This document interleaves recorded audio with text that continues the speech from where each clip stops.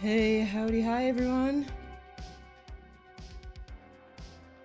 Hello, and welcome back to the Void, everyone. My little cozy little corner. I'm just getting ready to start here. Making sure I have everything. Make sure you all have your drinks and your snacks. And take care of yourselves. Make sure to hydrate. Very important to stay hydrated, as at least in the northern hemisphere, we are heading into spring and eventually summer. Goodness. Here's my YouTube, here's my Twitch. For those of you who don't know, hi, I'm Nev. I stream to both Twitch and YouTube at the same time. Pretty much every weekday, unless there's something interrupting it. Welcome in. Hope you're all having a fantastic day. And if not, I hope your day will get better from here on out. Or evening, or whatever time of day it is, wherever you are.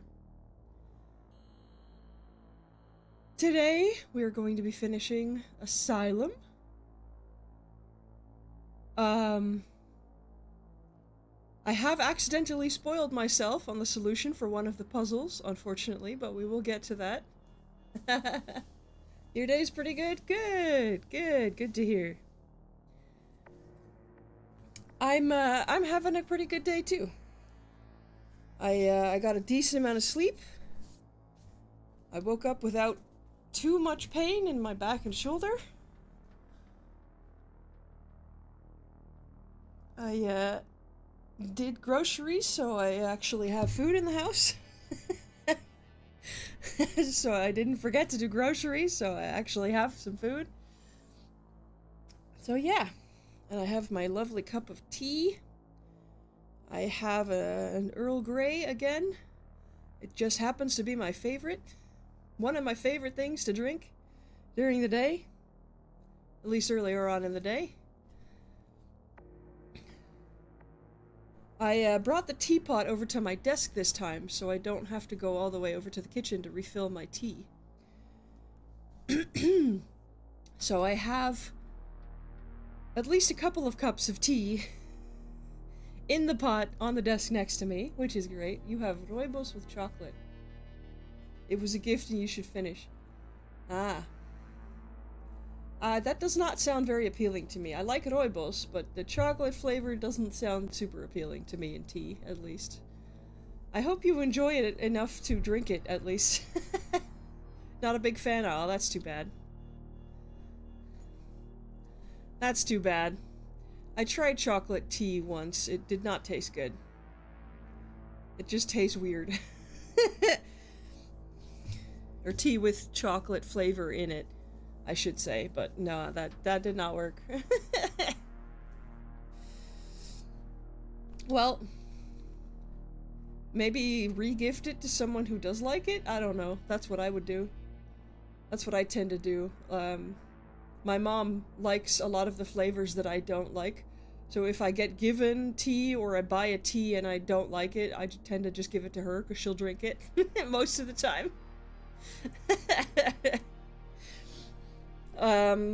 Although, if it's a tea that I don't realize contains, oh crap, what's the English word? It's half a bag.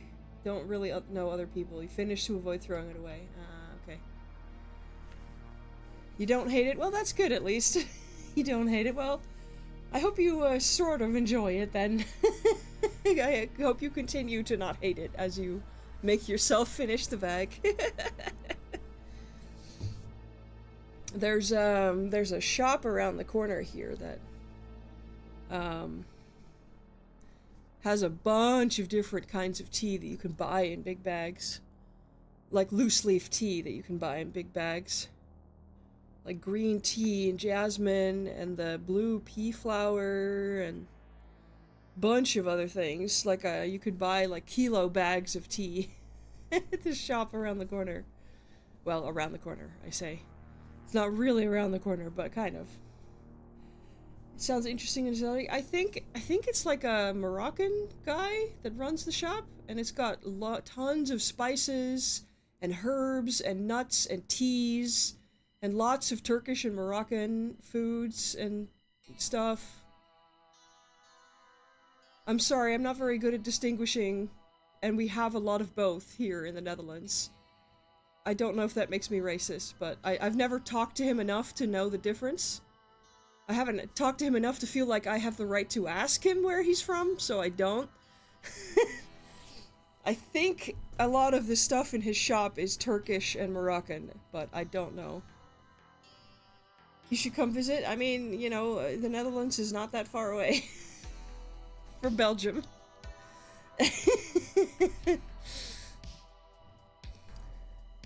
But yes, it is a very fun shop. It smells quite overwhelming because there's so many different spices and herbs and teas and everything all at once. But it is quite nice. I did in fact buy one of the kilo bags of green tea because I love green tea.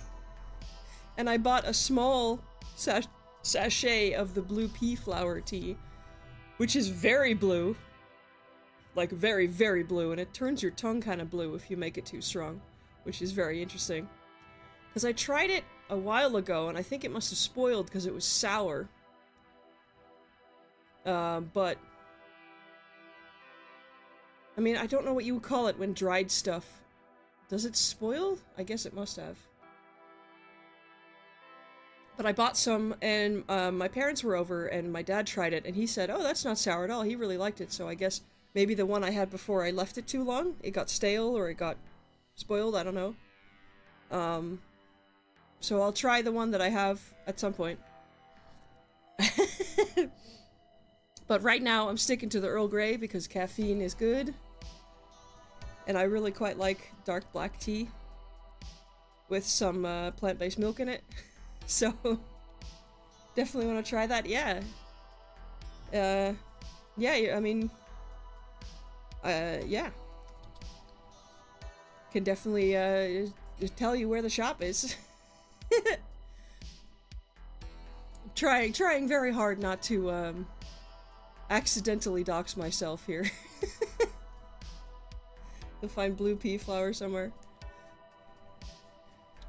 Yes, well, if you ever do come to the Netherlands, I can show you where the shop is.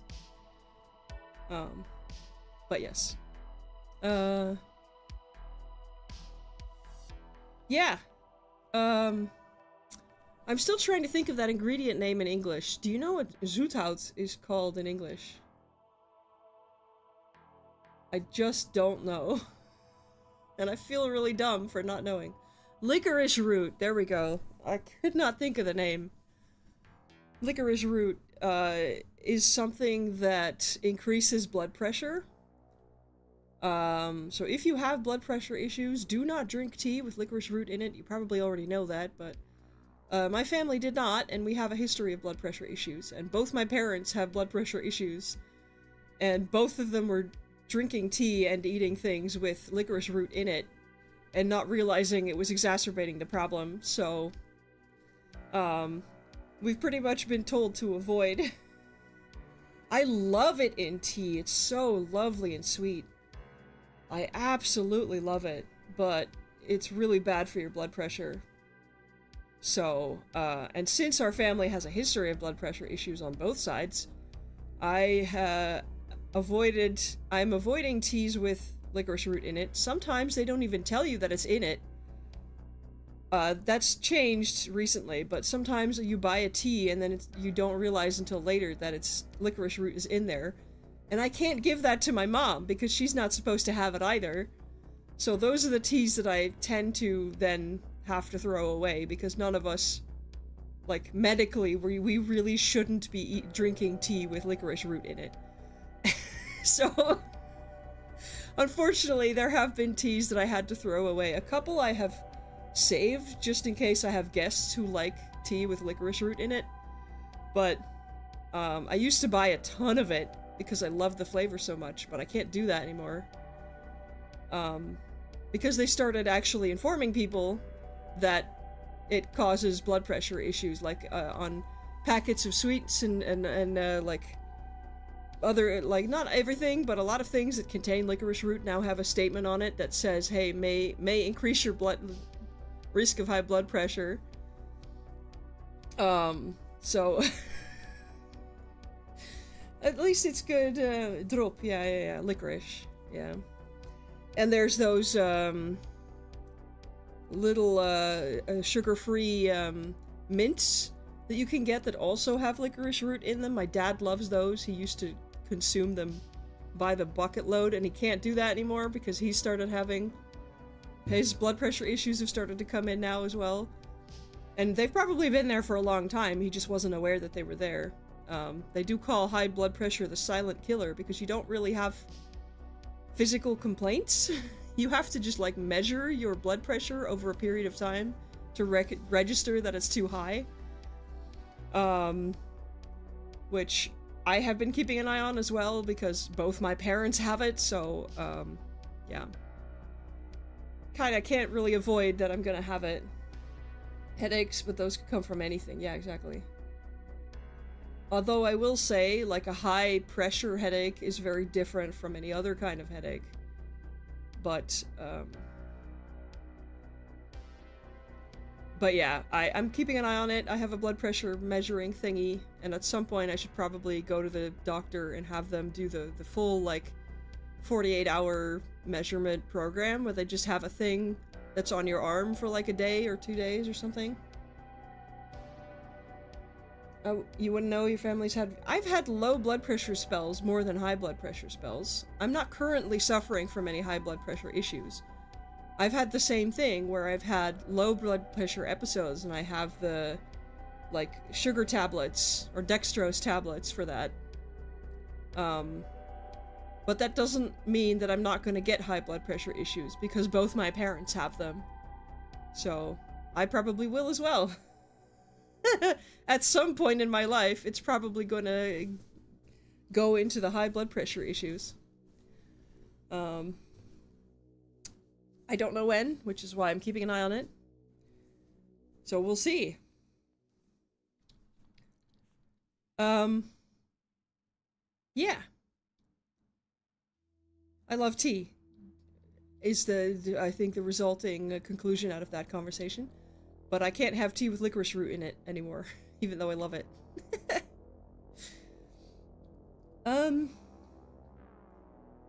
How about we go into the game?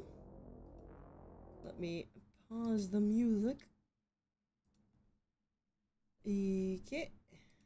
Here's my OBS. Gameplay. Here we are. Okay, so, we are in the Hanwell Mental Institute. We have been pulled here by some sense of that we had to be here.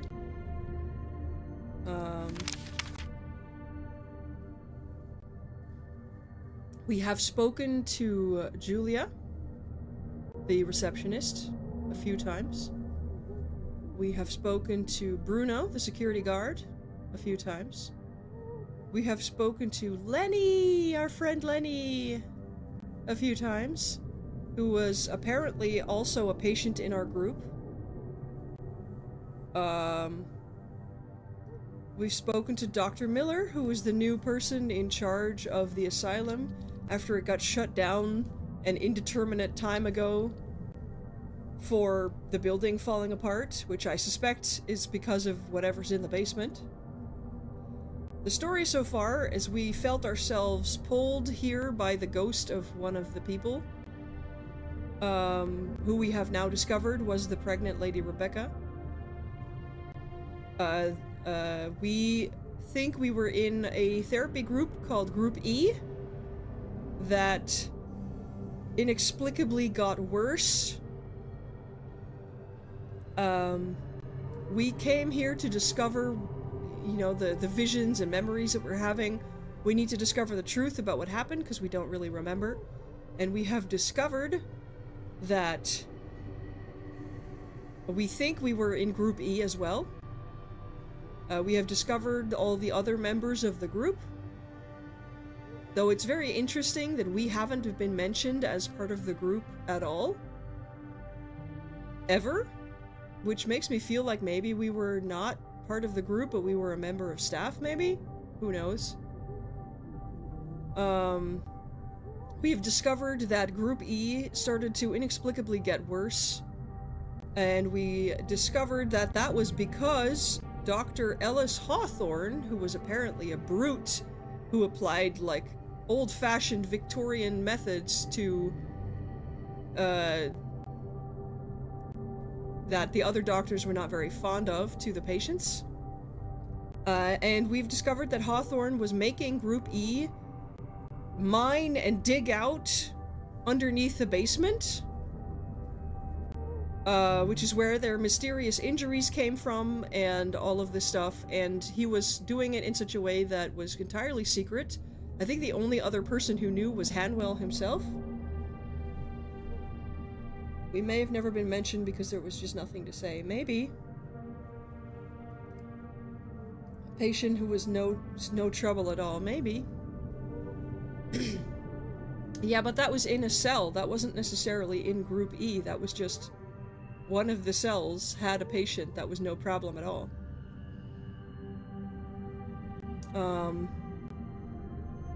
So we've discovered that he made Group E. Dr. Ellis Hawthorne made Group E dig below the basement. And there started to become a terrible smell. And there was some kind of gas that overwhelmed Lenny. And Lenny has broken his ankle twice. Broke his ankle then twice because of that. And because they were having the patients do free labor in secret by hiding it from the other doctors, Lenny kind of got stuck in that mentality of that he has to clean. Because that's what they told him to do, basically. He doesn't really want to remember, but it seems he remembers more than we do. He just doesn't want to really talk about it or remember. Lenny also had some weird organic fungusy stuff on his gown from down below. We discovered that the doctor, the German doctor lady, whose name I apparently didn't write down. We have a list of people here. Dr. Ebersbacher, there we go. Was very suspicious of what was going on with the patients and with Hawthorne. She did not like Hawthorne, and she was investigating. She believed that it was just construction work that was being done in the basement. She didn't know that it was the patients being sent down there.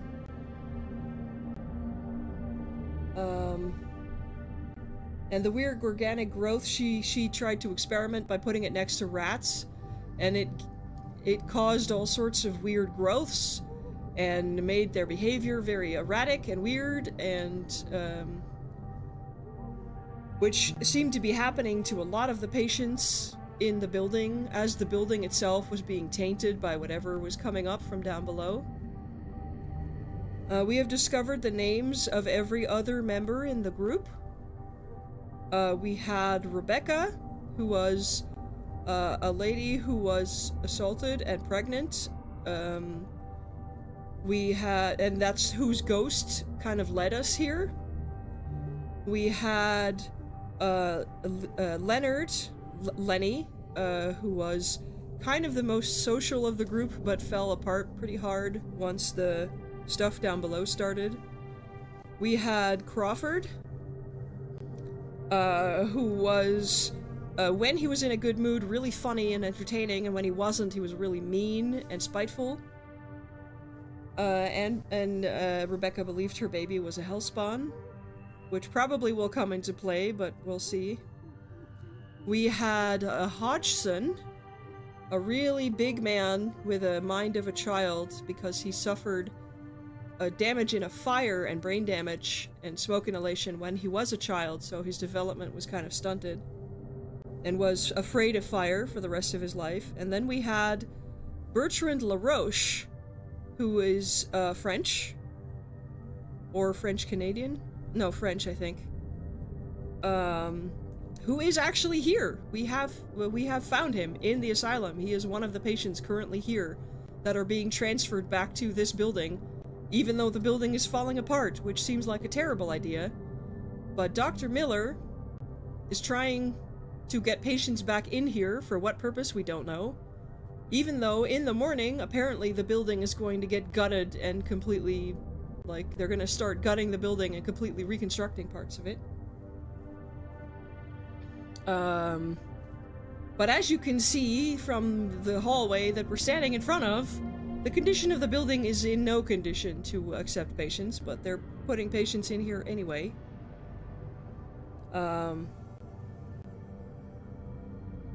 did accidentally spoil myself on one of the puzzles. I was going through the Discord, the Senscape Discord, the studio Discord, to double check that their embargo on the ending has been lifted today, and it has, so we will actually be able to finish the game all the way to the end today, because they lifted the embargo on the ending starting today. But I accidentally clicked on a spoiler tag I should not have and read a solution to one of the puzzles. Unfortunately, I'm just gonna come clean about that. I don't see any point in pretending that I'm smart enough to figure that out. So, this one. This is the one that I accidentally spoiled for myself. I know where to find it. I know, cause last time we did an impromptu, quote-unquote autopsy by running our hands through Hodgson's guts to get the key to the music box, which we need to get LaRoche out of his stupor? Because LaRoche is here, but he is completely catatonic, but we have seen in a vision from our memories that if we play him music from a music box, he will activate and want to draw something on the floor, which is probably going to help us. So, but we also saw that Hodgson didn't like the music box and swallowed the key. So we, cut him open and found the key, and then had a vision of Hodgson getting up and grabbing at us, which didn't really happen, but that's what we saw happen. And we dropped the key into the pipes, into the grates, into the pipes, flowing water. And I know where that ends up. I know where that's gonna go. I thought initially it would end up in the septic tank, and I need to empty the septic tank to go find it, but no, that's not where it went. Hodgson had weird kind of luminous eyes, yeah. I've been smart enough to figure a lot of other stuff out. Well, thanks. I do try. But this one I had not figured out, and I don't know if I would have. I didn't mean to look at it, but I did. So, oh well. My bad. I was planning to just continue with the idea that it was gonna be in the septic tank, but, you know, it's, I would have figured out that that wasn't gonna work eventually, I suppose. Anyway, we also have another patient who is absolutely aggravated. We have aggravated him deliberately. And we need to get the music box away from him.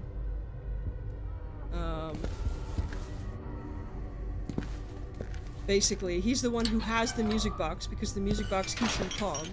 But we have now very much aggravated him on purpose, and now we need to sedate him to get the music box from him, which feels really bad, I'm not gonna lie. I feel really bad about that. Yeah, as you can see and hear, we have very much aggravated him.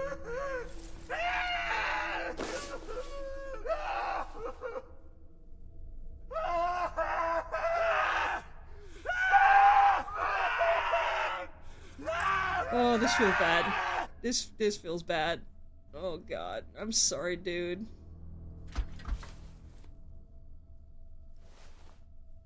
That feels really bad. That feels really bad. The high-risk patient was sedated, so I gathered strength to carefully trespass into his realm. Oh my goodness. Oh, I'm so sorry, dude. And now I have to take your music box, too, which is the only thing that keeps you calm. Finally, this was indeed the music box for my vision in Bertrand's cell.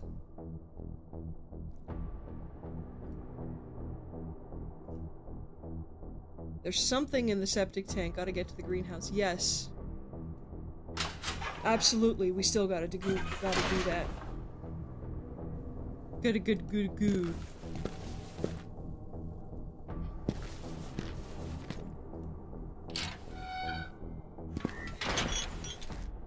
Can I relock that door? I don't think so. I can try, but I don't think so. That's not really how these games work. He's probably just gonna be sedated. No. He's probably just gonna be sedated for the rest of the game. I feel really bad about that. That feels awful. This poor man.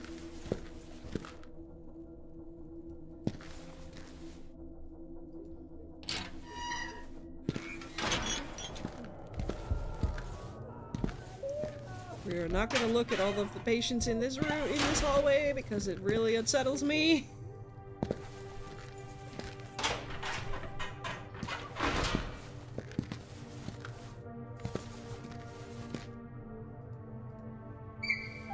Okay.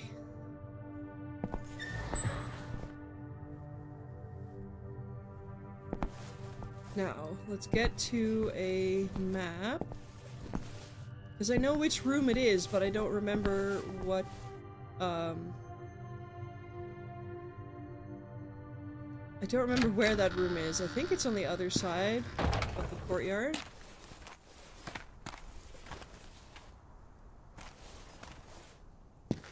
So, you remember that room last time where we can zoom in on that, spot on the floor where we're like, why is this here? There's nothing here. That's where the pipes comes out, because it's the pipe's broken and leaky.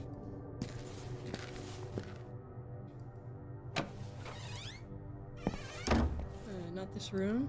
I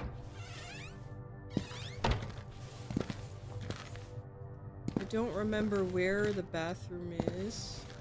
I thought it was this hallway. Probably gonna be something for later, and we have found the later.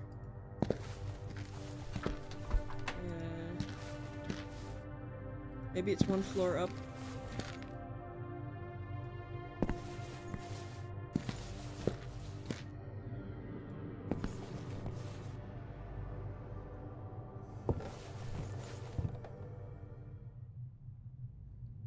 So the morgue is right above us. That's where we did the... So it has to be downstairs. I just don't know. I don't remember where the room is. It's one of these, but I don't know which one. No way to go in. Is it this one? Yeah. So, I should have figured that leaky pipes meant this is probably where the key is gonna go, but I hadn't thought that far yet. But apparently it's supposed to be here. But I don't see it, so maybe it's not. Maybe I didn't spoil myself then. This is where they said it was. I don't see it, at least. Though this game does have the habit of stuff not being there until you've unlocked something else, so it may just not be here yet. It'll arrive later, yeah. Maybe we need to put the music box by Bertrand first.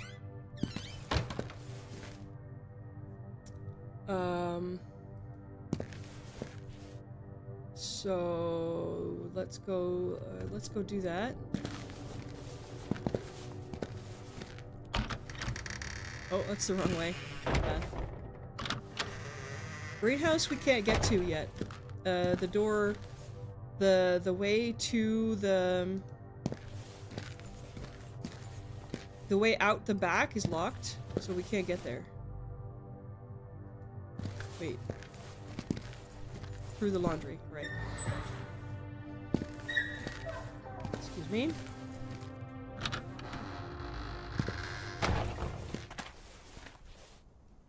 The way out the back is locked. I'm sure it will become unlocked at the right hour, but we can't go out there yet. Female. Male. But yeah, you can see from the state of this place that they should not have mental patients here. They should not have psychiatric patients here, and this is not an infirmary where you can treat anyone's injuries. So I don't know what Dr. Miller's doing.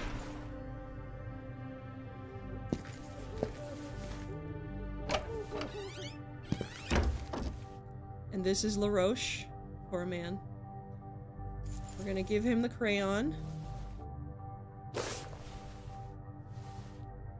No, not the needle. The crayon. Here you go, my friend. You want a crayon to draw with?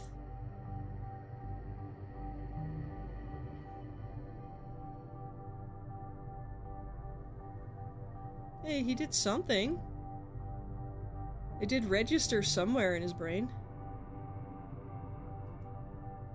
What have they done to you, Bertrand? Put the music box.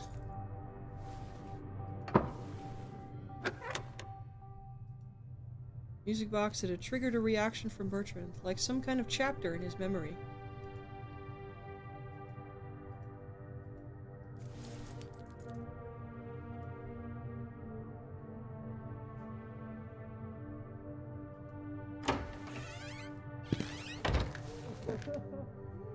Oh boy. Okay. Desperate as I was to understand the nature of my visions, I was ready to retrieve a small key that might have still been lodged inside someone else's intestines.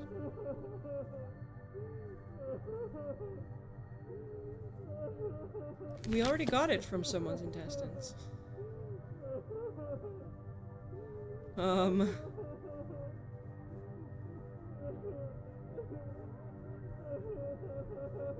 I don't know what the game wants me to do here.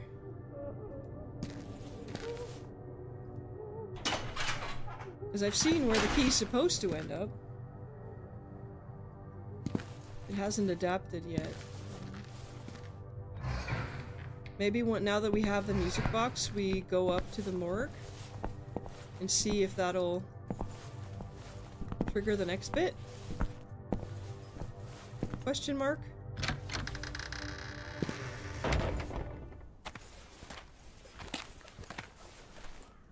At least I'm starting to sort of get the layout of this place, even if I don't always remember exactly where all of the rooms are.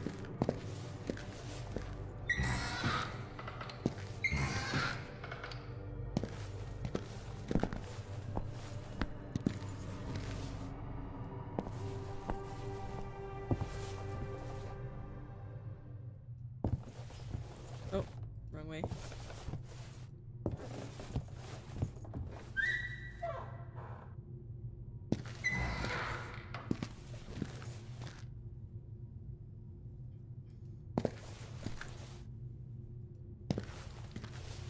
We've already done that bit. I was expecting him to wake up once again in another terrifying vision. I needed to get away from this morgue.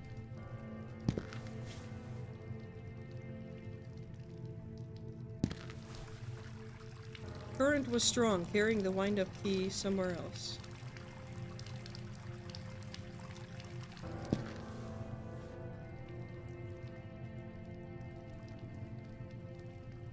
Okay.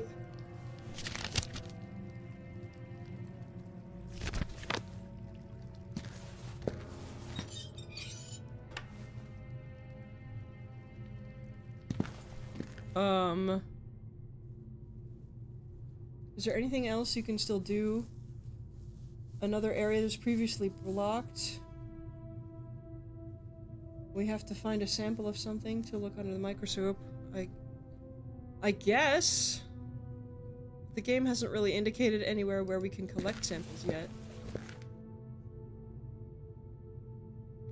I think one of the samples we have to collect is from Dr. Miller's rats.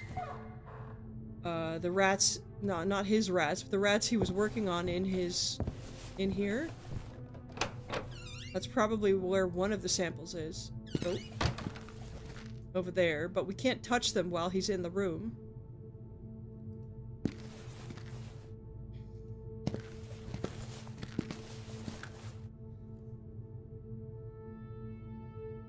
Dr. Miller? What is it this time? Just one moment of your time, please. I believe a patient who used to be Bertrand's cellmate swallowed something, possibly a small key. Well, I'd be surprised if that patient was still alive. He probably choked to death. What if? Look, I don't appreciate discussing old stories. There's much work tonight. About this. We have said... About this. We have said... Okay.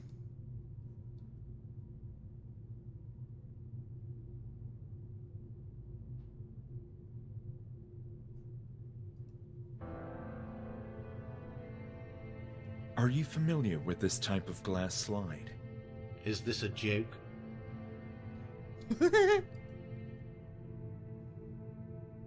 Have you seen a strange contraption in a surgery room?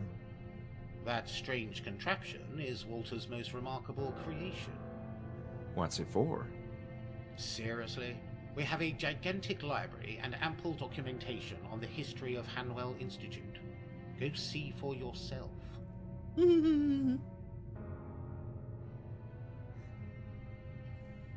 About this. We have... Would you say it's possible to stimulate the memory of a catatonic patient with music? Certainly within the realm of possibility, yes. The mind is still a mystery. There's much we don't understand. But Indeed. a terminally ill, withdrawn patient who suddenly reacts to a visual or oral stimulus? Could happen, yes. Thank you. Does happen, actually, in real life too.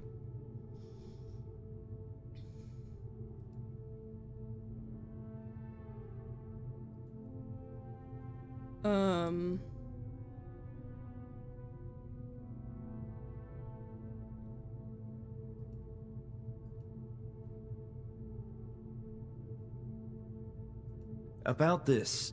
We have said... Okay.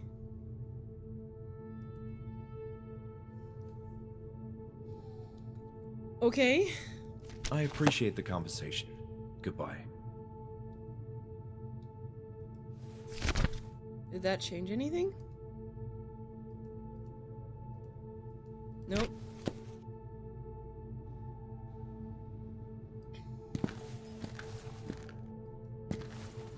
I don't think there's much else we can look at. There's not. I don't remember anything. I don't remember Lenny being in the way anywhere. At least not anymore. Aside from the doors that are, like, completely blocked off.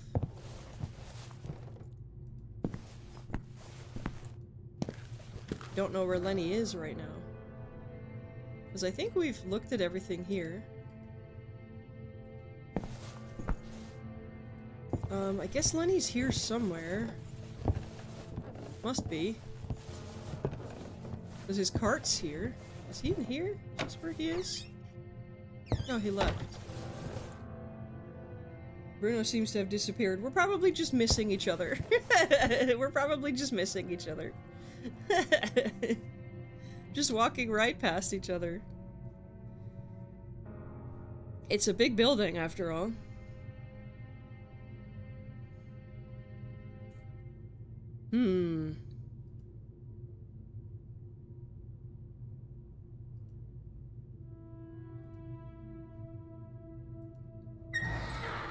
don't think there's anything else here.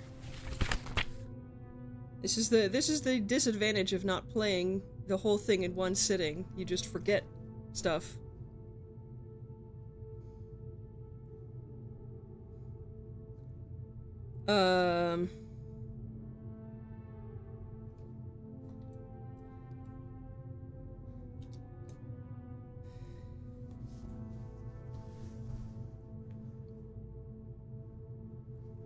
Yeah, I don't know. I don't know what we're supposed to do. I hope the game hasn't bugged because I slightly sequence broke.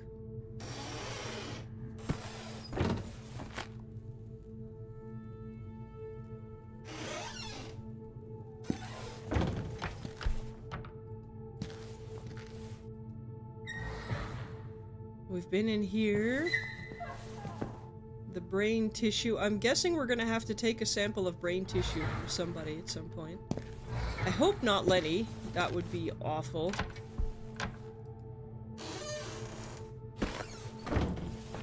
Right, the hydrotherapy room. That's just a convention of games like this, though, that certain characters just disappear for a while. Juliet disappeared for a while, too. Because she wasn't really needed to be there for the story.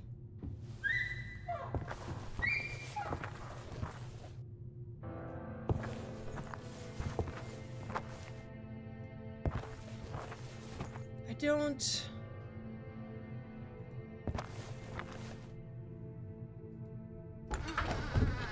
Right, this is where Rebecca... We had the vision of Rebecca.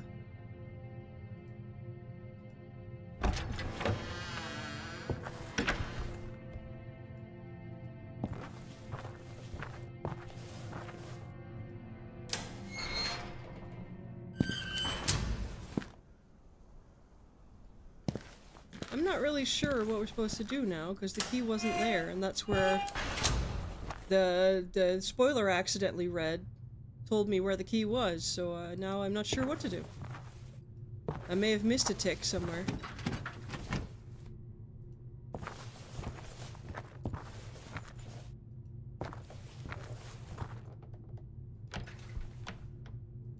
Locked from the other side.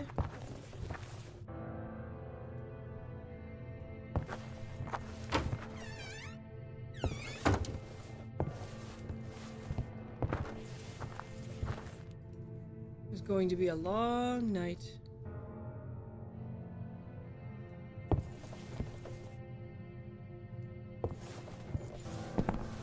Let's go check the room again, or maybe talk to Juliet.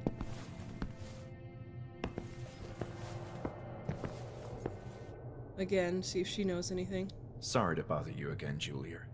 Julia, sorry. I don't know why I thought Juliet when I read the name. There's a strange contraption in a surgery room. Aren't the surgery rooms upstairs? Yes? You were not supposed to go upstairs. I heard there's a strange contraption upstairs. Okay, then stay away.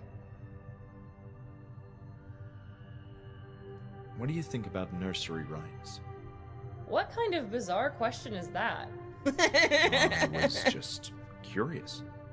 Well, I hate nursery rhymes. Got you. Okay, fair enough.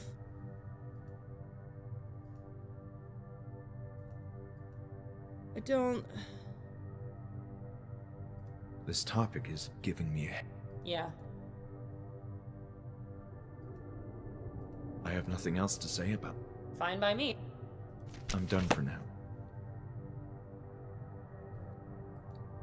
Now I'm not sure what to do. Because it told me the key was going to be there, and then the key wasn't there, so... So now I'm not sure what to do. We don't really have anything else we can check right now.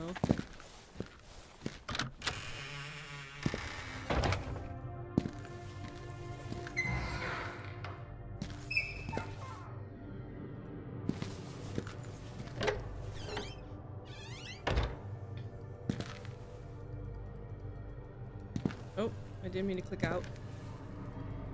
No.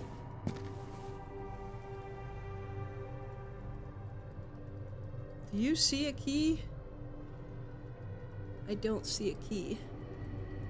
Are we just missing it?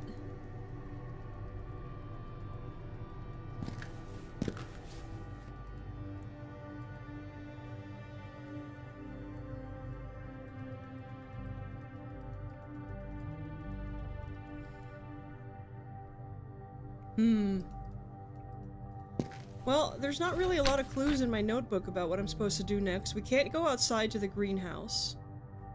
I don't know where Lenny is. He must be somewhere because his cart's up there, but I couldn't find him. I don't remember where he is now. I don't think he is anywhere right now. We've asked Dr. Miller about the music box. I would like to ask Lenny about it because he may remember something, but...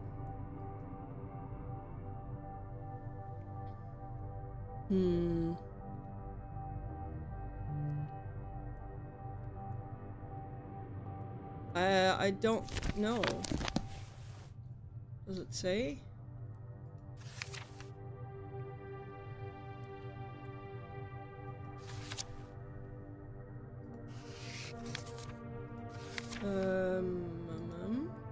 We're missing a bunch of stuff still.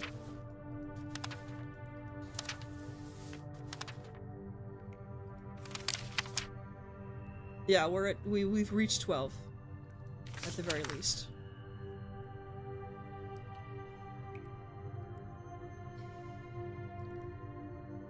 That's the downside of having not played the whole thing in one sitting. Normally, a game like this I would play in one sitting, so you don't forget anything, but...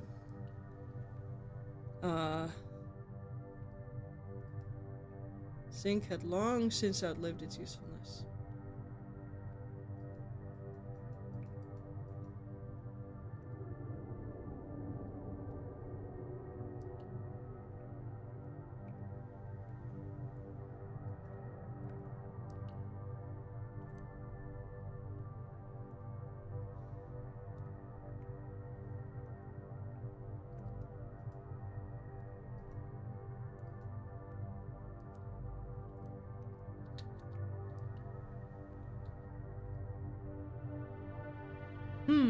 Okay.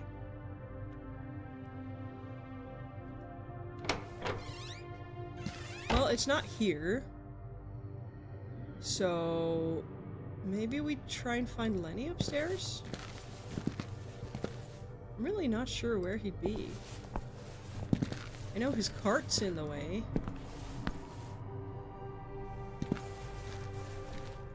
Over here, so he must be here somewhere. Maybe he's this way? Is he in the museum?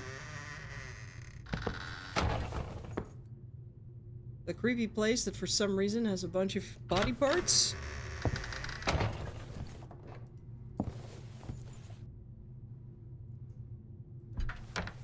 Still locked.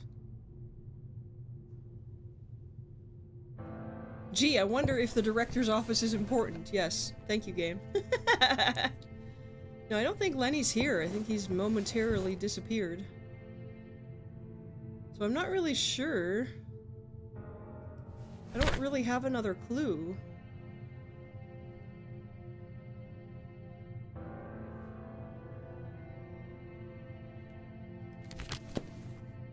From the morgue, I go downstairs. Turn right.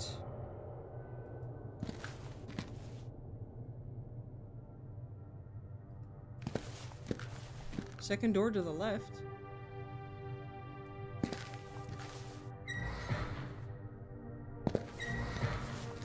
But...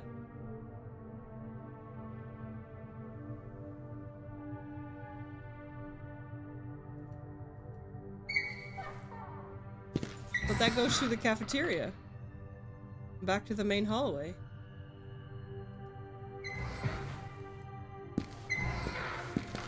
Maybe it's a different bathroom?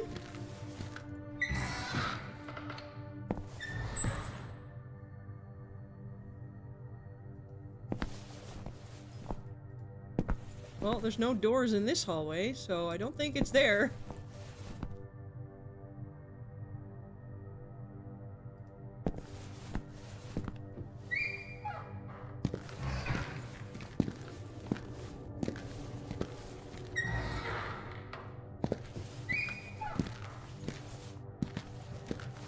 think. I'm pretty sure it's this one. Right? This door, right?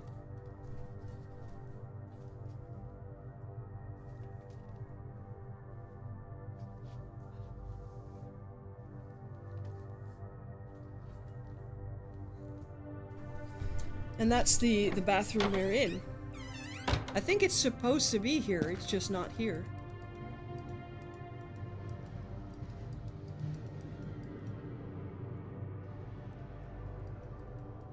I didn't mean to spoil myself on this. So maybe there's something else we should have done first, I don't know.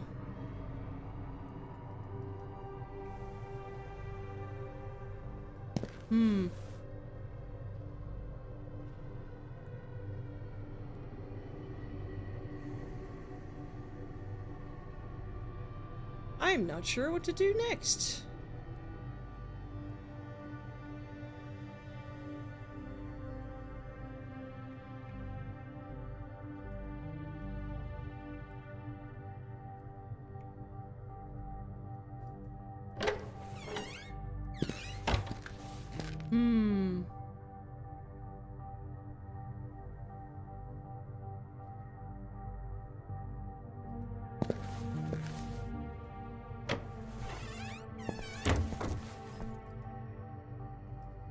Well, we've seen that.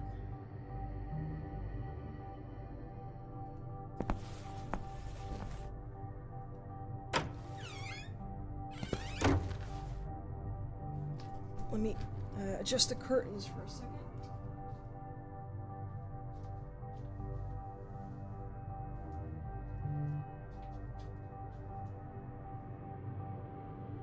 There we go. Spooky.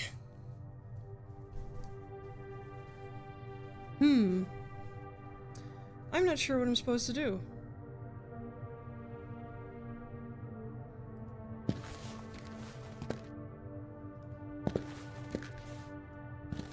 There must have been a step I missed somewhere. Maybe I need to talk to Dr. Miller some more. I haven't talked about everything with him yet. I don't think.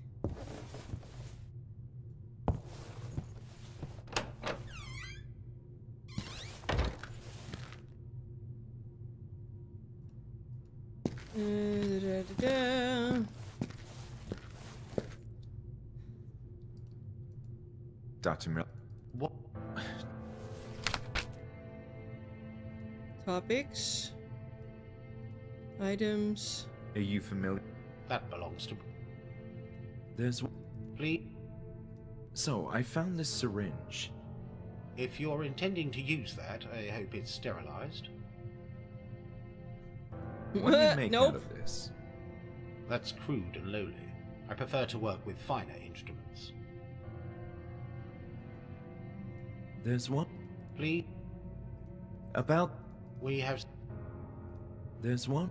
Please? There's... Please? I forg... I'm... About... I forg... I'm sorry. What condition would you say can lead to chronic hallucinations? In my experience, extreme stress. For example, panic attacks. Abuse of illegal drugs and other substances too. But most likely it would be something related to the brain, a physical problem, such as an imbalance of neurotransmitters. Schizophrenia can cause hallucinations as well.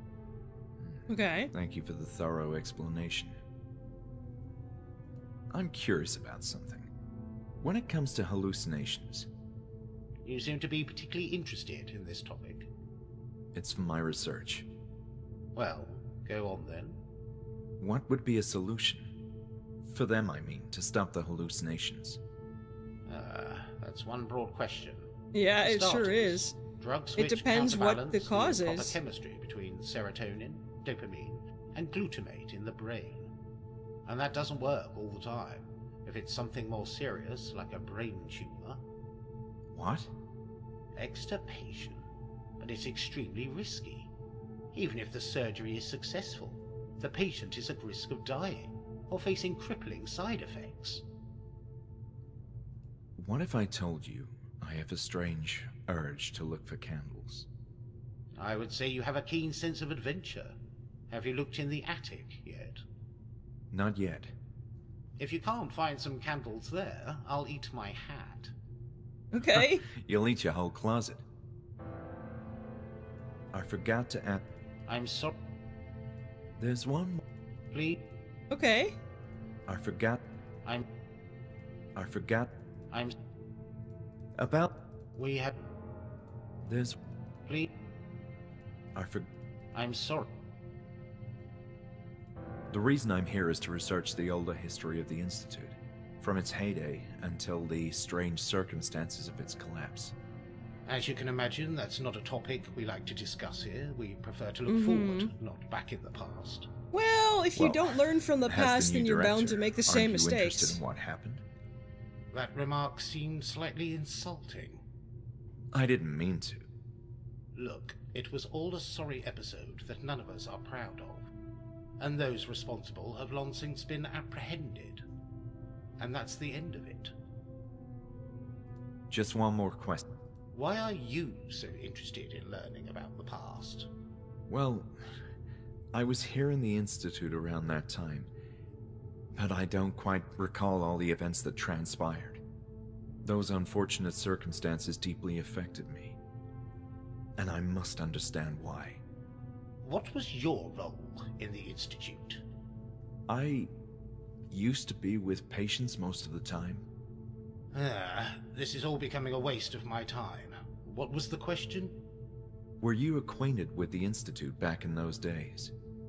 Only tangentially. This is my first time here. All right. And that concludes this conversation. Okay. I forgot. Okay. There's one more. Please. About... We have... Okay, that's everything. Okay. I'll be on my way. Let's see. We have to use the brain extraction machine on ourselves. God, I hope not. I don't think we can operate the machine while being in it.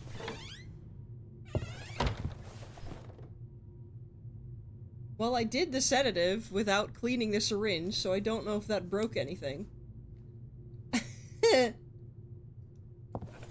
I guess we can go back to the morgue and see if I missed anything.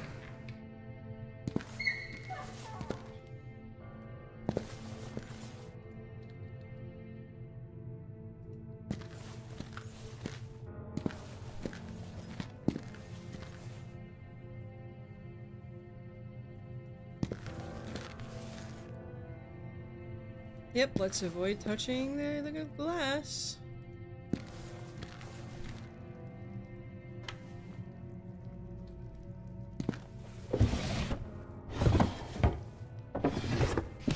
I think we have gone through all of these drawers.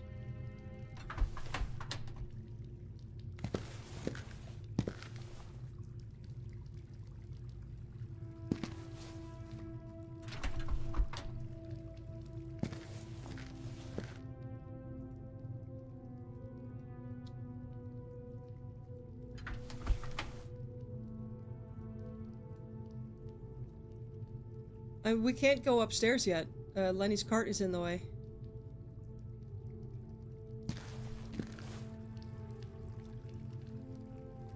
Maybe it will have moved now, I don't know. Let's see. Notes next to the sink.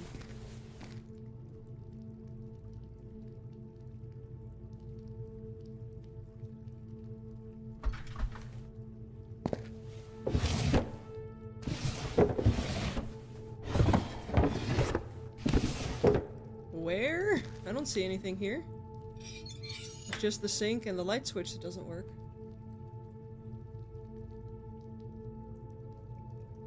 In the area... Oh, sorry. Wrong room. I missed what you said. Okay. I guess it does save me time from having to go through each room individually myself, but... a little bit more than a hint you gave me right there, but that's okay. Psychiatry, this room?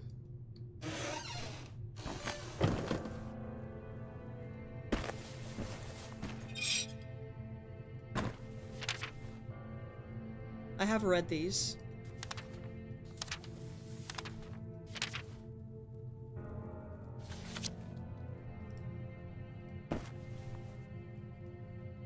And I have read these as well. This is where we read the note about us not being any trouble. Potentially us, we don't know.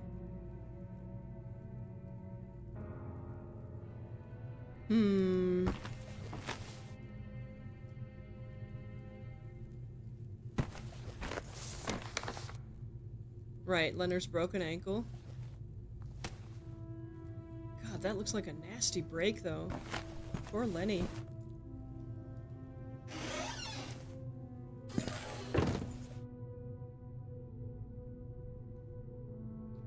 Before and after using it on the patient.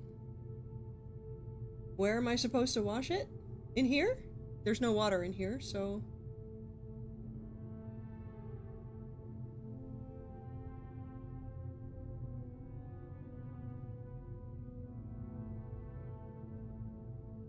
Which room do I clean the syringe in? Just 'cause I know this is, like, probably very unsatisfying to watch, us just, like, pick steps from a walkthrough, but, like... After the room with the sedative in it. I don't remember which room that was.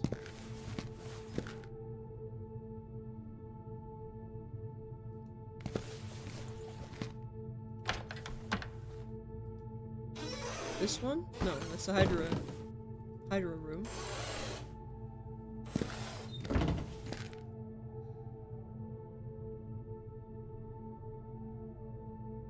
I don't remember which room I found the sedative in. I'm sorry, guys. This is not a great start to this stream. I'm so sorry that we're just, like, stuck here trying to look at a walkthrough, basically.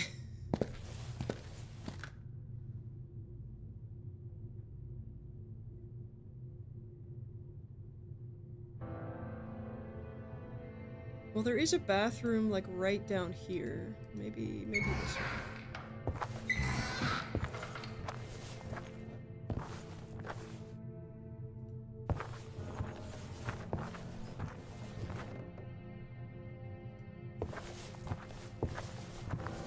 Is this the bathroom? No.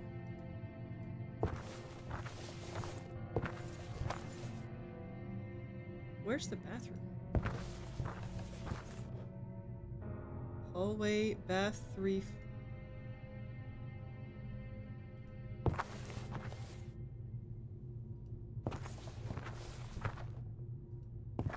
Excuse me?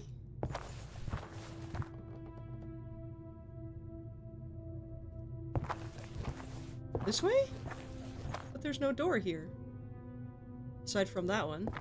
That's not a bathroom. I'm very confused.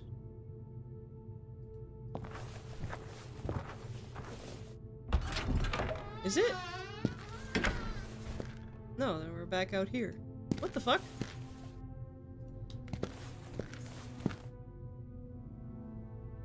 There's a bathroom right here, it says.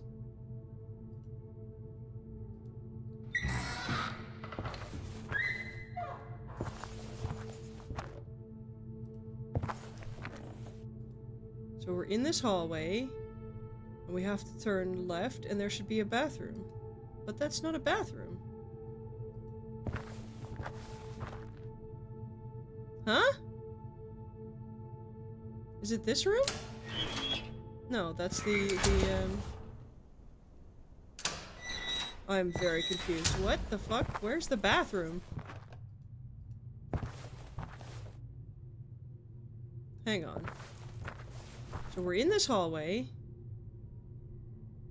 This goes across. So the opposite direction from the balcony door, there should be a bathroom. But there's no bathroom. Where's the bathroom? There should be a bathroom right here. What the fuck? Am I just... Huh? It says there should be a bathroom here. I am so confused. What is happening? Maybe there's one on the other side? I don't know what's happening anymore. This is so confusing. There's supposed to be a bathroom right here. Right? Am I misinterpreting?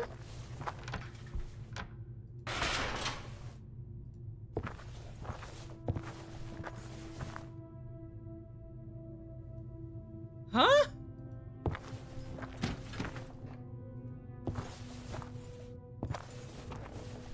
It says on the map there's a bathroom, but there's no bathroom. What the fuck? I'm so confused. Okay. Sure.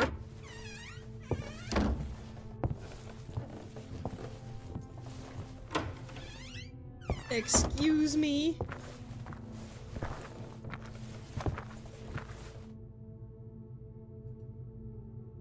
Bath 3A. That's what it says. Bath 2A, sorry. Huh?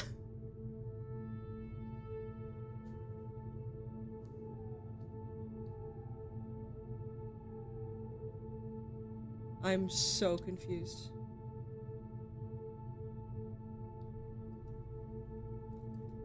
Okay, we need to go back into the hallway with the operating rooms, I guess. I am so confused.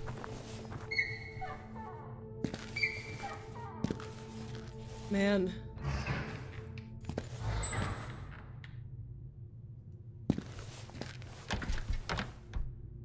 That's hydrant. Maybe these ones work? Maybe this works?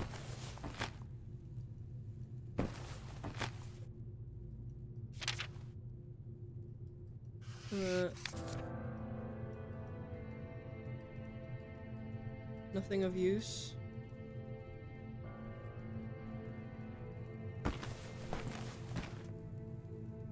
I hope we didn't sequence break it by not cleaning the syringe. That would suck.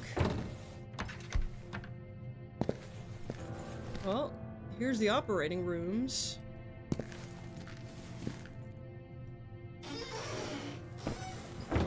This is an exercise room. Does this have a working sink? Nope.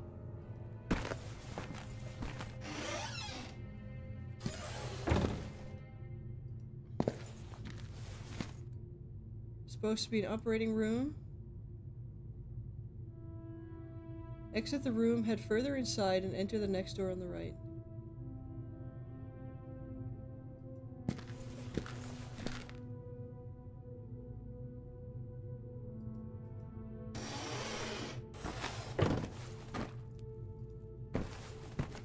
One of these?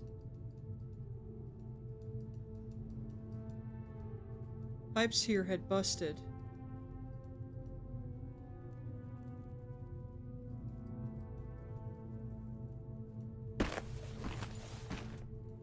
I am eminently confused.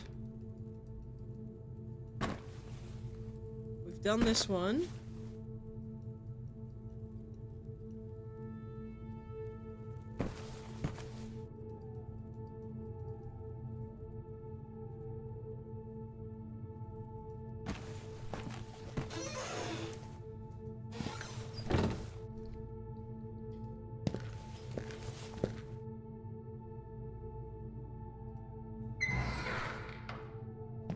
We have this room with the scary contraption.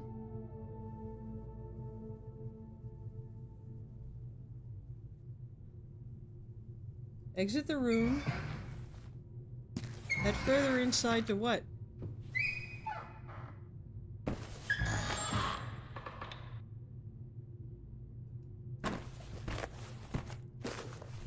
Oh!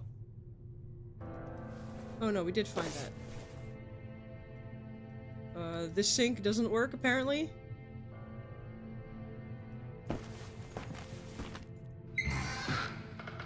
Is there a sink in here that works?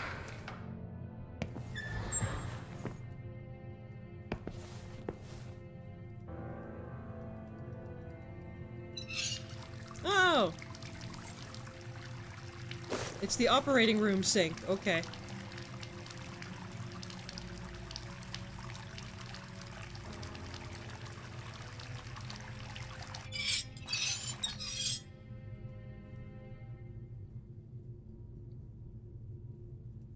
Okay.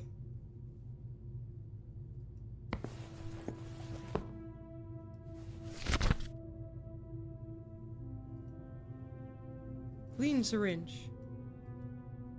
Ready for another use. What?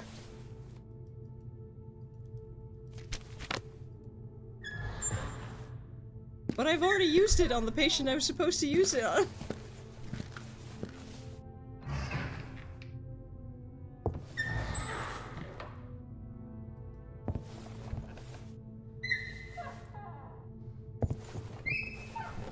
My goodness, this is very confusing. That is the downside of games like this, is if you do things out of sequence, sometimes stuff just kind of breaks.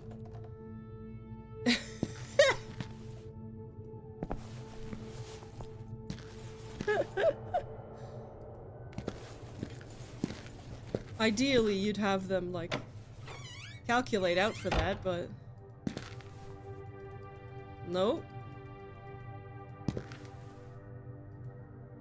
Do I go back to the patient that I was supposed to use it on?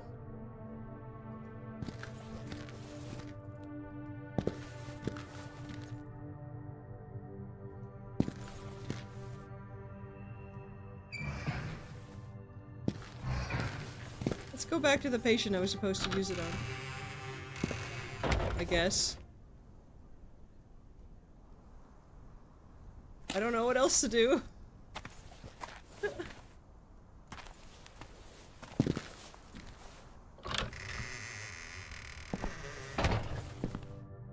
Maybe the game wasn't supposed to let me use the syringe on him while he was, while the syringe hadn't been cleaned. Maybe that's what went wrong here.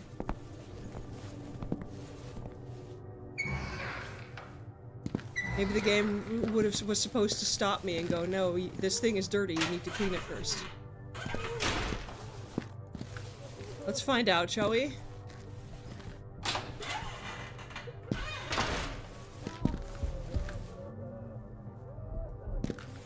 The game never told me that, no. Until I talked to Dr. Miller about it.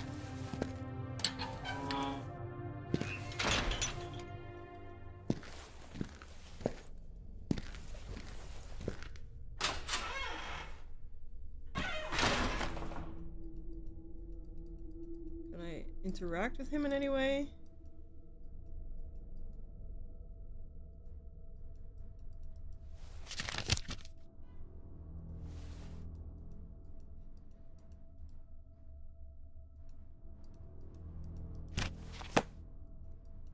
Did I break the game?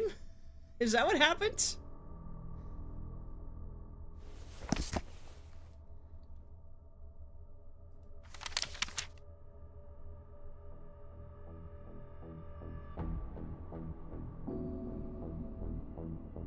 Did I break the game? I may have broken the game.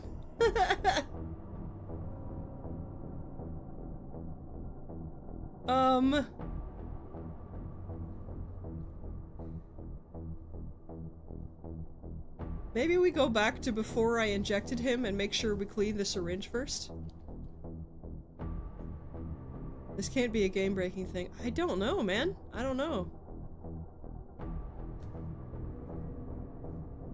I'm not sure what to do here. Maybe I can ask in their Discord to see what the deal is.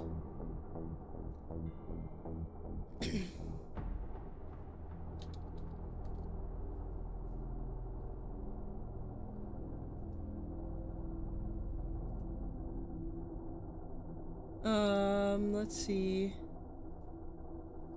I guess they're probably not going to be awake right now, but...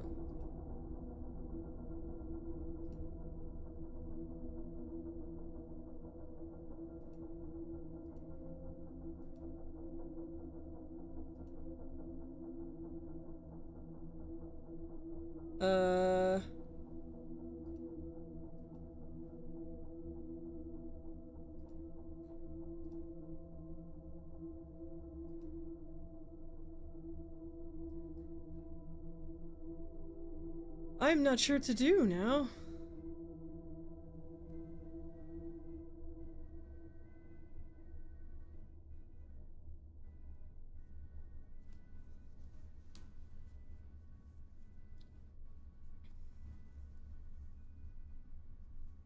I don't want to go that far back.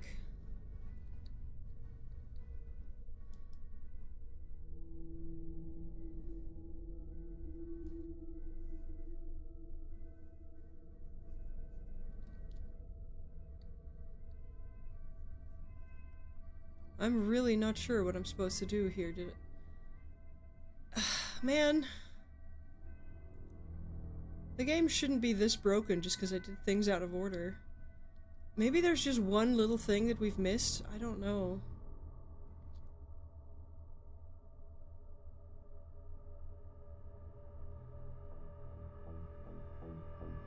I don't want to have to go all the way back.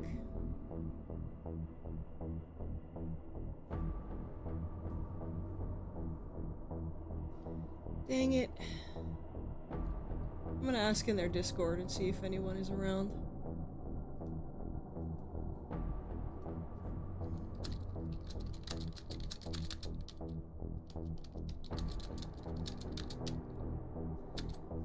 Let's see. I don't know if this is a bug or not.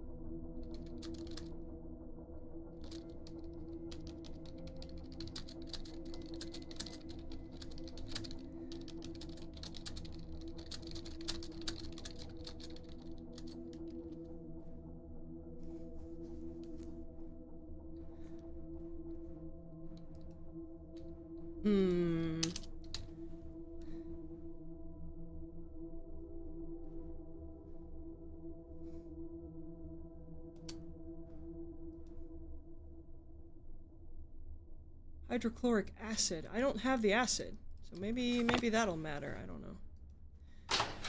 I don't have acid out of my in my inventory, so maybe that'll matter. I don't know.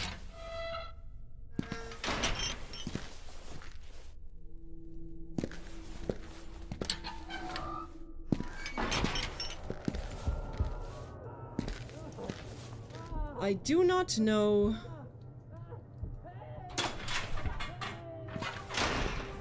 Let's find out.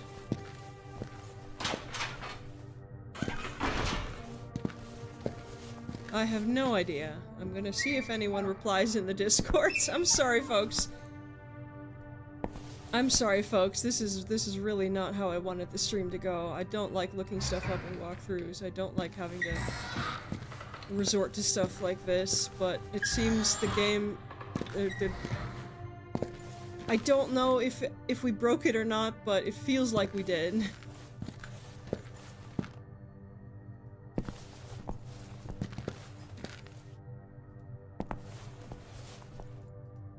Can we go up yet? No.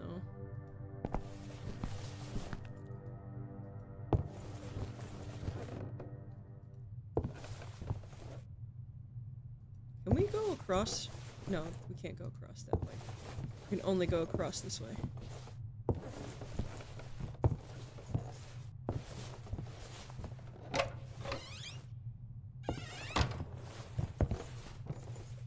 I have no idea. I think the game was supposed to block you from... I think probably what was supposed to happen is the game is supposed to block you from using the syringe until you've cleaned it. Hydrochloric acid out of a cabinet. This one?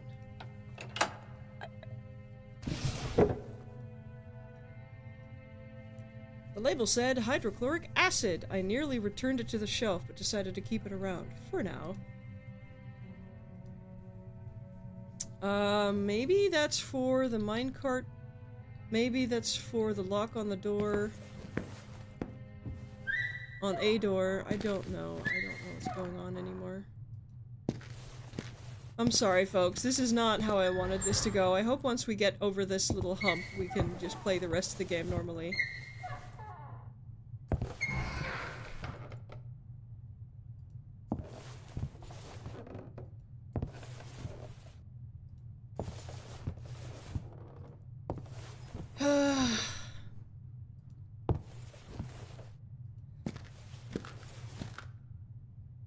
I genuinely don't know what we're supposed to do anymore. I don't know if I just completely broke the game.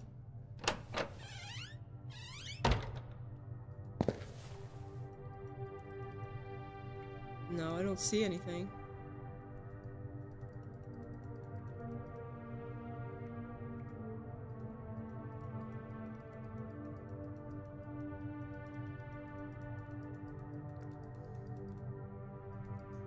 I don't see it. This is where it's supposed to be, I'm pretty sure.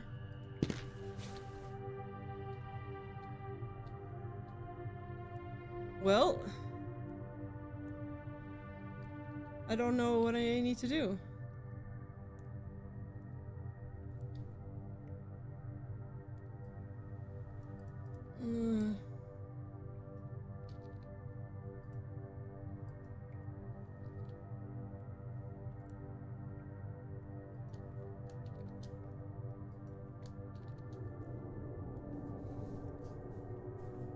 Hum.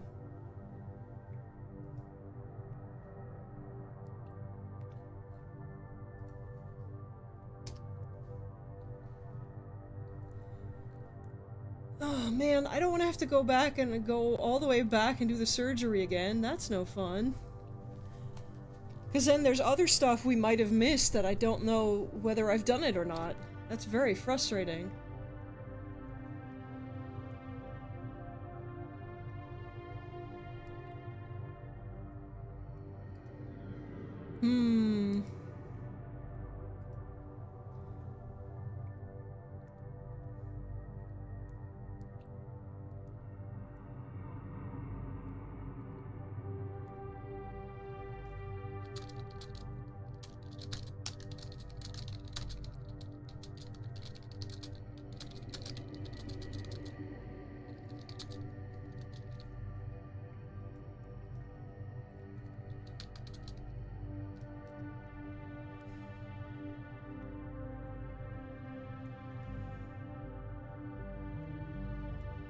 Man, I don't really want to just sit around too long, but maybe we should take a little bit of a break. And give it just like 10 minutes to see if anyone answers. Man, this sucks. I'm sorry, folks. I didn't know this would break the game. This is very frustrating. I'm sorry.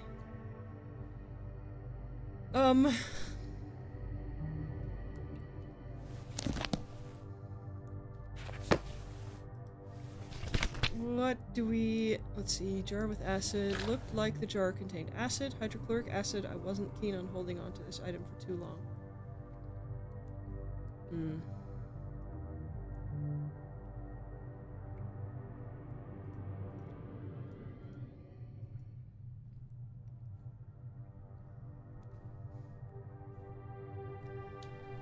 Dang it. I broke the game. No, I broke the game.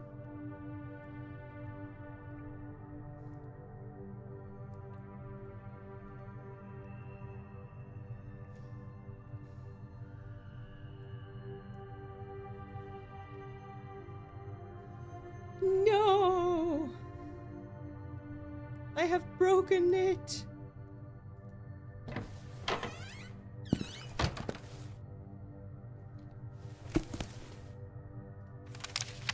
Make a new save here. Maybe if we reload it'll be there? Who knows?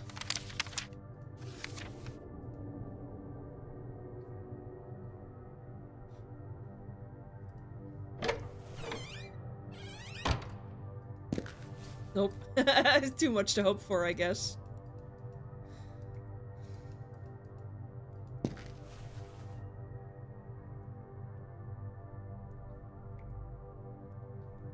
Dang it!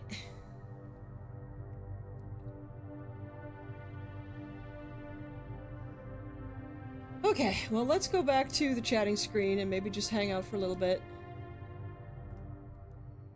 Let's just hang out for a little bit and have some tea and chat about movies, I guess, while we wait. I will say, this is a small indie studio. You know, bugs are gonna slip through the cracks. They don't always expect people to do things out of sequence. If this is indeed an actual sequence-breaking bug, I don't really, like, it's frustrating, don't get me wrong, but I'm not gonna, like, be angry with them about it. Not every studio can account for literally every order of which that people are gonna do things in.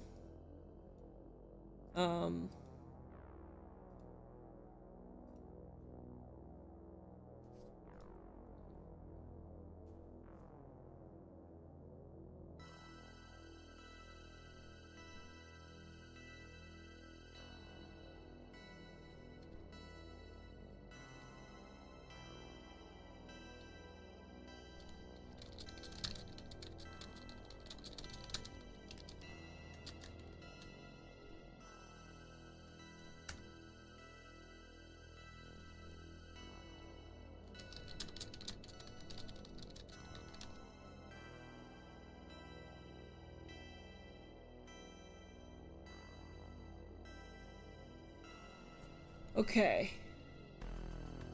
Someone has responded.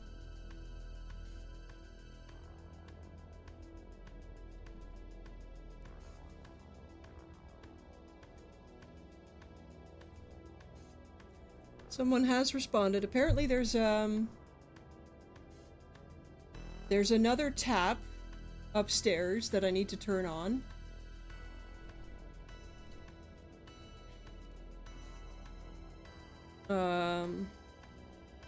Hang on, let me... I wasn't expecting them to answer so quickly. I thought we were just gonna sit and chat for a bit. Gameplay.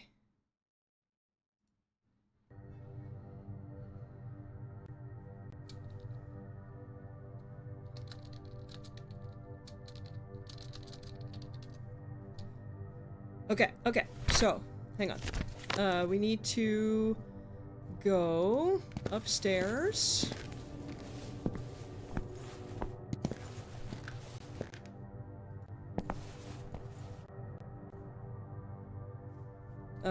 We need to go to the, bathroom that's next to the solarium.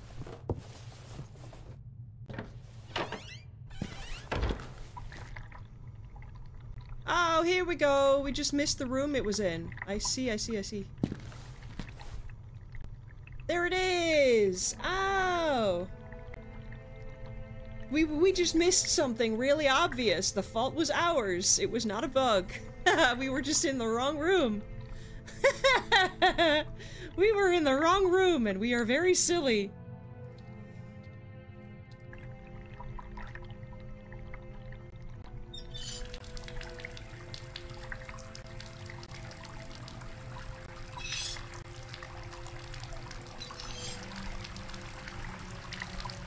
Okay, so we make it go downstairs. We were just in the wrong room, folks. I'm an idiot, apparently.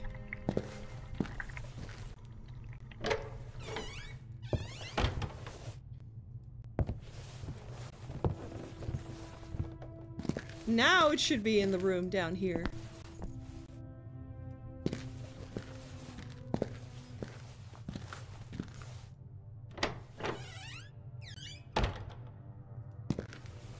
Yes, we did it! Okay.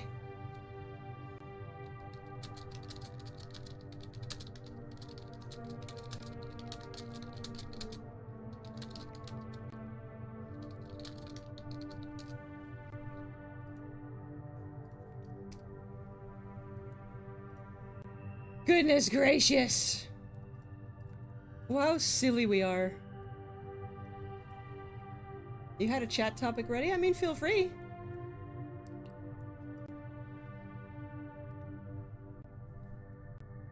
We were just in the wrong room. Key for the music box was back in my possession. Okay. Now. Hopefully I can be less of an idiot for the rest of this. I'm so sorry, everyone. I'm so sorry. Oh my gosh. I am so sorry for messing this up and just not finding the right room.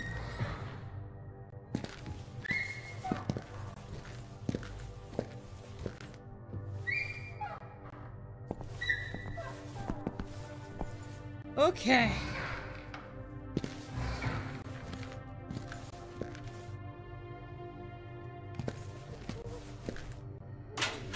Well, you can always go back and check it later. We were just in the wrong room.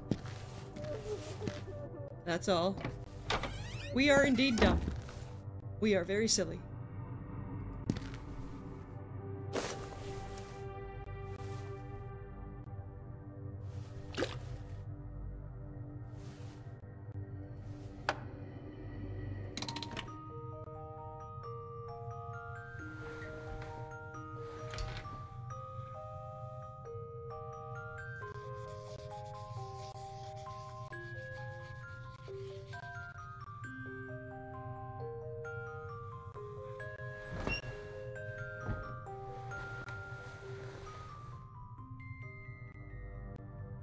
You doing okay, bud?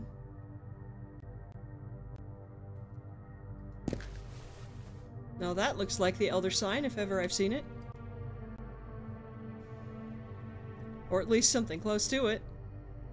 I felt like I'd seen it before. While it was a simple drawing, it overwhelmed me with a sense of dread and despair.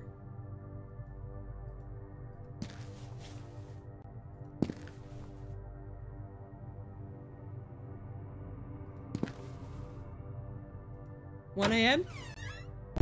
Yep.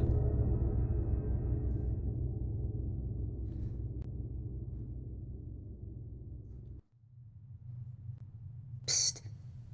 Oh. Hey. Oh, Lenny, Lenny. it was you. What are you doing here? I was cleaning the showers, and I heard something. What were you doing inside that cell? I saw something very strange. I can't explain it yet. However, a picture is beginning to form in my head. But there's still a lot I don't understand. Maybe I can help you. You can? Please tell me how, Lenny. I'm growing more and more desperate by the minute. I have a key. I took it a long time ago, before they released us from the Institute, around the time of the event. A key for what? Can I trust you? Of course you can, Lenny. I mean, And I trust assume you so. as well. All right. We don't know who we were This still. is the key to Dr. Hawthorne's office. Yes! He knew things. There was chaos all around, and nobody saw me when I took the key and locked his office. Dr. Hawthorne, of course. Ebis Baker mentioned him in one of her Oh my recordings. god, the American pronunciation He of was that is quite so close bad. to the Sorry. head director, right? Yes. He kept secrets inside his office. You should look inside. I will, Thanks, Lenny. Lenny. Thank you. You're the This best. is hugely helpful indeed. Lenny's our best friend. Oh, one more thing. I was never able to enter the head director's office. None of the keys I took while cleaning worked. I think Hawthorne kept that key with him. So Hawthorne's office may lead me to Hanwell's office? Interesting. Well, here we go. Here's the key. Thank And you, good Lenny. luck. You're the best. I love you. I love you, Lenny. I hope you make it out of this in one piece. I really do. I hope whatever we end up doing means that we can help you leave this place finally, intact and alive. Hanwell may have been something special or otherwise didn't actually exist. No, the patients and the doctors he worked with did see him.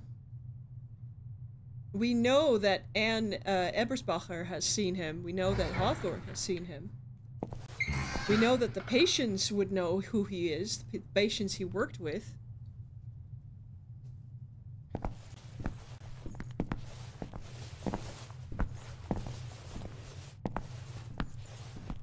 But yes, there's something shady going on with him. Go figure.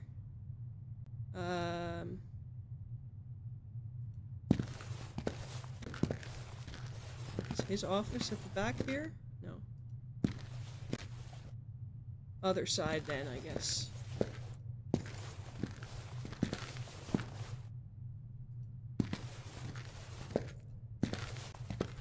Oh, that's the janitor's office. Hawthorne. Here we go.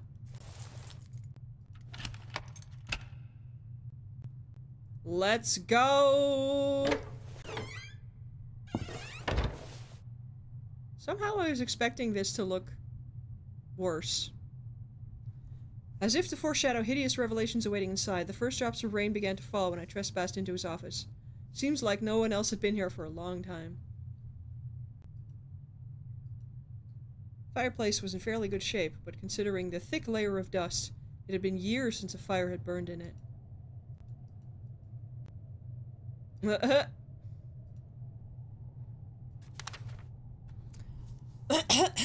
4. Confrontation in the psychiatric. No record of the venerable Hanwell Mental Institute would be complete without an account of Dr. Ellis Hawthorne, companion, trusted associate, and loyal confidant of Walter Hanwell. Dr. Hawthorne's abrupt addition to the staff at the esteemed mental hospital was not without its share of controversy. He was an inscrutable character who, to the astonishment of many, quickly joined the highest ranks of the personnel list, skipping over roles held by established, and arguably more qualified, colleagues in the process. Dr. Hawthorne's accomplishments in the field of mental health are, for a noteworthy physician, meager at best.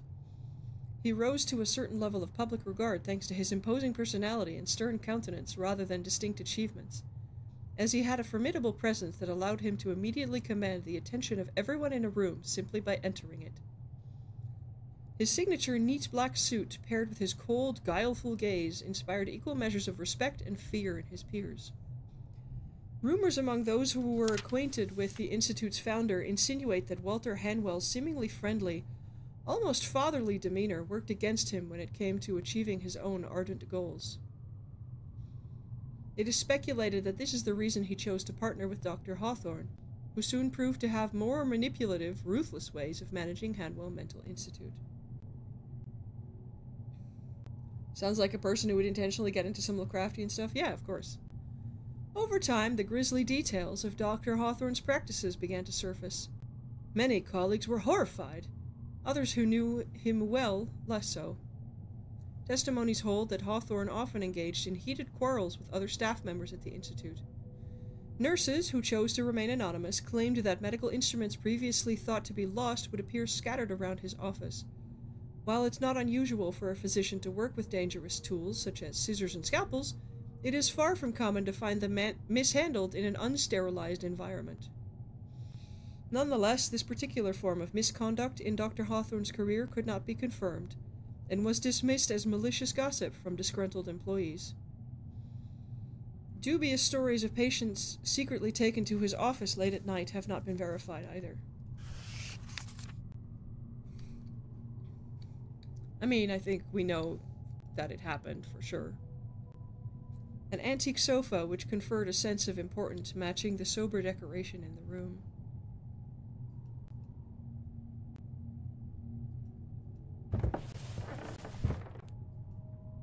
The ocean still loomed outside, its hypnotic ebb and flow presaging further horrors that no doubt something.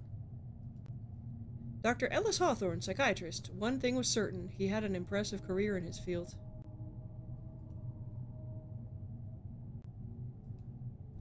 Books on medicine and, unsurprisingly, psychiatry.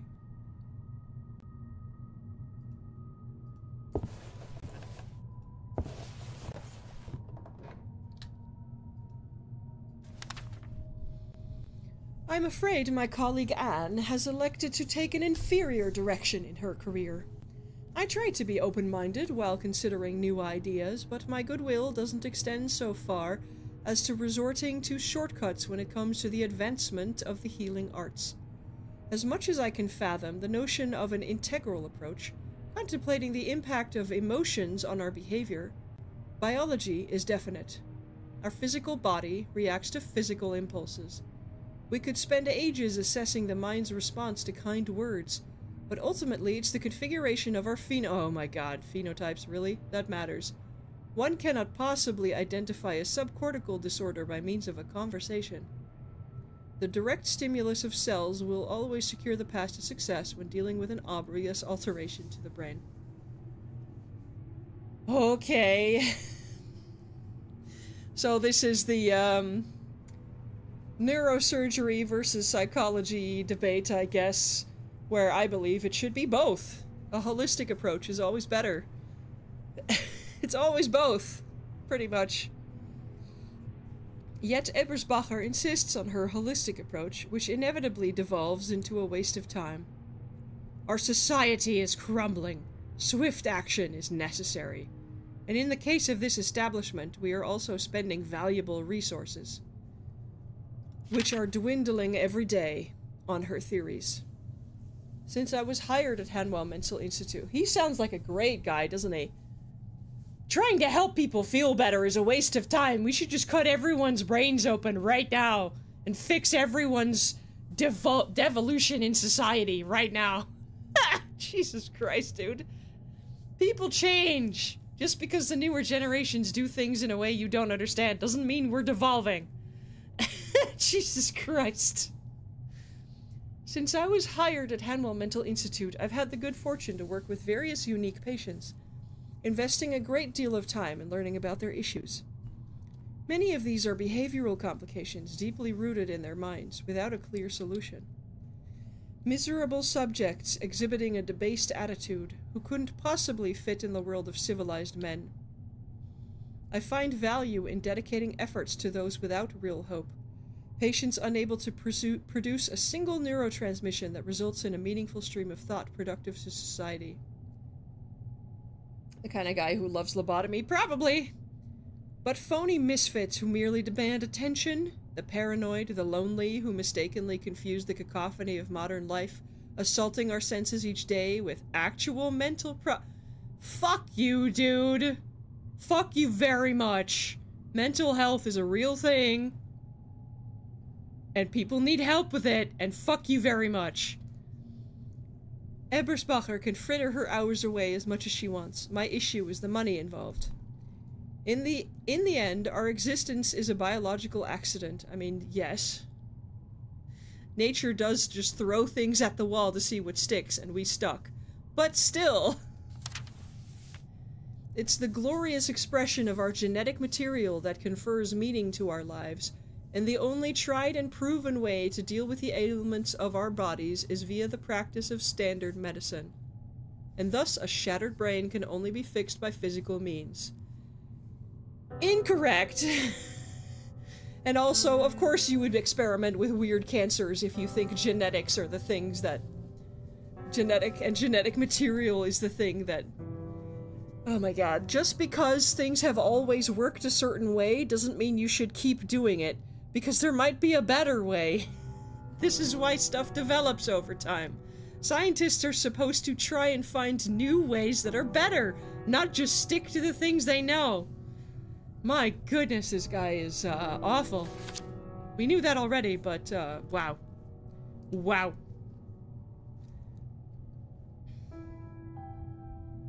Wow.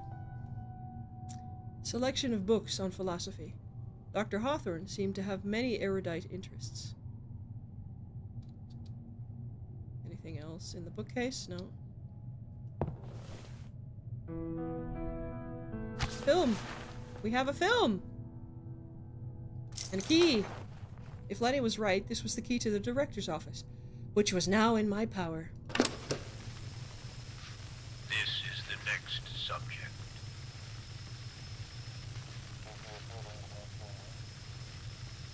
This is also the kind of guy who thinks it's meaningful to label various levels of mental development problems with words like imbecile, yeah.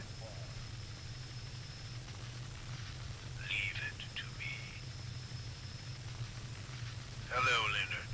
Do you remember me? I'm Dr. Hawthorne. What do you want? Well, you may not remember this, but yesterday you went inside a place, a big room. We need to know what happened in there. What did you see? I don't remember. You need to make a big effort to remember, Lenny, or unpleasant things may happen. Wow, just outright threatening his patients. It was a tunnel, but not ours. Things looked different. The smell, oh, such a bad smell. And then, no. What happened next, Lenny? At the end of the tunnel, I entered a room. Oh, my head was in pain. So much pain. Oh, Lenny. Describe that room for me. I don't want to go back. I don't want to remember. Describe that room. Now. Why don't you go down there yourself, you fucking It's jackass? so large. The walls are strange, with shapes I've never seen, and there's a glow everywhere. And in the center, What is at the center of the room? no! What did you see? My head is pounding. Think. Think. Go down there Remember. yourself, you fucking jackass! No, no, no, no, Coward. no, no.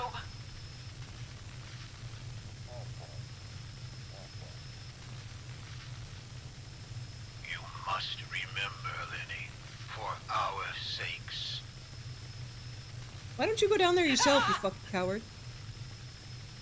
Oh, broke his ankle, What did you? Did you see in the room? Jesus fucking Christ. Yeah, that's gonna help.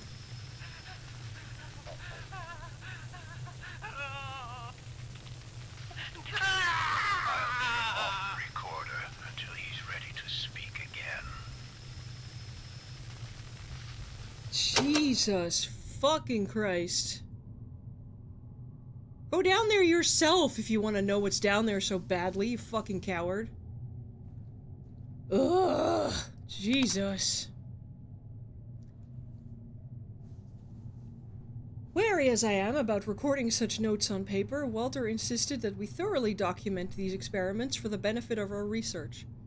It's true that the process of writing in a journal allows one to more efficiently collect thoughts and ideas, make sense out of them. However, I'll have to strengthen security measures. To begin with, I've asked the janitorial staff to refrain from cleaning my office. So they don't find the evidence of you torturing your patients. Yep. Jesus fucking Christ, Hawthorne. Like, we knew this was coming, let's be honest. We knew this was coming, but it's still awful to hear it confirmed, literally. Oh my god, poor Lenny. Poor Lenny. He deserves to get out of here happy and healthy. Oh my god. Hawthorne is the fucking worst, and if that other voice was Hanwell, then Hanwell is also the worst. Jesus Christ. Fucking hell.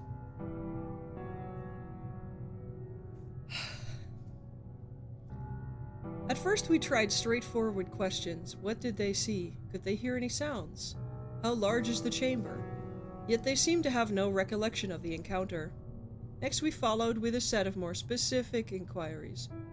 What is the being inhabiting that chamber? Does it look like an animal? Can you describe its shape? Did it move? Nothing worked. Their minds are completely blank, as if that moment was erased from their memories. However, there's no question that whatever happens inside that chamber provokes a severe reaction in them. The procedure is rudimentary, to say the least, but effective. We tie a rope around each patient's waist and push them inside, resisting the temptation to gaze beyond the threshold with all our might. It's hard to tell from our vantage point next to the doorway what transpires in the interior, but we don't sense any movement. Apparently, the patients remain still or are paralyzed even. After a few minutes, we firmly pull the rope and haul them out. Bruises are inevitable as they hit the ground. But there's no better way of doing this. They don't react to any stimulation while in that chamber. Walter then uses the device to lock the strange door. He's far more knowledgeable than me on such esoteric matters. We believe what the patients experience is unbearable fear. Our initial guess that they were becoming paralyzed was correct after all. It's like they shut down in the presence of that blasphemous form before them. The human brain is such a marvelous organ. Even their deeply damaged minds react to protect them when they're in danger. As we drag them out of that ancient room, we can discern an expression of absolute dread on their faces. Insane or not, human emotions are still the same, yet they return to their old selves shortly afterwards, as we drive them back upstairs. I now understand what we must do.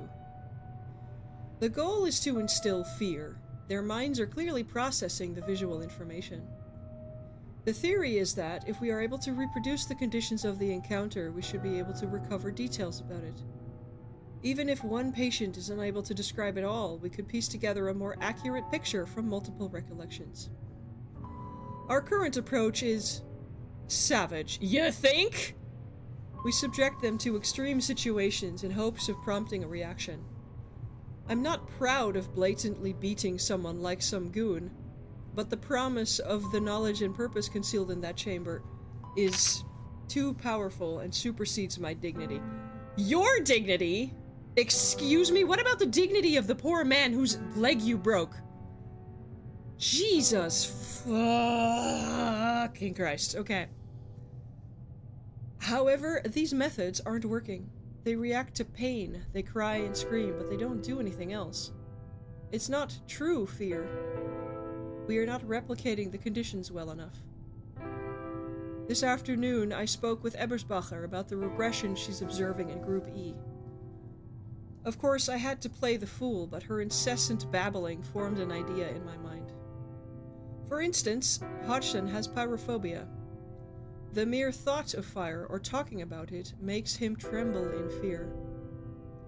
Ebersbacher recalled an instant during one of her therapy sessions in which a patient casually said something random about firefighters, and Hodgson instantly became agitated, tears rolling down his face. Following this revelation, I took him to the boiler room. The incandescent red glow from the incinerators, the shadows flickering on the walls, and the intense heat emanating from every corner in the room caused a wild reaction in him. I proceeded to question him about the encounter, and finally an actual detail emerged. He simply said, "Big, but it's not enough. More stimulation is required." Further efforts have involved more extreme measures. Simply placing the gas burner in front of him provoked a state of shock, not unlike what we surmise occurs within the walls of that room. Poor soul, Hodgson can't grasp that an industrial incinerator is far more dangerous than a small laboratory burner. But who am I to judge his emotions, he says, having been judgy this whole fucking time? However, that state of fear wouldn't allow me to press on. He didn't respond to any of my inquiries, just kept staring at the flame. Just kept silently staring at the flame, so I moved the burner closer to his chest. Oh my god, you are a sadistic fuck. And I'm guessing Hanwell probably was too. Fucking Christ, this is awful. Abuse of power much? Levering their fears is indeed the key. We managed to obtain much more information from these new sessions than from all our previous efforts. A picture is beginning to form. JC. Crawford, afraid of the dark. Lenny, brittle bones. Rebecca, sexual act. Who is... Oh, LaRoche, denigration. Oh, is that why they shaved his head? To denigrate him? And you're gonna sexually assault your patient to get her to reveal what she saw in a state of absolute fear? Jesus fucking Christ. This is where Rebecca ends up dead, isn't it? Oh my god. I'm going to guess that she died not even because of the thing down below, but because of what the doctors were doing. Jesus, fuck, this is awful. Holy shit.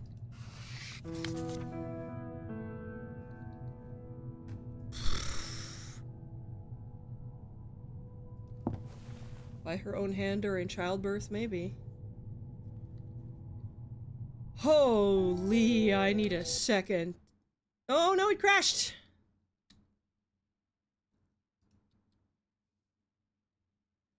I need a second to recover from how awful that was. Jesus, fuck. The game hurt, I needed a second, yeah. Holy fucking shit.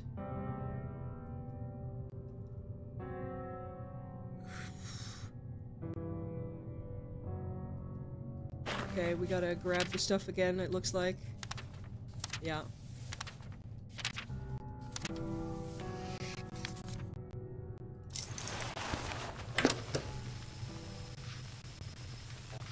Yeah, let's just skip through this. I don't want to have to listen to Lenny screaming again. Poor Lenny.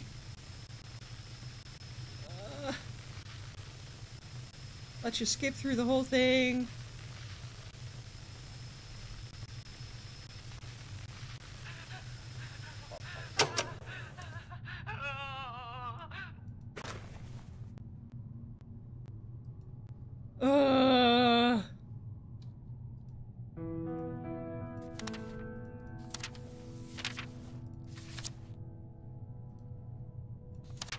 Oh. Fucking Christ.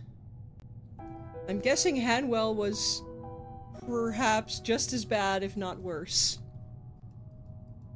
If that was the other voice on the recording, he was pretty much just as bad. Oh my god. What the fuck? I mean, I suspected this is what was happening, but I was expecting the injuries, except for the burn marks, I was expecting most of the injuries to be accidental. I wasn't expecting them to literally be torturing their patients to get information out of them. Which, torture doesn't work. Torture has been very much proven not to work. People will say anything just to get the pain to stop. Oh!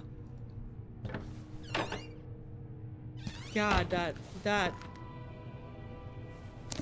Let's save in case it crashes again. God damn, that sucks.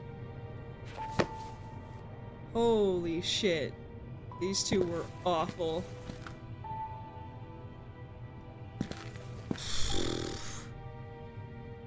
Oh, Julia's gone again.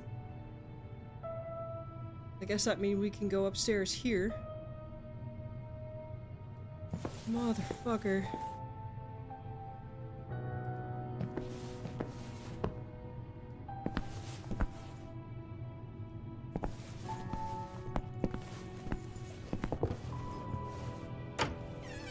So what does Miller know? That's the question. Honestly, my question is Miller even Dr. Miller? Because nobody really knew what Hanwell looked like. It's not like we would know what Hanwell looked like.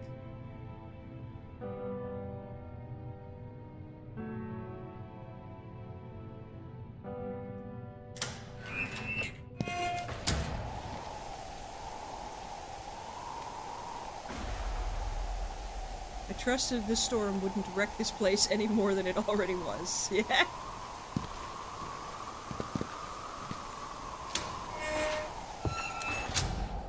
Oh my god.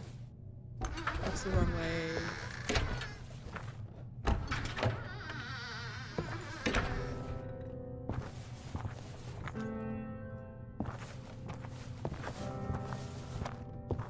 Wait, that's the wrong way again. Sorry, I've turned myself around here. It's this way. Holy fucking shit. These guys are awful. And of course they would never subject themselves to it. Why would they?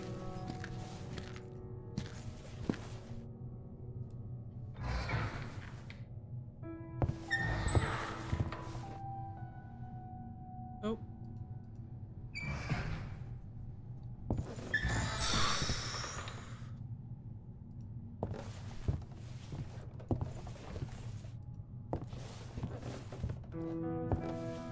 Well, let's go into the director's office first before we do. Oh wait, we can check if what's his face is here in the laboratory. I don't think we know to gather samples yet though. He is gone, which means we can maybe look at what he was working on.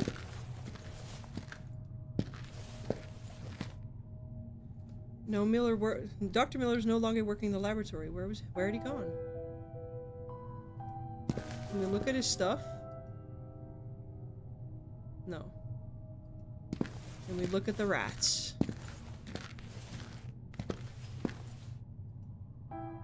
Cage has reminded me of my own condition, confined in searching for meaning. Sickening rodent, decayed a long time ago, was still inside this cage.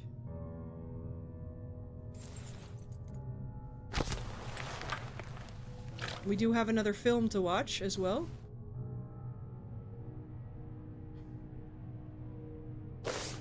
Do we use the syringe to grab a sample? Oh, we need to open the cage. Oh, is that what the acid is for?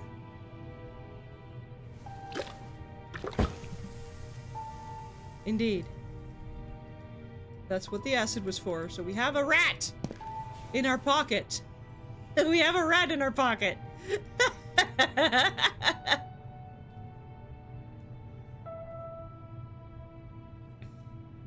The world in the minds of people like this, the world needs them and their brilliant minds to push it forward. Except for the fact that he wants to stay stagnant using the standards they always have used, but yes. Mental patients are already a drain on the world anyway, yeah. Fucking asshole. I'm beginning to think Hanwell built this place not for patients, but for whatever is down below. And he built it in this old-fashioned style for whatever's down below.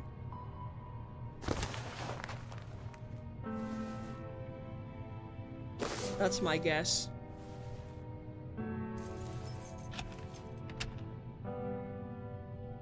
Here we go. 2 a.m. That was fast. That was a very quick hour. At last I found myself at the heart of the Institute. The director's office. Was I going to find inside the answers I was desperately seeking?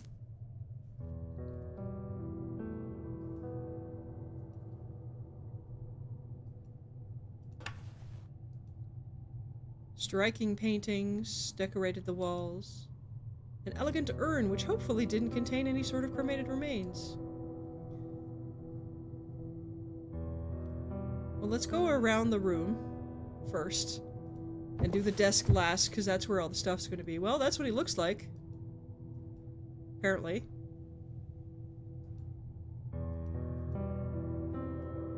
Elegant fireplace was a neat match for the style of the room.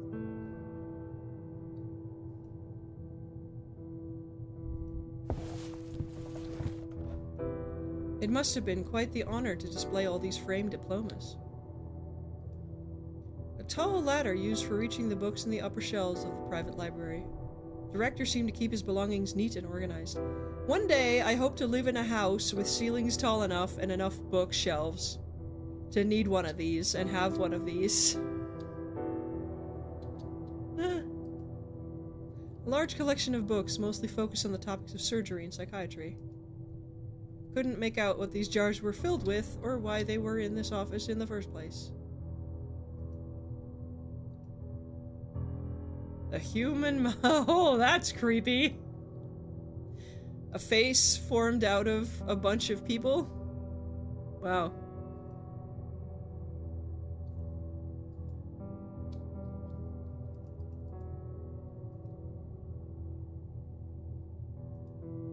A cozy coffee table decorated the corner of the office.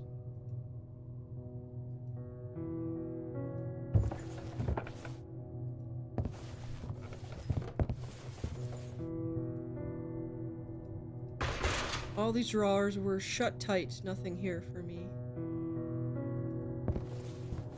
Okay, here we go. Old pens of no use to me.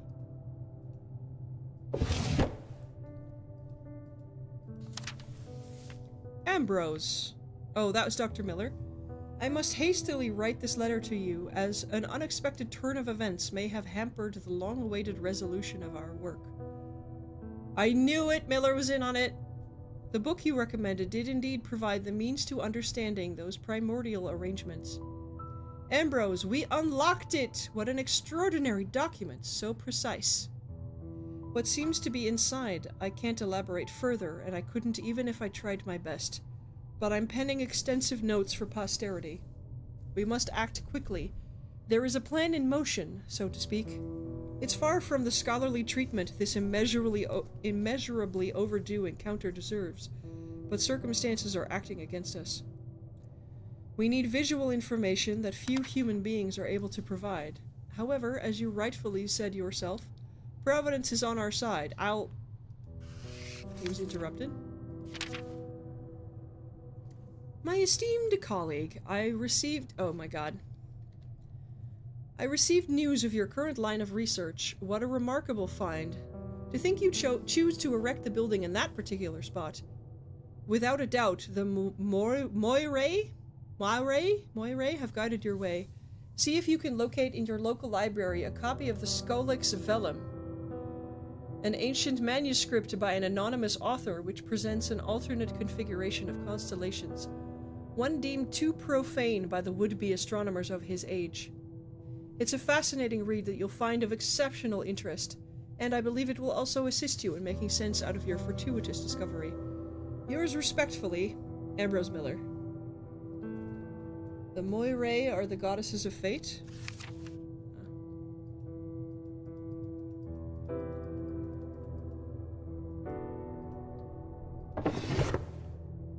Empty. Random old book covered in dust.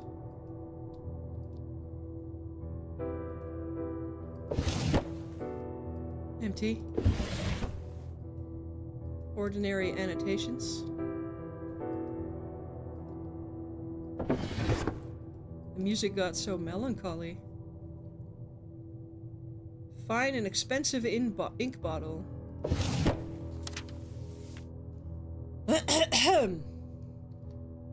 3.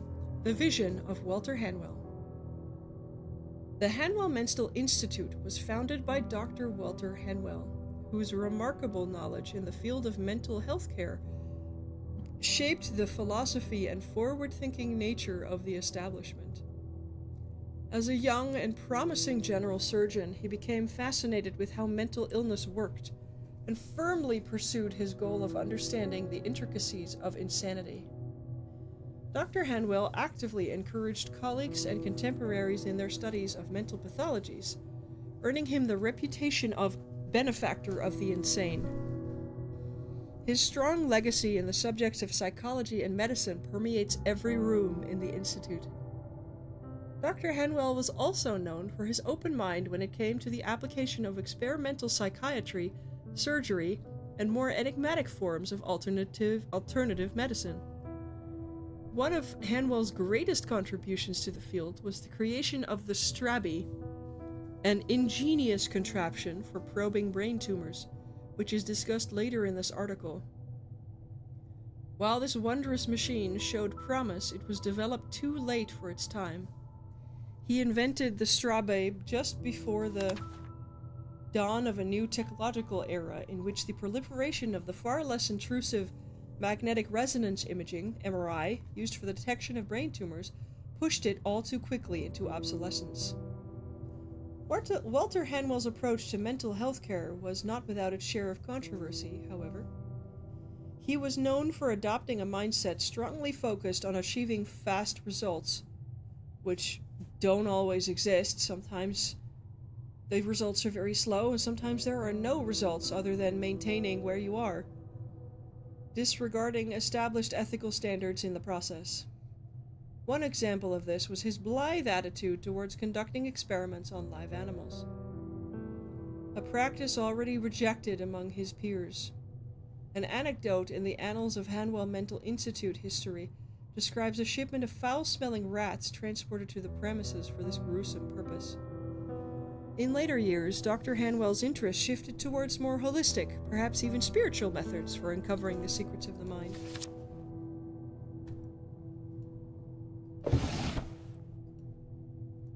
Bunch of pencils. Nope.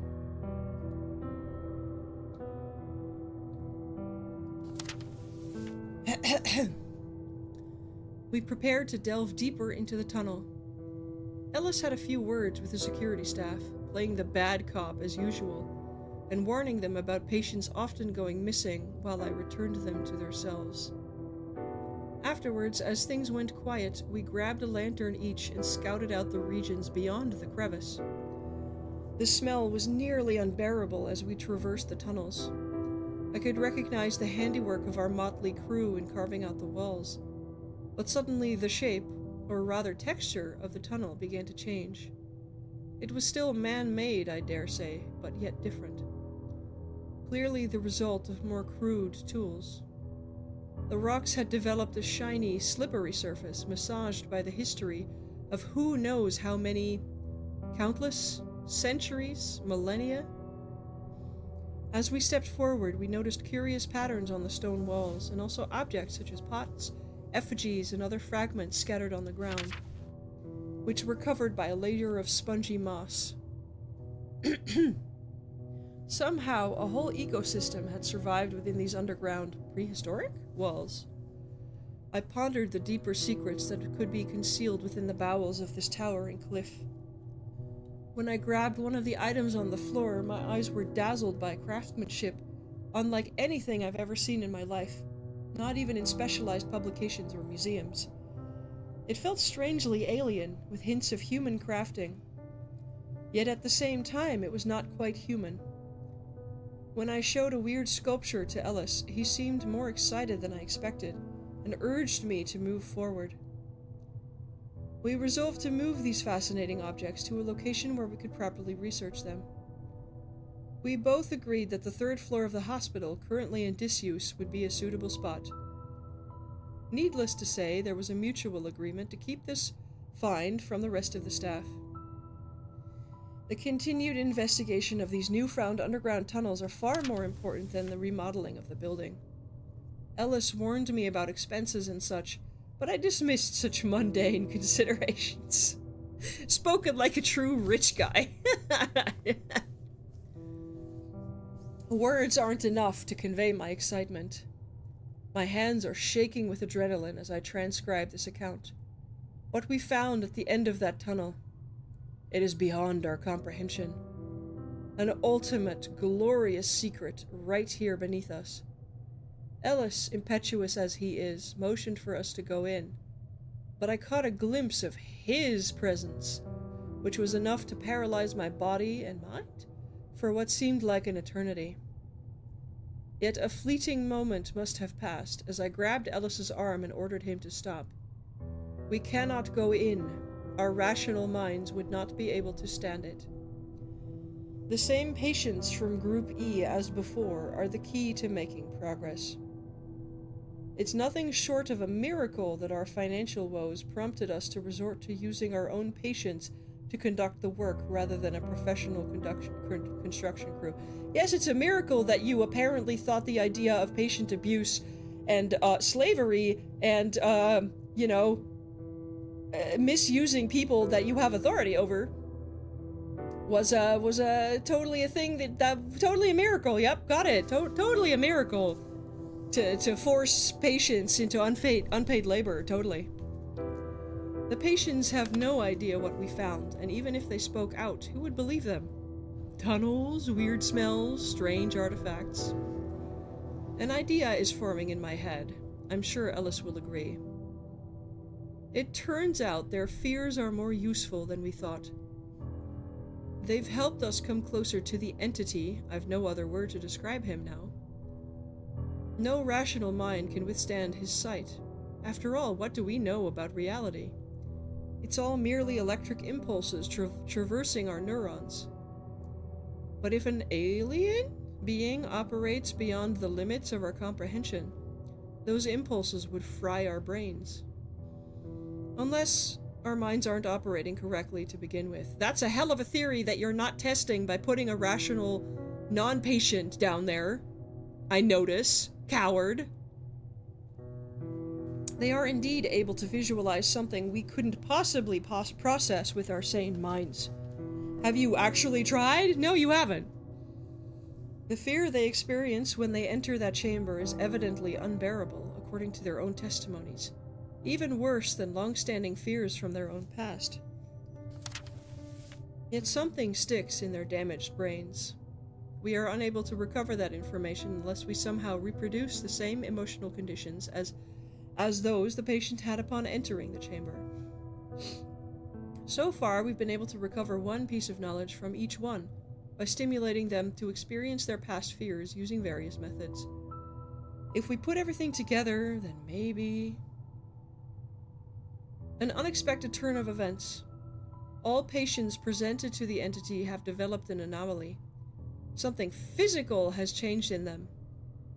As far as we can tell, they're all developing brain tumors. Why this is happening we can only guess, but the evidence is unquestionable.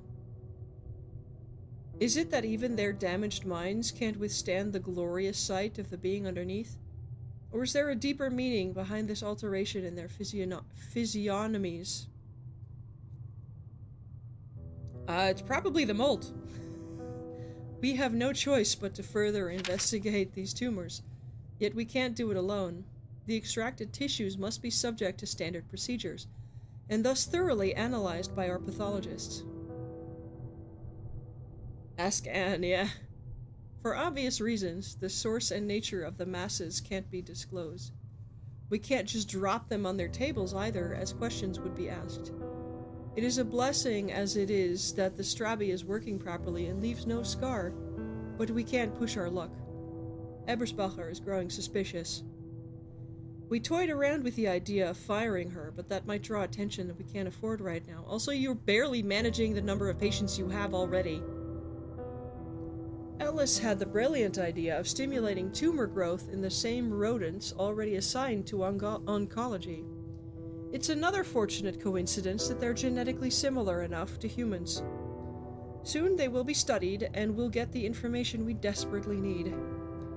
Ellis will take note of the identification tag and watch the team closely.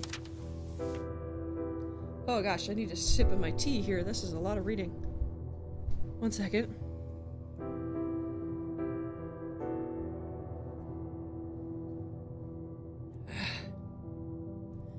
We established that for a tumor to manifest, one must remain in his presence for a certain period of time. Still, I asked Ellis to subject me to a brain biopsy after my fleeting glimpse of those unfathomable shapes during our first time in that tunnel, just to be sure I'm safe. And put that fungus stuff next to Ratch, which had already been infected with patient brain matter anyway? It seems like it. Something isn't right. The patients, they're acting differently. Gee, I wonder why! I wonder fucking why! When you're fucking torturing them and subjecting them to tumors and making them worse instead of, I don't know, getting them to a hospital where the tumors can be removed. It's difficult to pinpoint in what matter. They simply don't feel the same. Last night, Hodgson was found lost in the basement, and we didn't take him there.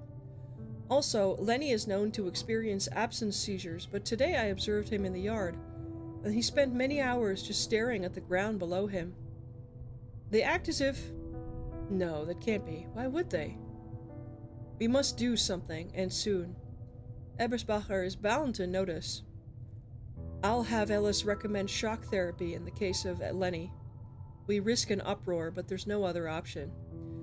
How about, I don't know, coming clean with what the fuck you've been doing?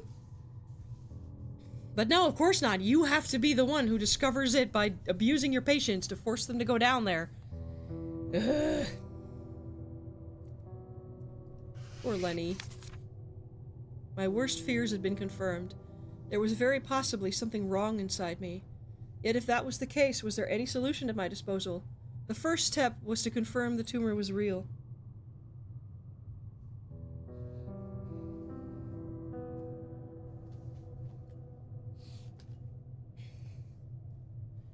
I mean, it was pretty obvious we're gonna have to use it on ourselves, or on Lenny. Those are pretty much the only two people we can use it on. But yes, you did call it, and so did I. May have been the painting of a renowned artist, but it felt like a sadistic act of torture. As we have well established, both Hawthorne and Hanwell were very big fans of sadistic torture. One of the other documents mentioned that in continuation there was more information about the Strabi. I couldn't click, I've clicked through all of the documents that were there. So, if there's more information, it's not here.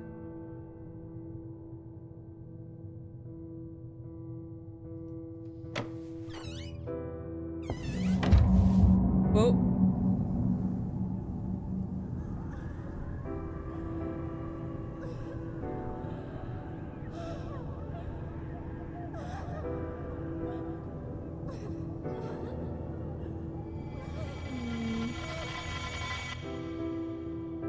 Poor Rebecca.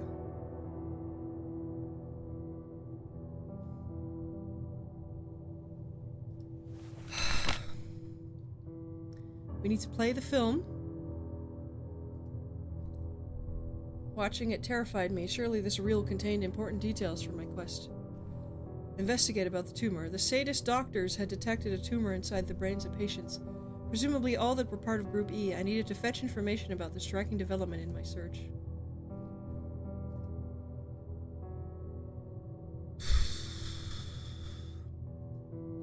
As I continued with my desperate search, the curved patterns that Bertrand drew on the floor kept my mind racing. What was the meaning of his drawing? Was it somehow connected to my visions?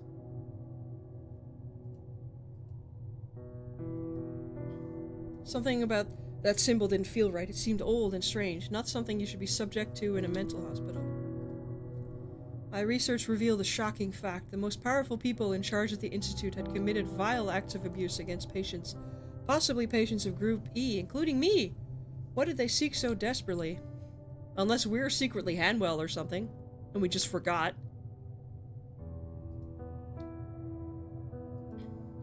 The thing that was found in the tunnels was the beginning of it all. By then, Hanwell Mental Institute had already ceased to be the beacon of excellence it had been in the past, but the discovery in the tunnels gave way to its darkest chapter yet. Whatever was found in the tunnels, it seemed the doctors would risk anything, even their careers and reputations, to seize it. The idea of having a strange tumor inside me with ineffable consequences gave me the chills. If that was the case, would it be possible to remove it? I was determined to learn more about the tumor, which was consuming my mind. Whether there was a cure for it. They've spelled tumor differently here, as in the dialogue. That's funny. Every patient had a specific trauma or illness that the doctors took advantage of. They assumed that triggering these fears would also trigger memories of the puzzling being below.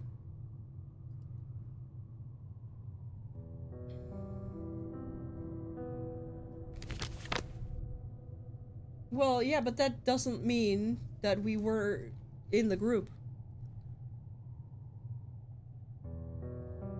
We could have been visiting. We don't know.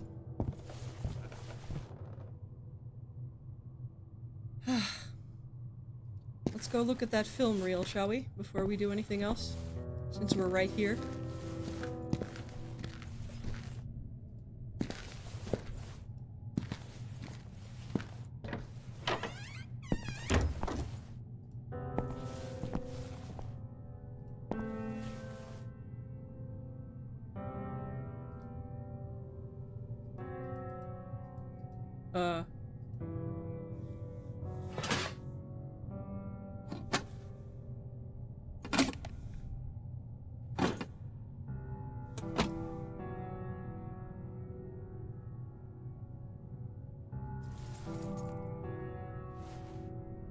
Oh, what horrible atrocities are we about to watch? Oh boy, brace yourselves.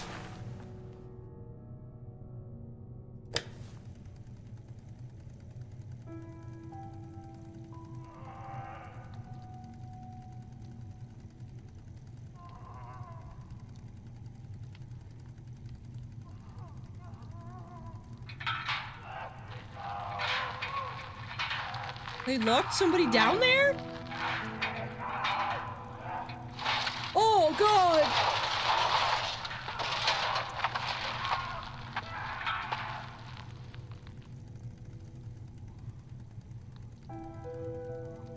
Oh god.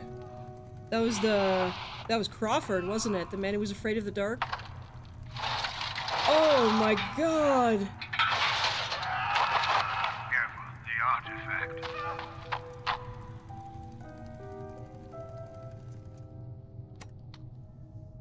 Holy shit!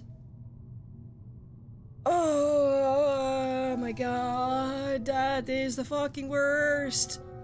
Not only is he in the dark, he's boiling because the boiler's right there. Jesus fuck! These weren't doctors, they were just sadistic torturers. Holy shit. No, they brought the camera down there, I think, to film the reel on. Because they wanted to film what his responses might be, so they could have a record of what he said. I think, is my guess. Oh my god. Retrieve the item in the basement to open the lock, yeah. Yup. Oh god, is he still down there? No, they said there was a line of dialogue. Something, the artifact. So it was an artifact of some description. God, I hope they didn't leave him down there. If they left him down there to starve, fucking hell. I hope they got him out of there. Holy shit. We will go upstairs, don't worry, but since the basement is the more pressing one, and we're right here, so we might as well. Oh my gosh. This just gets worse and worse, doesn't it?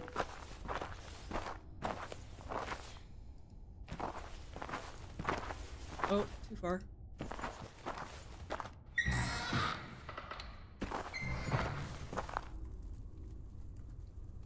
Someone, presumably a patient, had been thrown down there for reasons too disturbing to ponder.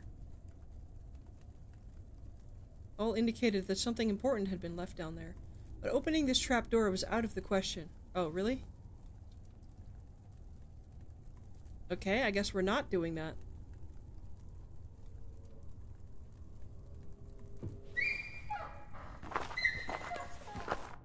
Oh my god. No, we don't have the keys, and we don't have any more acid, I think, to melt through the lock, so...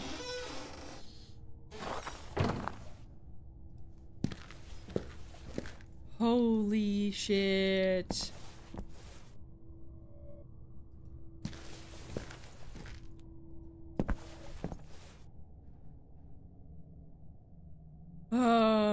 Do we want to look at the surgery stuff now, or do we want to go upstairs? Let's go upstairs, because it's probably open now. Nope, still not open. Okay, I don't think there's another way to get up, so I guess we're doing stuff here.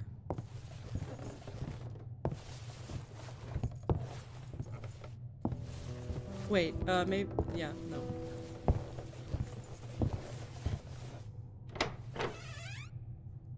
I have found the information on how to use it last time. I went through all of the operating rooms. All of the rooms in here I've done.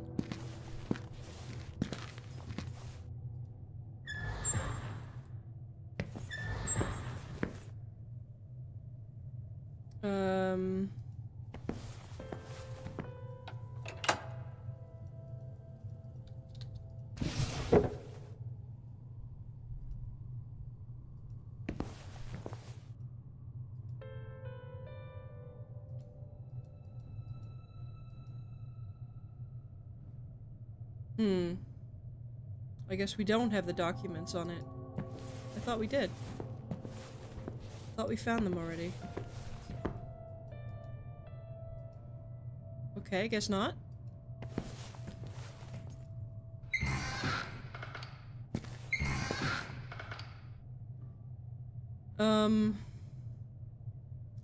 I don't think there's another staircase, so I'm not really sure.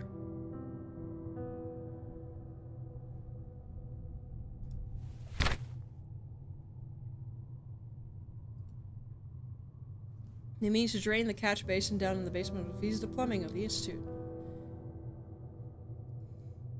Was this brain tumor provoking bizarre hallucinations? I didn't want to ponder much about the possibility. First, I had to read more about it. Okay. I guess we can go find out if we can get into the greenhouse.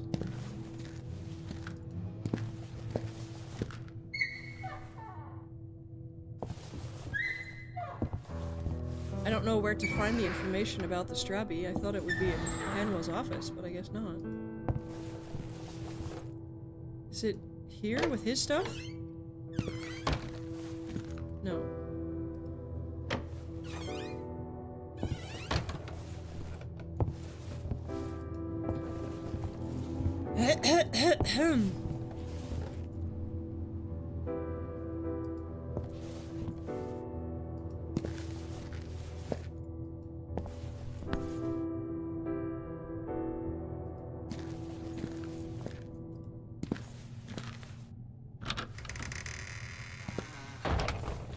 I think we have to find another way around. I mean, we may have to have a look at the map.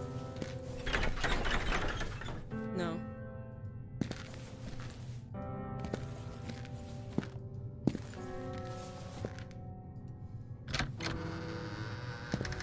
Oof. Okay.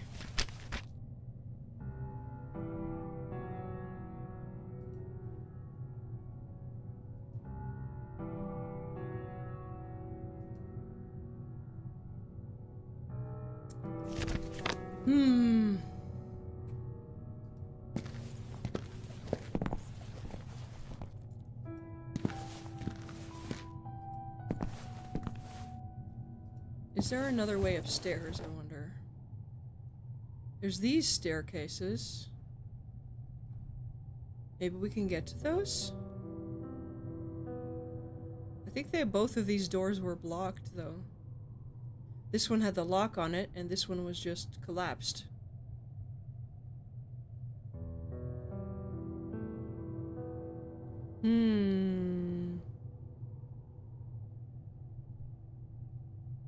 Interesting. Maybe we can drop the rat in the museum? So we're not carrying around the diseased fucking rat?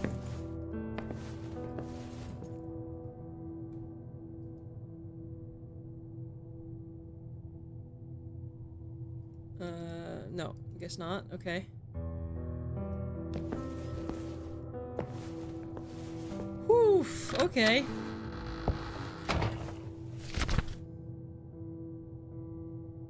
So we can't get up to the third floor. Unless one of those doors has unlocked. I guess we can go see. If they're unlocked at all. I doubt it, though. Because I think the game would direct us to go upstairs if we had a task to go up there.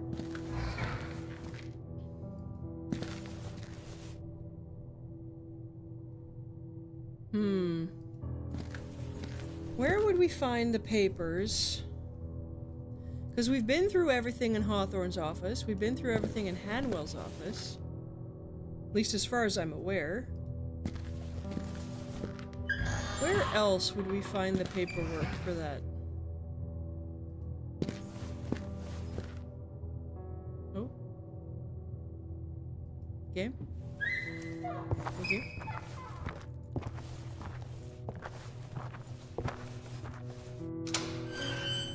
Let's check the other side and see if the lock's off the door.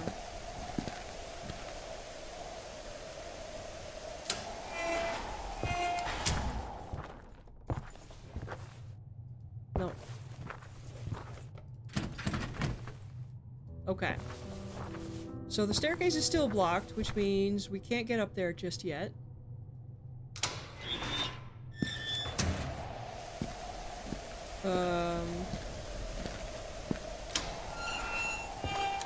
We've got the rat.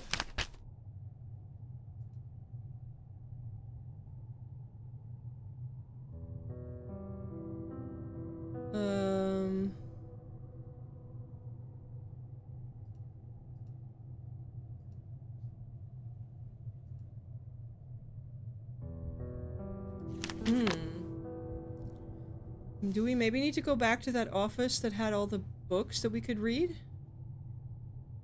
That was all psychology books. I missed something in the lab. Okay. Don't tell me what it is, please.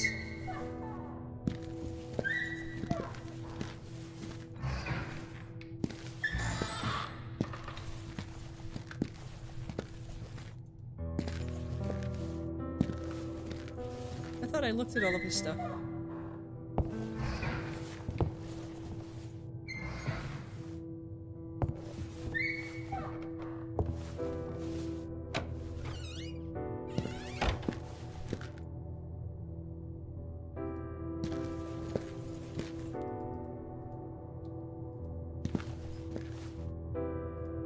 Ah! None of these drawers open. Okay. How about these ones?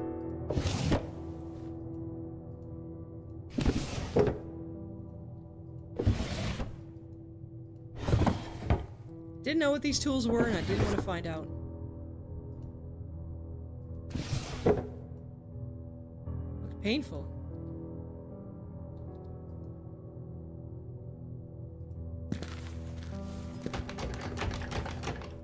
Couldn't open it.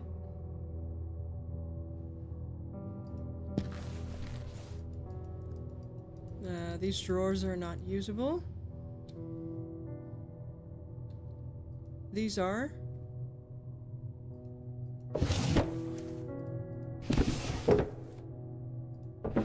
Oh, here we go. Return to sender.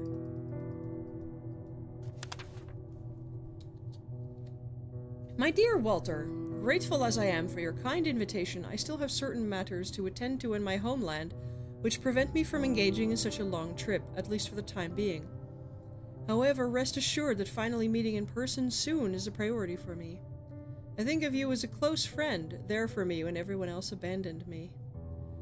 Oh, Walter. The things I have to tell you which, for our sakes, can't be disclosed in written words, our mutual area of interest is on the verge of yielding. Benefits beyond our dreams. There is another tome that came to my attention, apparently terrible and dangerous, which may hold the final key to the puzzle. Mortus Cavai. My studies revealed only one account of its existence, and if the primeval orbs aid me, it may find a way into my prized collection. In any case, I wish you favorable kismet in your research. Your friend, Ambrose Miller. News of the deplorable situation in which your institute finds itself reached me, to state the obvious. I support your work without reservation. I trust that all individuals spreading malicious lies will be brought to justice. Our ways may be disapproved of by the blinkered peers of our era, but we are making strides towards a new age of science. In due time, our undertaking will be celebrated, and historians will acknowledge our achievements. You mean the achievements of you torturing your patients? Yes, absolutely.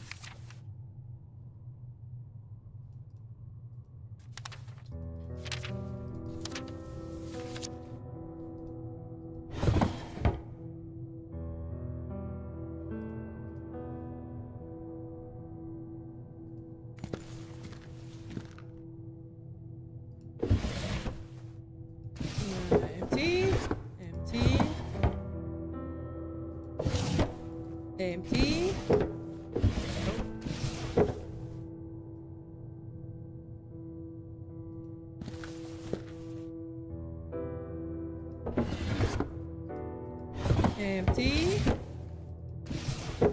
Empty.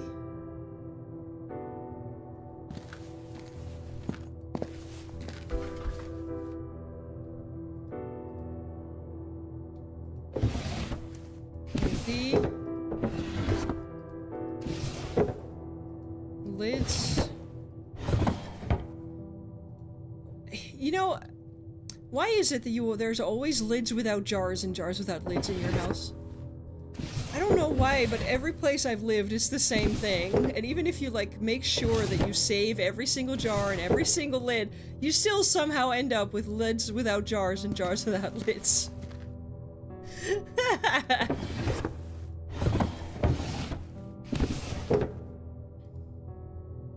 They really had to replace these tools if they were looking to reopen the Institute. I don't think that's actually what Miller is here for, I'll be honest.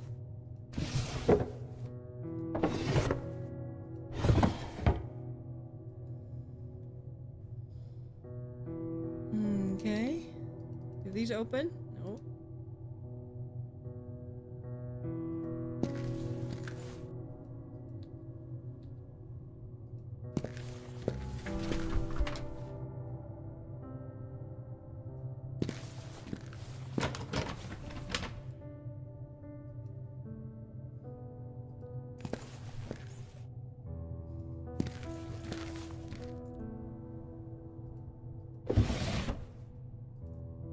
At some point in the past, the laboratory may have been suitably equipped, but at present it was a complete mess.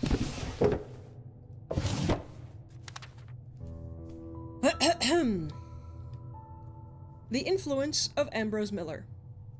Another notable chapter in the Chronicle of Hanwell Mental Institute involves the cordial relationship that developed between Walter Hanwell and Dr. Ambrose Miller, a renowned chemist researching experimental drugs. Dr. Miller first achieved widespread fame overseas due to his involvement in the standardization of clinical drug trials, including the use of placebo-controlled and double-blind tests. That's good.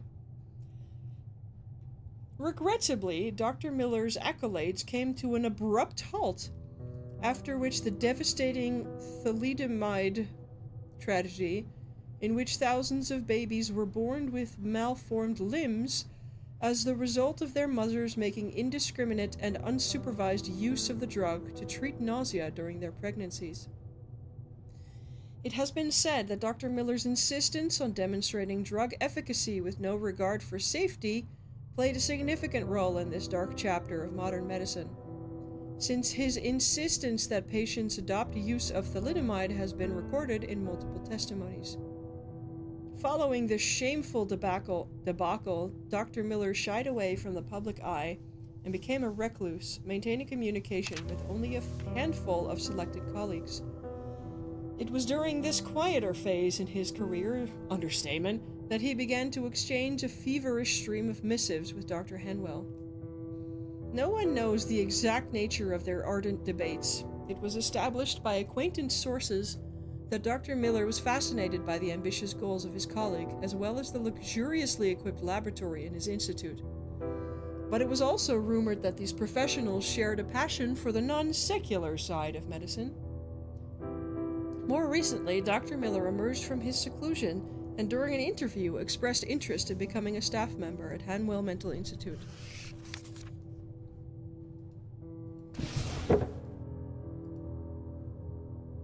Okay.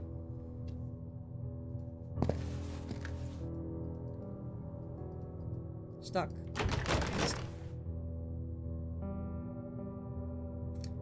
Okay.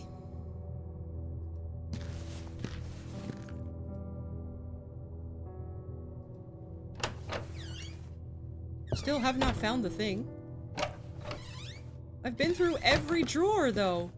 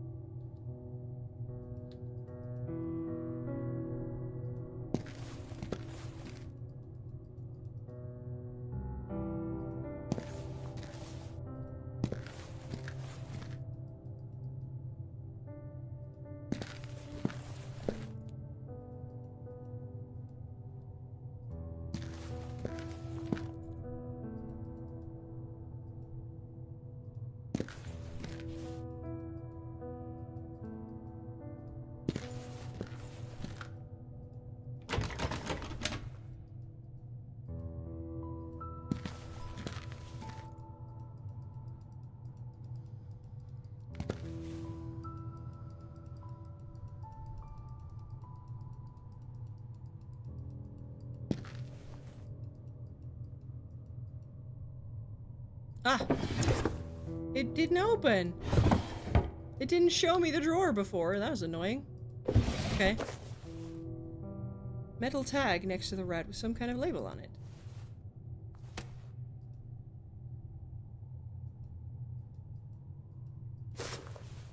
TPT 152. TPT 152. Okay.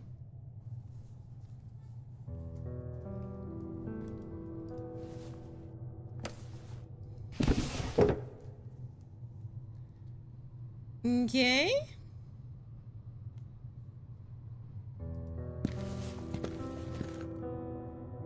Let's go out this way.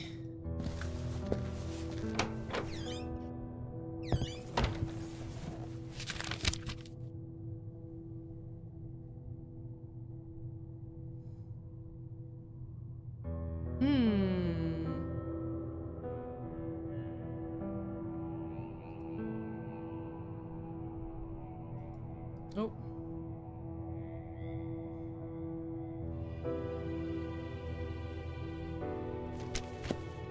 Okay. Where would there be more information about brain tumors?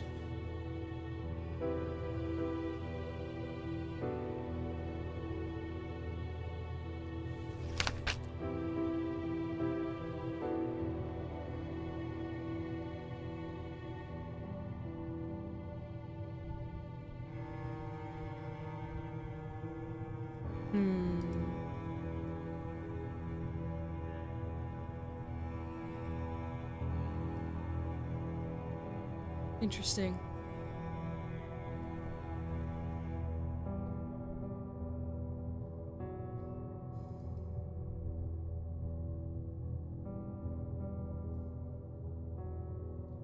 Well, we know a lot more about Dr. Miller now.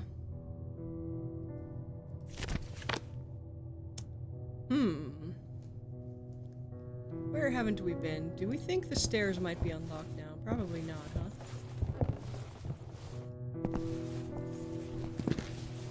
No.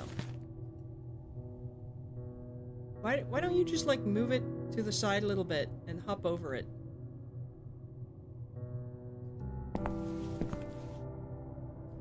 Guess not. Okay. Oh, Lenny. My buddy. He is apparently up on the 3rd floor. Right now.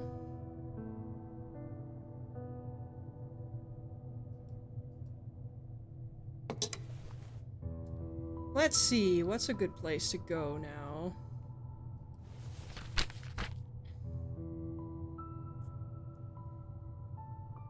Maybe we go to the office that had books in it. See if there's any book there that has anything about brain tumors.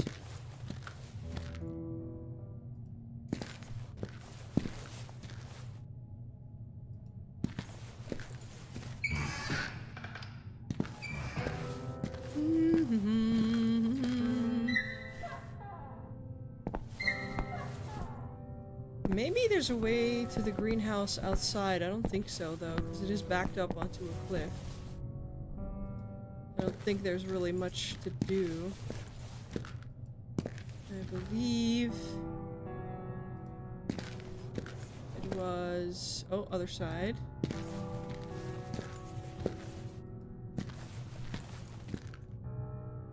This one? This one. Maybe there's a book about tumors here. I don't know. I'm just... Let's see.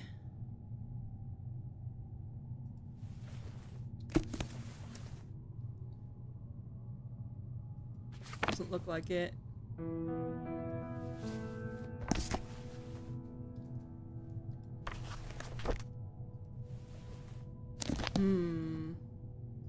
No, okay. This was not it. So we can't get into the basement. We can't get up to the 3rd floor. We've looked at all of the operating rooms. We've looked at the 2 big offices that we can get into now. Maybe I missed something in Hawthorne's office?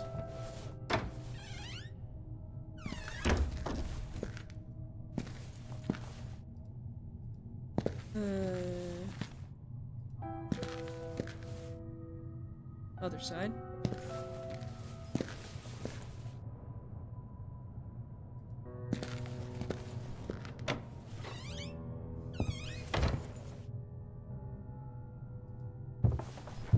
Did I miss anything?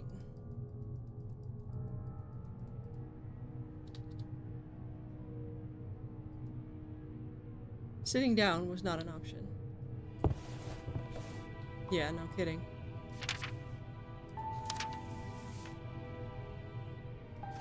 Yeah, we've read that.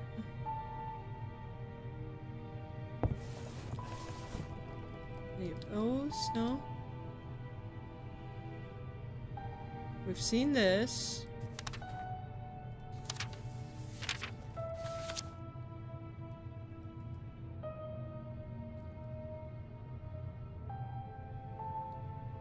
Oh, we can't do anything with his desk anymore. Oh, there we go. Can we get into the drawers? No. We've read these.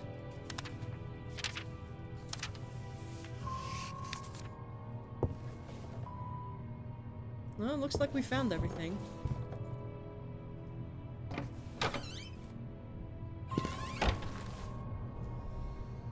Do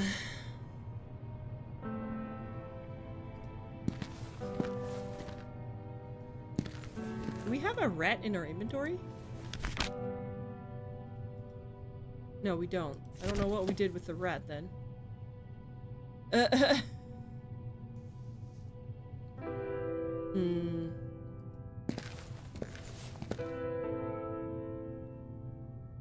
Maybe there's something in the library? There is a massive library after all. Maybe there's something in the library.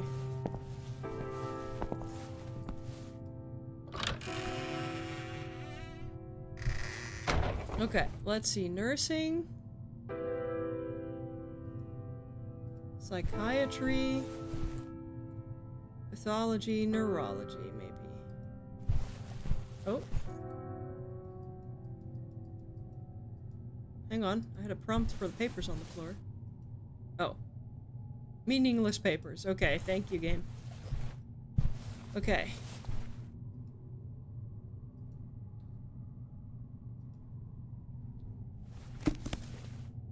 An old unpublished manual about some kind of biopsy machine. Oh, here we go.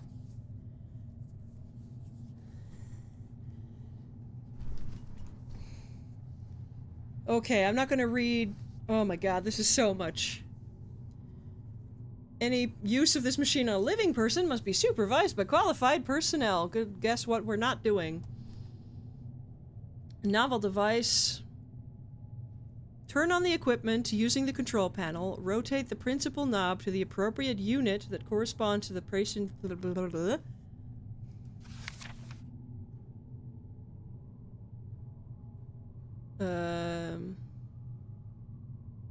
Wait until the needle. To evaluate whether everything is in the position. Supervise professional. Pick up the wired activator. Press the button to set the procedure in motion. Wait until the needle is done. Blood leaks through the puncture. Wipe it with a disinfected towel. Once the machine completes, the fluid containing the sample will be located in a sterilized receptacle. It can then be taken in with a standard syringe, but be sure to properly sterilize the syringe so not to contaminate the sample. Inspect the patient's orbital for unexpected damage. Procedure is expected to last 5 to 10 seconds.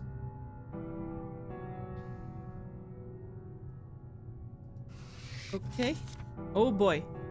Lung cancer. Pancreatic tissue. Biopsy.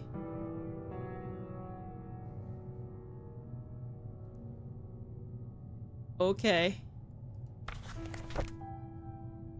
We have the instructions. We can use the machine. I think we looked here before, but the book didn't mean anything to us before.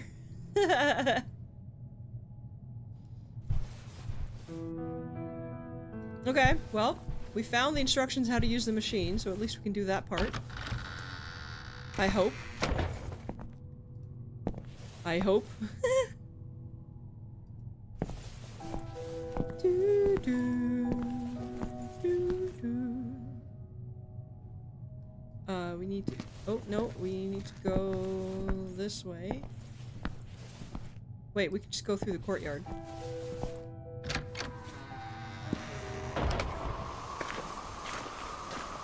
Ooh. Rainy and cold out here.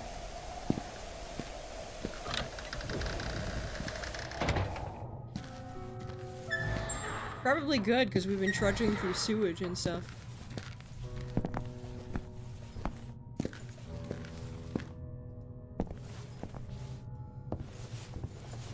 Let's go poke ourselves in the head with a needle, because that's a good idea.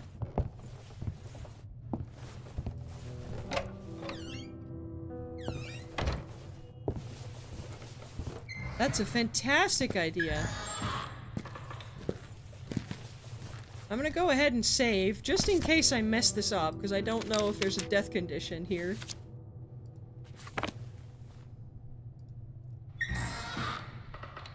Now we can operate the machine.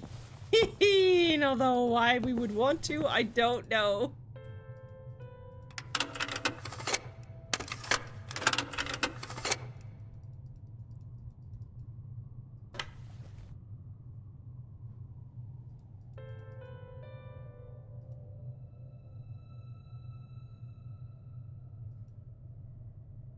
Oh god.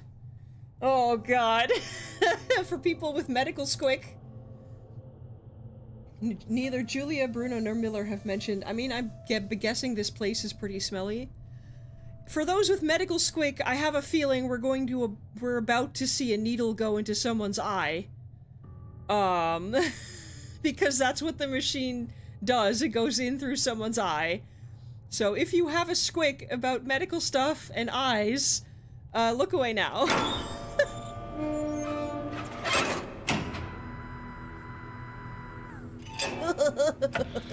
Oh god.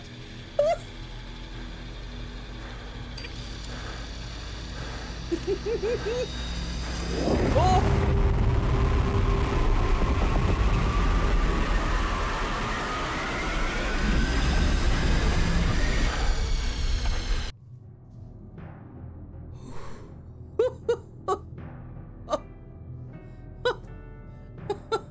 Okay, at least that was less brutal than I was expecting.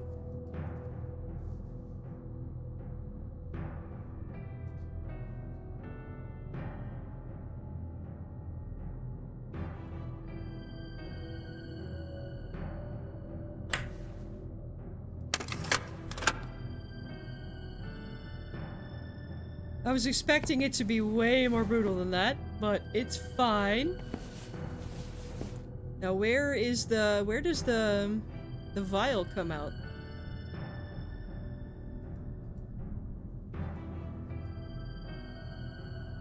Where does the vial come out?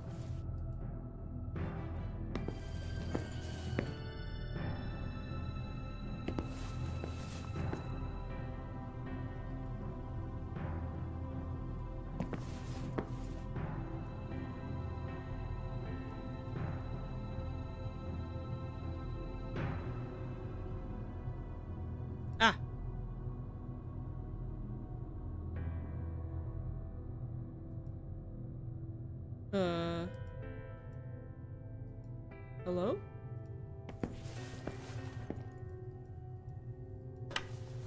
Oh, there we go.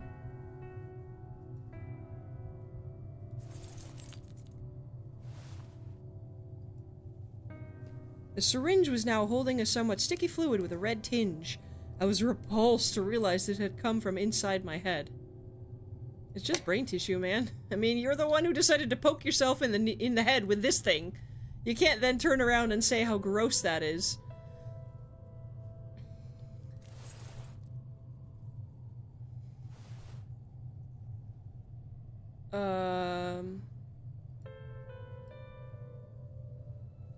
Put the glass slide in the microscope, wherever it is.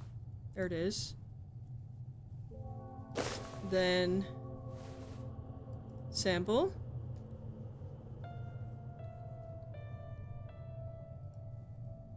Something was missing, so I took the glass slide.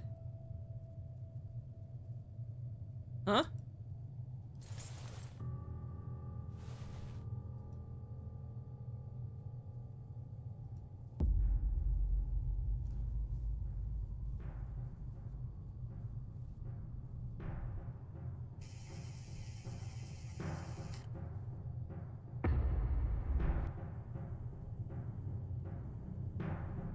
Okay.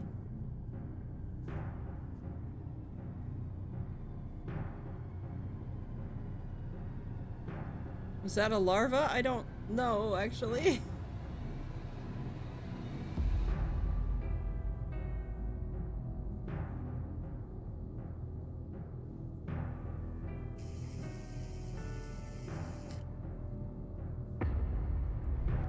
Do we not have a sample from the rat? Something was missing, so I took the glass slide again.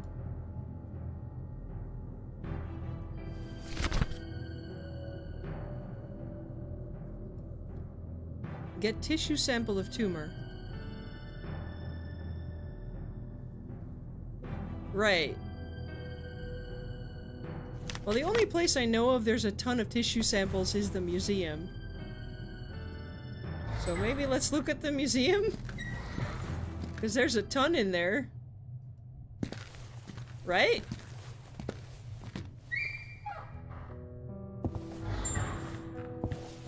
So what happened to the rat then? We opened the cage.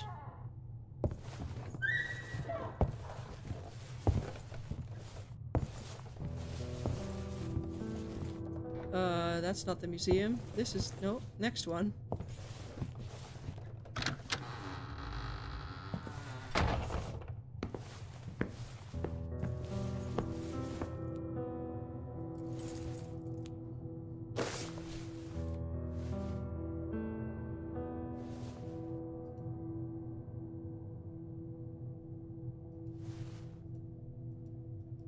Are we... oh, TPT, right. Okay, so we're looking... TPT 152. Oh, do I need to clean the needle again? Oh, it's clean. Okay, good. I don't have to go do that again.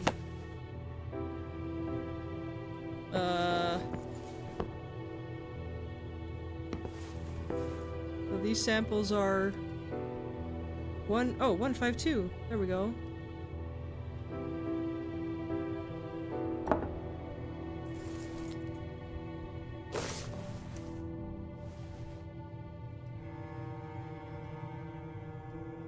Oh, do we need to use the tweezers?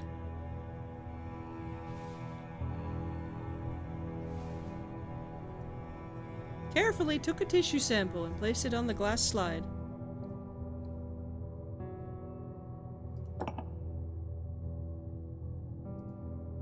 At last, I had both samples ready to compare. It wasn't needed anywhere else. I left the tweeters in the exhibit. Okay. Whoa! Whoa, whoa, whoa, whoa.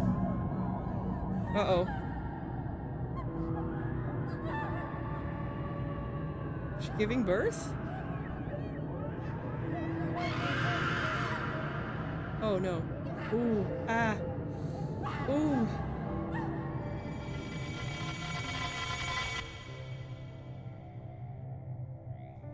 Did they inject her with something and it turned the baby into something not human? They strike me as the types to be like, hey, we have this perfect opportunity. It's a miracle. This pregnant lady came across our, came into our patient register. Total miracle that we now have a baby to experiment on. They strike me as the types to do that.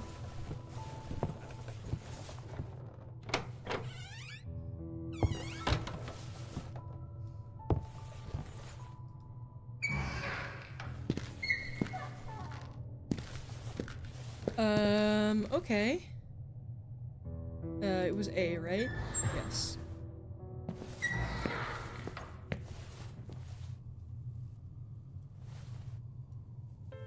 I inserted the glass slide in the microscope. Let's compare!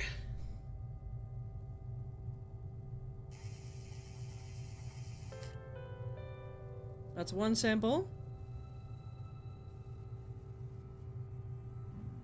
Oh, excuse me. And that's the other sample, which looks exactly the same. So we do, in fact, have the tumor infection.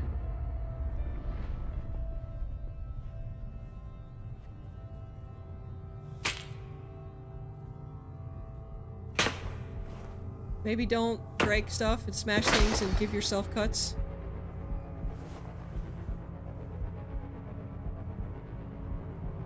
You just get tetanus.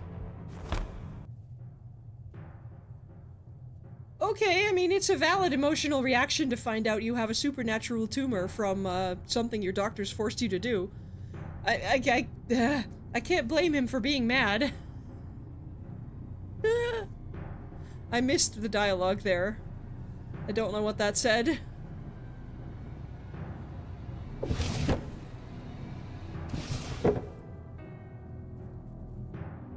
Well...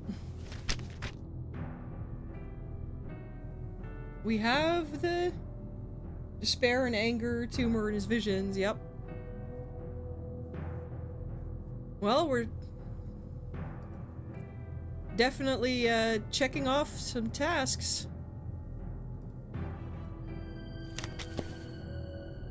The end of his sanity. I missed what that said, oh well.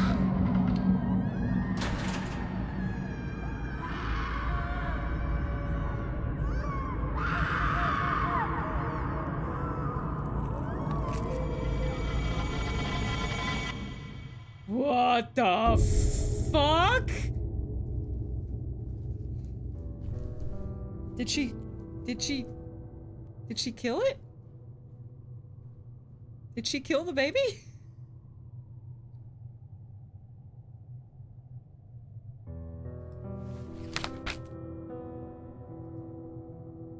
Speak with Lenny. Was the only person in the vicinity I could call a friend. He was bound to know more about this strange affliction and its effects. I had to find him. Okay.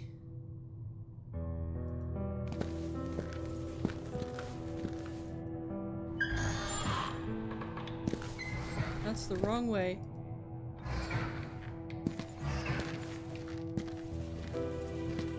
Good grief. Well, I guess we're, I don't know till what time this goes. 5 or 6, I would imagine. Lanny! Can you help us out, bud? Is Dr. Miller back? No.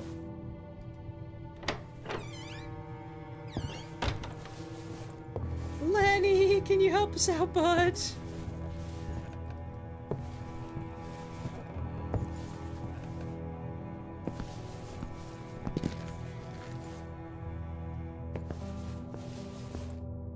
Here we go!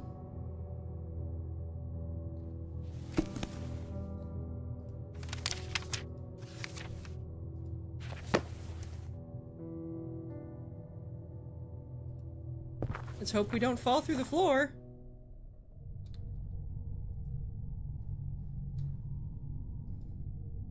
No wonder there were so many leaves here with such a strong wind punishing this section of the building.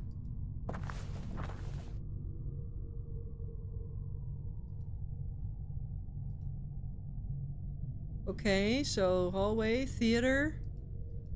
Can't zoom in any further. Okay, chapel, lecture room, workshop. Something I can't read.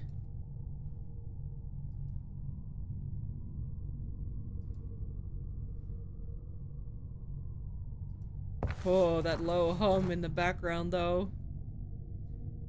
That low hum in the background, though. They had a movie theater? This theater must have been charming in its old days. No, it was pitiful and dirty. Lenny!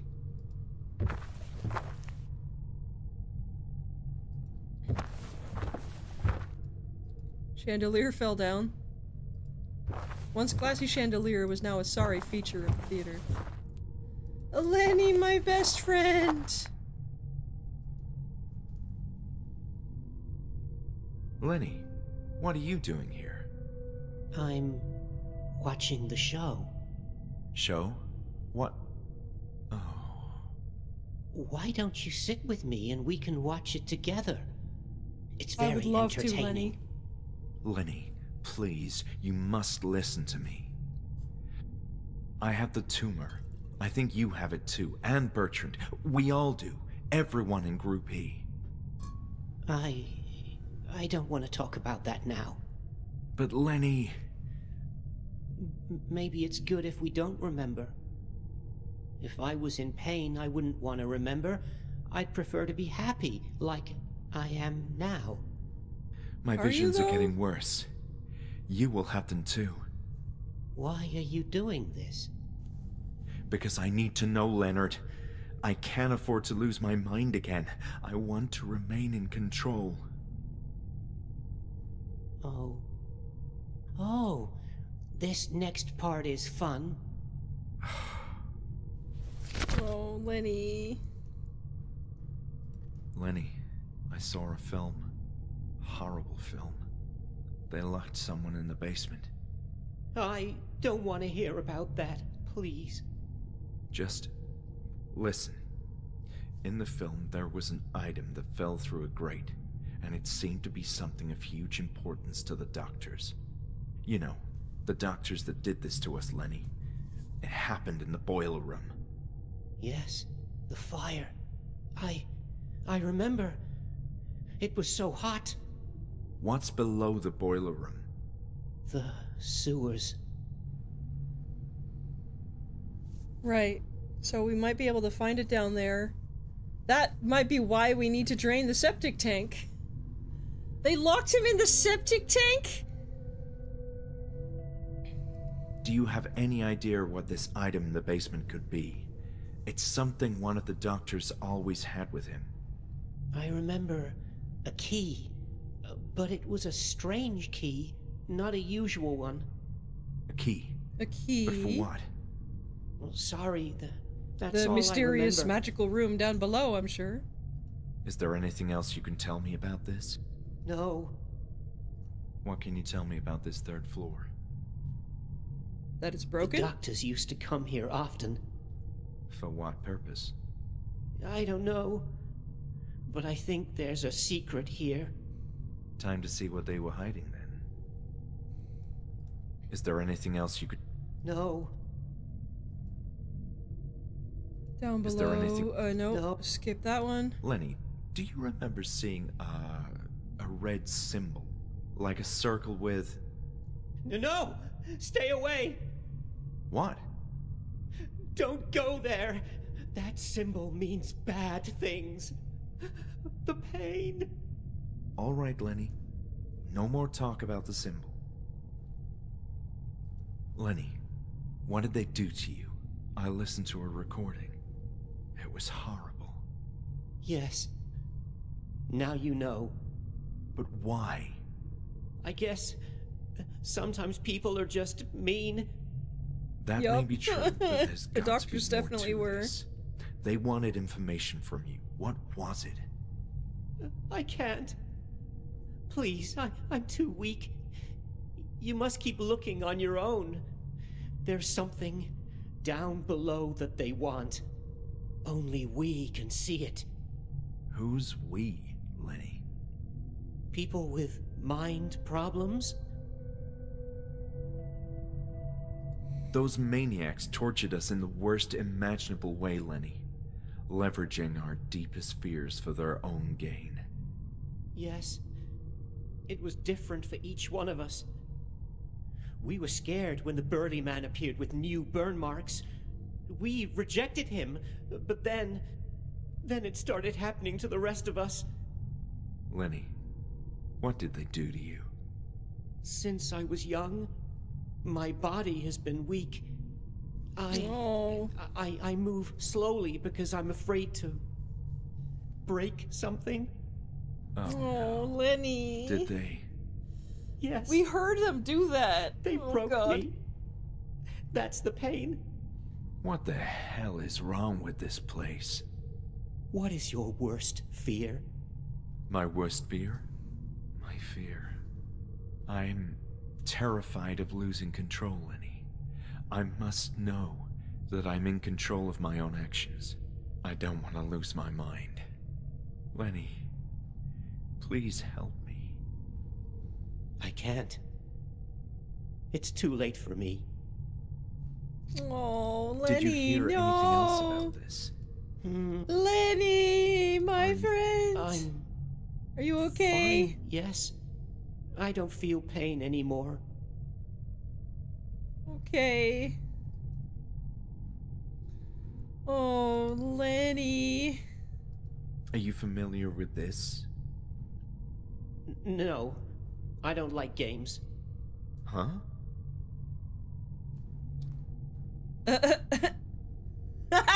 That was a reference to Valve being the company that owns Steam, I'm sure. Nice talking to you, Lenny. Oh, Lenny, my friend. My poor friend. I really hope that Lenny gets out healthy and happy at the end of all of this. That he gets some actual help, not whatever this place is. Oh, poor Lenny.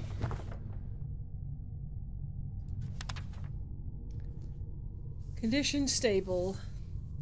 Leonard Huntings, or Lenny, as he is widely referred to by his peers and many staff members at the Institute, is one of the friendliest and most helpful patients currently admitted. He is very slim and has an unhealthy-looking countenance. In fact, there have been times at which other patients thought they were seeing a ghost, as Huntings was found wandering around the hospital, his striking white-skinned torso naked, ribs protruding out of his chest. Hunting's manners are polite and gentle. He speaks softly and often stammers, his hopelessly melancholic visage demanding sympathy. He rarely gets in trouble, and in fact, his agreeable behavior has earned him such a privileged status among his peers that staff are allowing him to perform daily maintenance tasks, turning Huntings into one of the most valued patients in our facility. Regrettably, he suffers from a crippling case of myelodysplastic syndrome that has developed into leukemia, severely weakening his bone structure. Oh no, he has leukemia? Oh God, buddy. Oh, buddy. Oh no. I feel so bad for Lenny. I really hope he gets the help he needs after we deal with whatever the thing is below and it releases its hold on him. I have asked him, yes, he doesn't want to talk about it.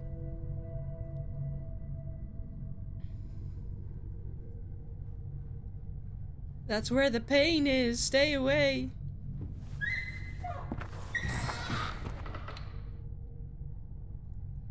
Oh, Lenny, my poor friend. Do we think we could find another film reel in here somewhere, maybe? I have a feeling there's gonna be more film reels.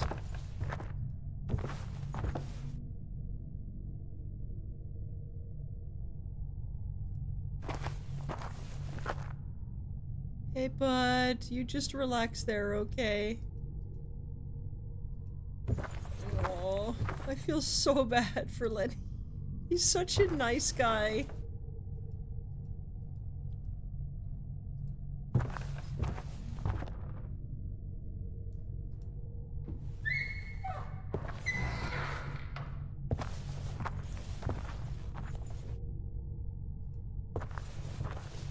Here we go.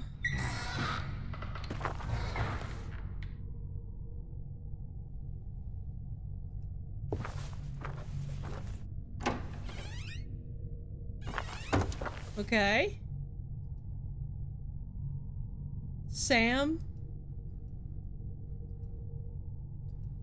A piece of cloth stained with black paint, probably used by patients to clean their dirty hands. There were many cans under the table, likely filled with dried up paint.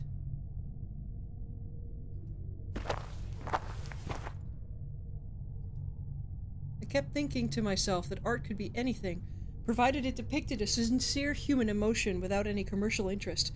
Thus, even a deranged patient was more sincere than most artists these days. Okay, Senscape. Zachary Blakely. I wonder if some of the names on these are gonna be the artists that worked on the game. I couldn't tell why, but the painting gave me a creepy feeling.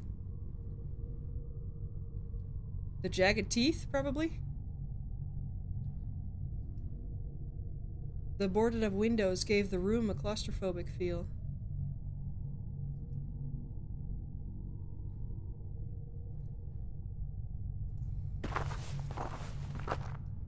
I could not make out what it was exactly. An eye? Looks like it. It was anyone's guess why those windows had been boarded up in the first place. Jochem Rins? It was a weird creation from the mind of a mentally ill patient. A lot of eyes and blood.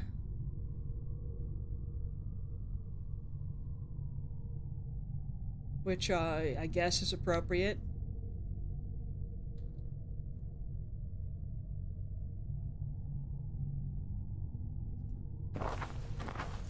Well, that one's nice, though.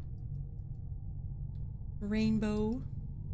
Emptied easels, the sincere creations of patients thrown all around the floor. Lost dreams and hopes.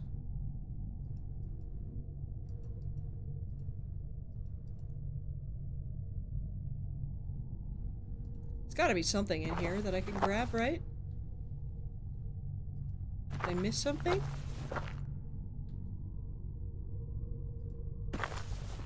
Over here, maybe?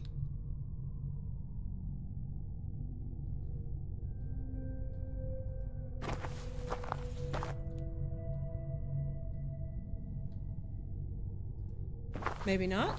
I guess it's just a room to look at things. Maybe there'll be something in here later. I had an odd, sudden urge to paint something of my own, but alas, the paint was all dried up. Well, at least we know where to go if we need paint. I guess.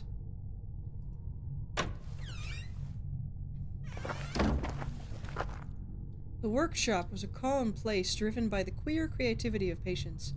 Hanwell Institute was well equipped to address all the needs of the mind.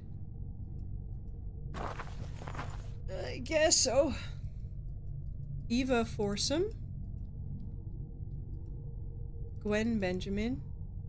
Captivating, at least. Don Luth, the patient who did this sculpture, wasn't well.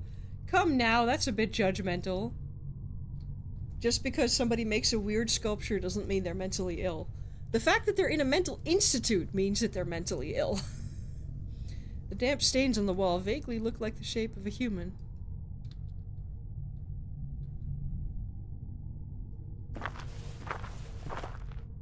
Big D.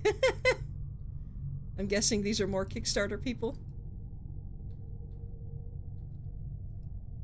Some kind of clay dough, likely used for twisted artistic creations. This drawer was stuck. An old clay bowl. Nothing useful inside. Oh, you can look in the cubby? No.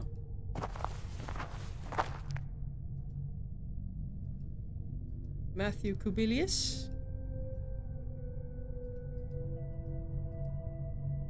I could see the movement of bugs crawling inside the furniture.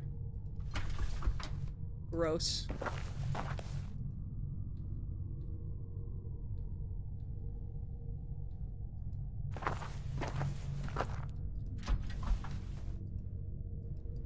Nothing of interest.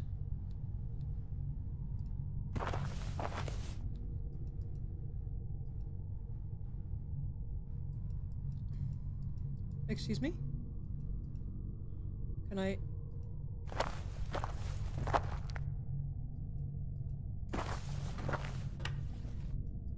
Can I exit? Thank you. Let's go. Attention, Julia and all personnel. The high-risk patient has escaped again. He is very violent, more than usual. I believe he's rushing toward the 3rd floor. Proceed with extreme caution. Uh-oh, that's definitely our fault. Because we were very mean to him and we took away his music box. Oh god. Uh-oh. We're in trouble. Colorful window of a quaint chapel. Uh-oh. We're in trouble. Let's go in the chapel, maybe. No, I was wondering about that strange noise behind me.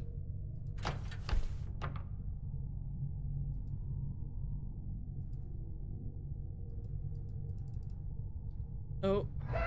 Oh! Suddenly I heard a noise, something close to me. No! Hi? Hi? Can we...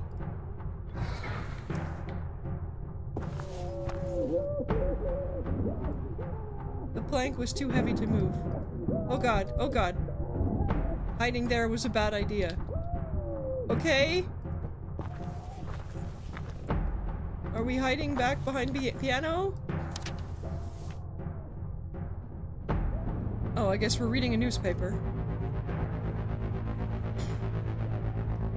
A patient hurts herself savagely. Madness in the hospital.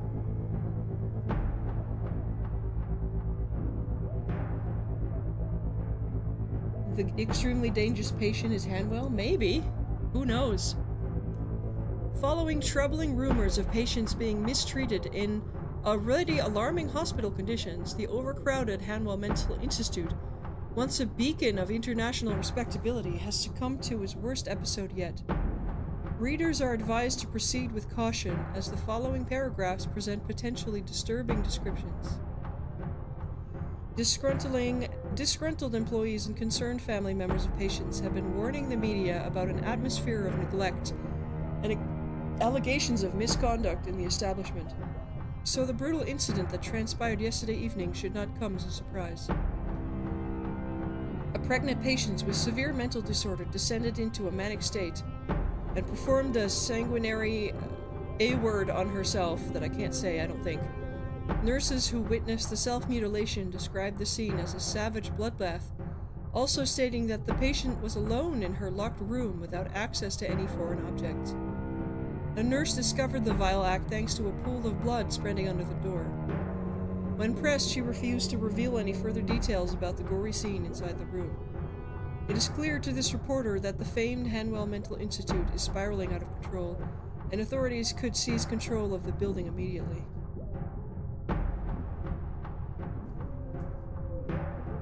Goodness.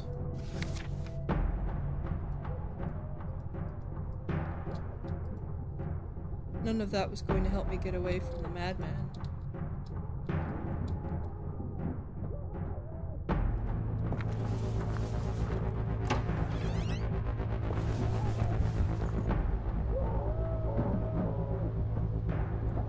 As the madman was chasing me, I felt like one of the insects in the spider web.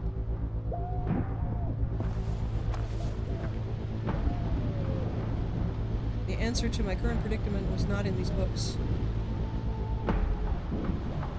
It was senseless to think I could escape through the window. 10.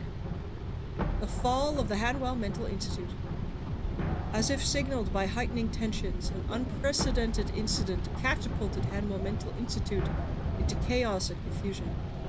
An unsupervised patient mutilated herself in the most vicious way imaginable.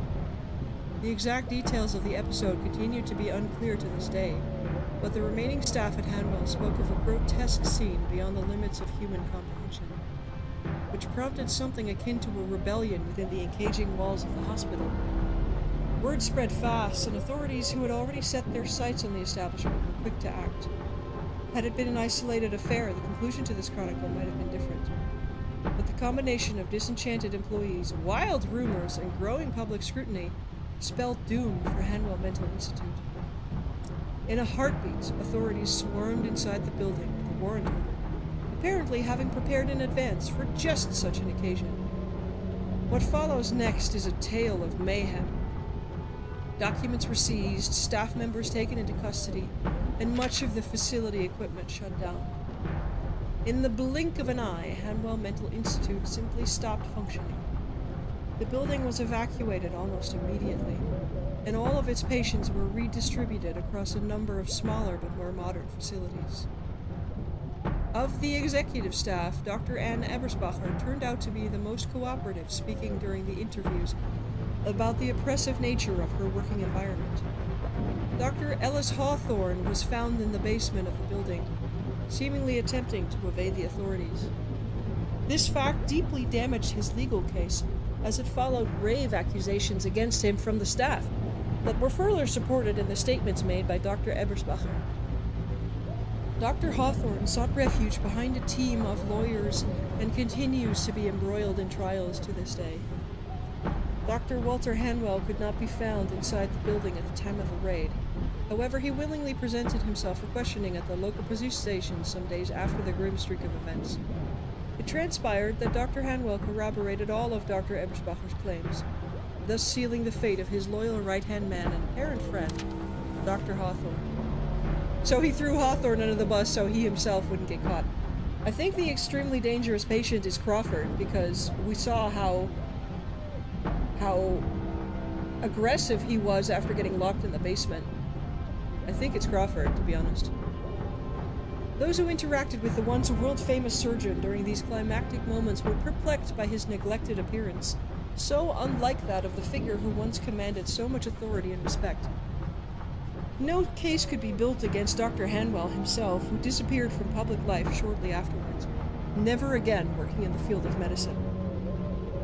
More recently, a few years after the interlude of depravity that became the downfall of Hanwell Mental Institute, the possibility of rehabilitating the symbolic building has resurfaced. Once again, Dr. Ambrose Miller, who was closely acquainted with its history, has expressed interest in helming efforts to return the establishments to its glory days. Okay, I hope you guys don't mind. I'm gonna post a screenshot of this because there's a spelling error right here. Which I'm gonna post to their Discord so they're aware of it.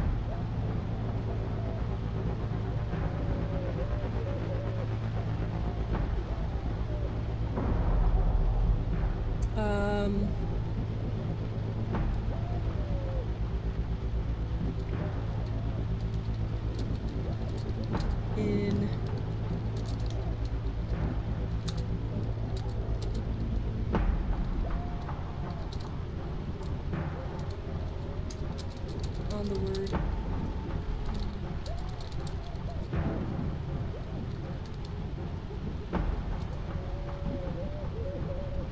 If all that stuff was a few years ago, Hodgson should have been goo. I mean, maybe the supernatural tumor kept his body the way it was, I don't know. But it was a few years, yes. There's a little bit of suspension of disbelief here.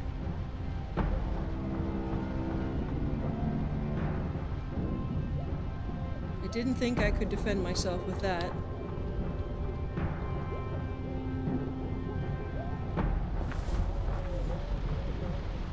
I can't jump out the window, okay. Impossible to remove these boards, besides leaping out the window would have meant plummeting to my death. Fair. The pulpit was exquisitely engraved and polished compared to the rest of the room. Try as I might, I couldn't move the cross. While I desperately needed to stop the madman, I wasn't able to move these benches on my own. Music wasn't going to calm him down this time, besides, I didn't know how to play a piano.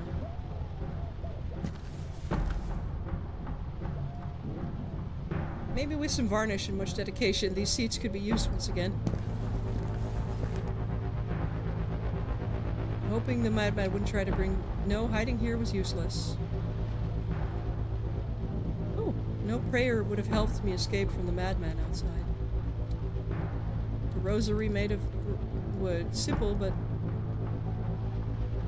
Okay, so we're not gonna grab the rosary.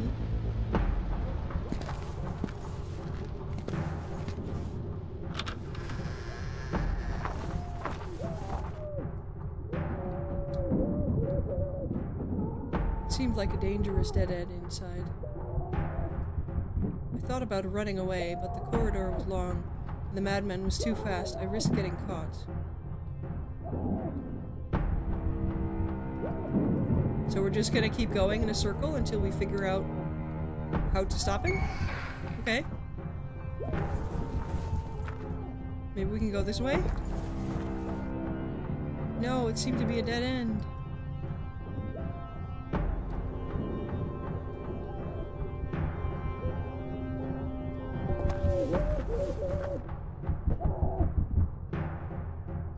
Right behind the door! I had to find another way!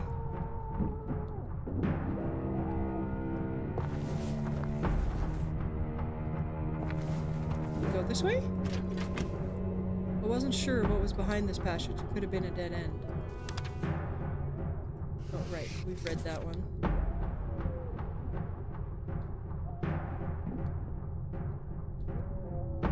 I don't... Are we supposed to just keep going until we figure out a way to stop him?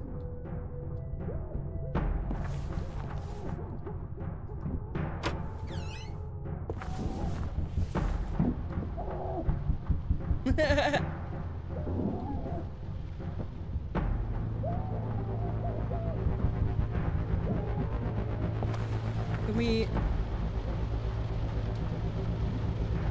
What does the chain do? Where does the chain go to?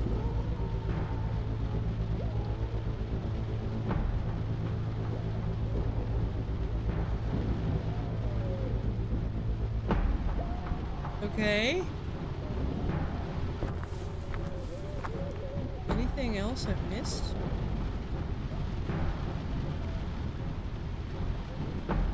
I read this, right? That was the...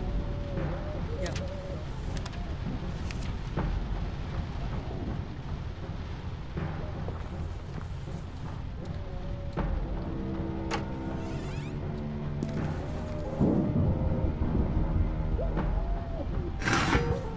Managed to block this door, but the madman could still leave the empty room using the other door.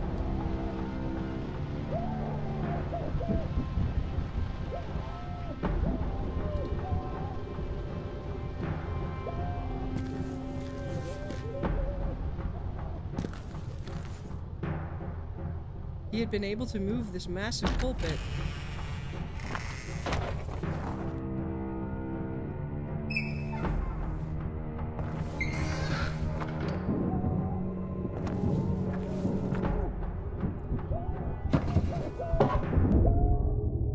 Oh.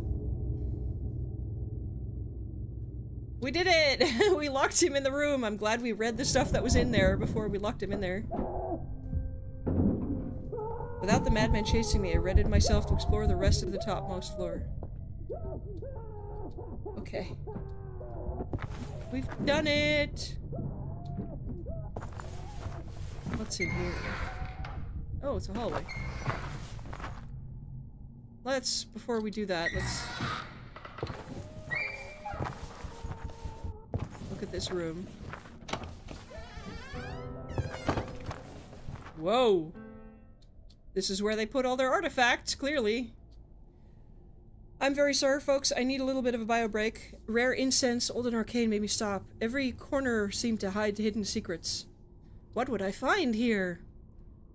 I don't really know what that said, but sorry. I got distracted by the room, and I really need to take a bio break. I have a human body, and I'm fallible. So... Sorry, folks. We will be right back. Don't go anywhere. I will put some nice music on. Don't go anywhere. It won't take very long. I'm just gonna grab myself a snack and a cup of tea and take a little bio break because bodies need maintenance. So I will be right back, and I will see you in just a few minutes.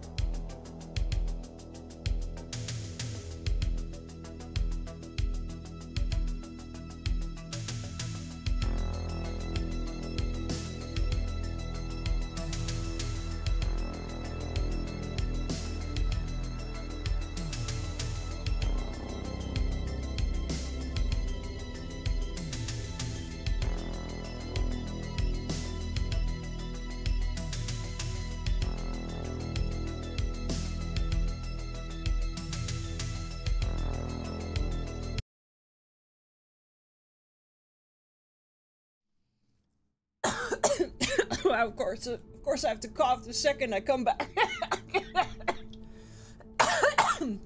I'm so sorry.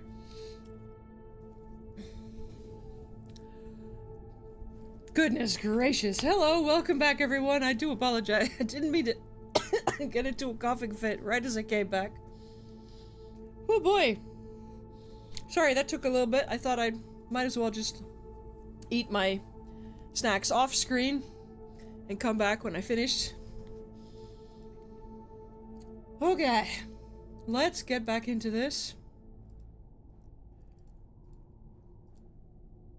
Oh, excuse me. There we go. Oh, we have schizophrenia and scavenger. I guess because we found all the patient files, and I got another achievement for finding a bunch of items.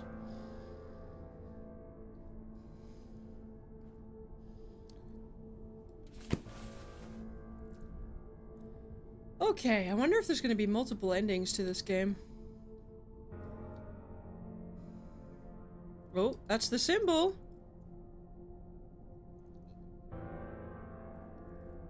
But nicer. Kind of looks like a bug from this angle. A bug with wings or something. What the hell was this? Talismans and charms? A paintbrush, possibly used to paint that large symbol, yes. Probably.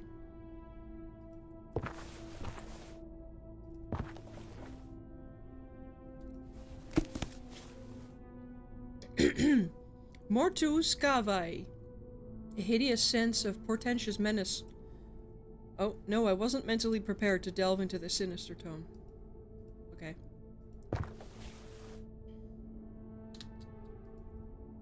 Some kind of staff?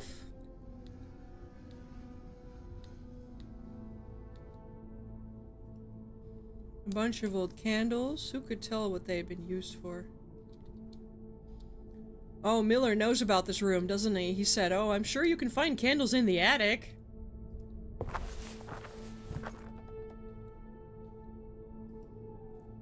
Most particular design. Old with a hint of malice.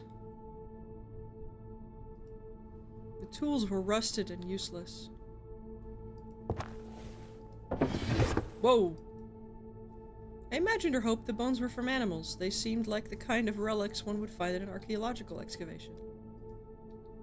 A dirty and sticky old newspaper. Oh. What was the meaning of all the bones? I don't know. Something to do with the being, I guess.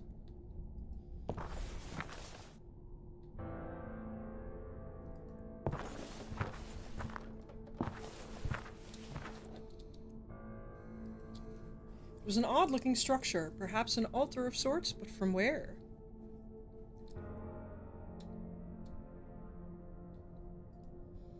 I didn't have any use for candles at the moment. It was evident why these books weren't in the library below. Their titles were arcane and disturbing. Skolix Vellum, African culture, and even stranger stuff. How is African culture a disturbing book title? Main character? Occult arts. This seemed to be an obsession.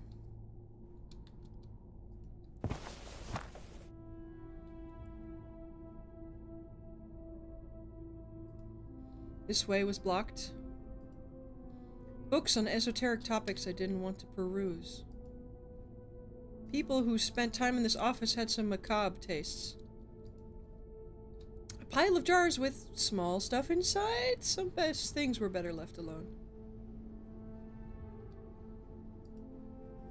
A small statue shaped like a head. It seemed like an odd ritualistic thing.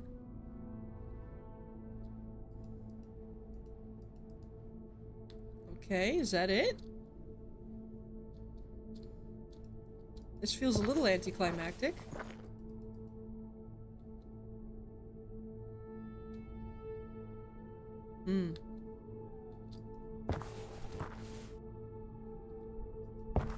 here we go. Arrow question mark? Oh, that must be the thing that fell in the basement.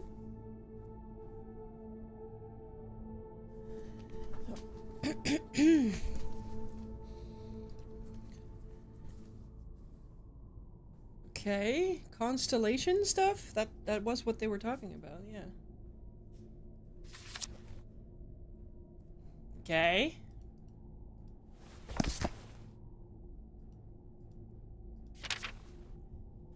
I feel nearly drunk at the prospect of harnessing all that power. We can't stop until his mysteries have been fully unraveled. I'm ready to exhaust all my resources, sacrifice anything and anyone until our goals are met. This is greater than mankind itself, even greater than me. This is the right symbol, I know it. The next step is to translate the logograms, which won't be an easy task considering the poor state of the stone slabs. So many millennia? Epochs of abandonment. Okay, so let's maybe take over the symbol. Just in brief. A twirly thing. With 2 filled in bits. The filled in side, and some twirly bits, some twirly bits. We need to translate logographs. But how? This finding predates any recorded history of scientific research. There's no written account of the servants anywhere else. I'm not even sure that's the proper translation. We are completely on our own. It's imperative that we focus on the task at hand and make no compromises if we're to succeed. We may well be the first civilized and sane human beings to ever gaze into the innards of this mountain. If what I suspect is true, what awaits inside grants the means to ultimate enlightenment. The permanence of actuality at our disposal. Servants is far from an accurate word, but there's no better way to describe them with the meager information we found. Contrary to other ancient tribes, chief among them the so-called Dalmar, write that down,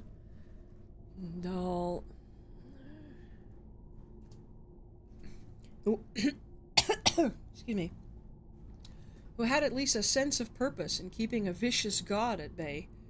The servants sought to commune with a malignant entity. I wouldn't call this a goal per se, but rather a way to exist. The servants sensed, as much as their primitive nature permitted, the formidable but alluring power of the entity. To achieve this communion... Oh, I should write down the servant, shouldn't I? Servants. To achieve this communion, these earliest beings would make use of psychoactive substances, or entheogens, as they're referred to in recent times, to reach the states of genesthai, the true meaning of existence. Genesthai? Consider the implications of this fact. Sentient beings that existed long before any hint of our recorded history, or even any form of religion, had already embarked on the greatest quest of all, Entheos, the divine within, and could be right here beneath us. Examples of entheogens include ayahuasca, peyote, and psilocybin. Peyote? I don't know. It seems, as far as I can surmise, that the servants required some sort of mind shield to face the abstruse presence of the entity. This corroborates my other findings, yet I can't synthesize the prehistoric entheogens exploited by the servants. We lack that information. However, if shielding your mind is the key, then perhaps abusing our mentally ill patients is the answer. The best word I found to describe the entity is Phalote? Phalote? Phalote. Hello. Welcome back. How are you doing? Oh, hang on.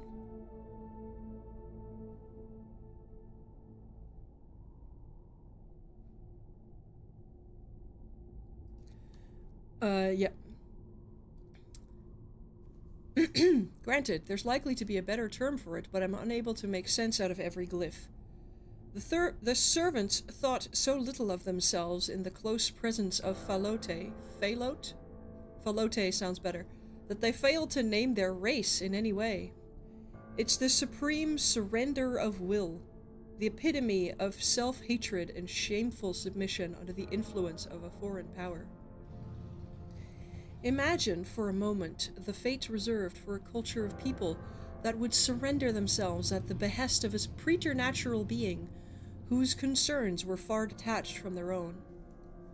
But luckily, nothing of the sort ever happened. Whatever substances the primitive servants used, they didn't succeed in merging with this otherworldly visitor.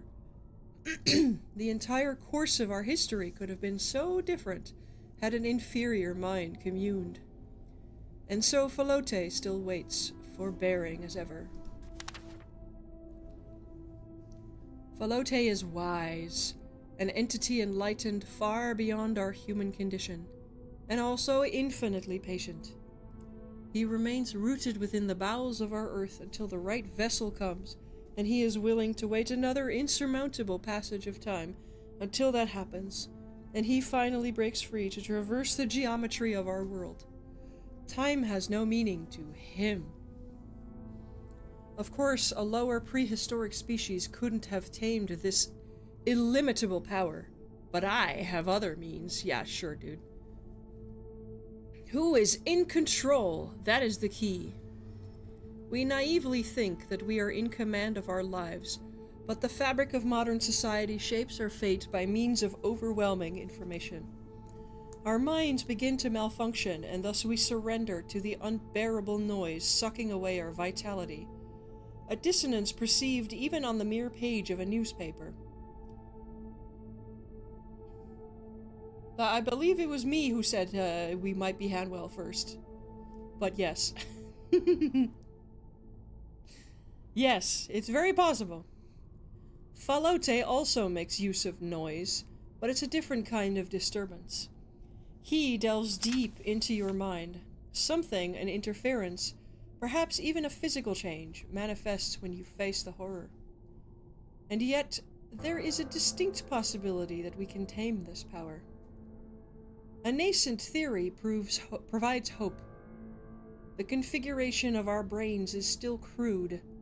Much as I'd like to believe my genes are more sophisticated than the boorish servants, not enough time has transpired to provide our brain cells the ability to grasp the essence of reality. We're still only able to process 3 dimensions. However, Falote operates in another geometry of existence. Let me take a sip here. That's a lot of reading. His visual information is too much for our minds to absorb. Yet the only way to commune with this entity is to endure his presence. It must be so old, impossible to comprehend with our earthly conception of life. Falote must have originated from the time in which the very first stars formed. Perhaps he already existed before it all began.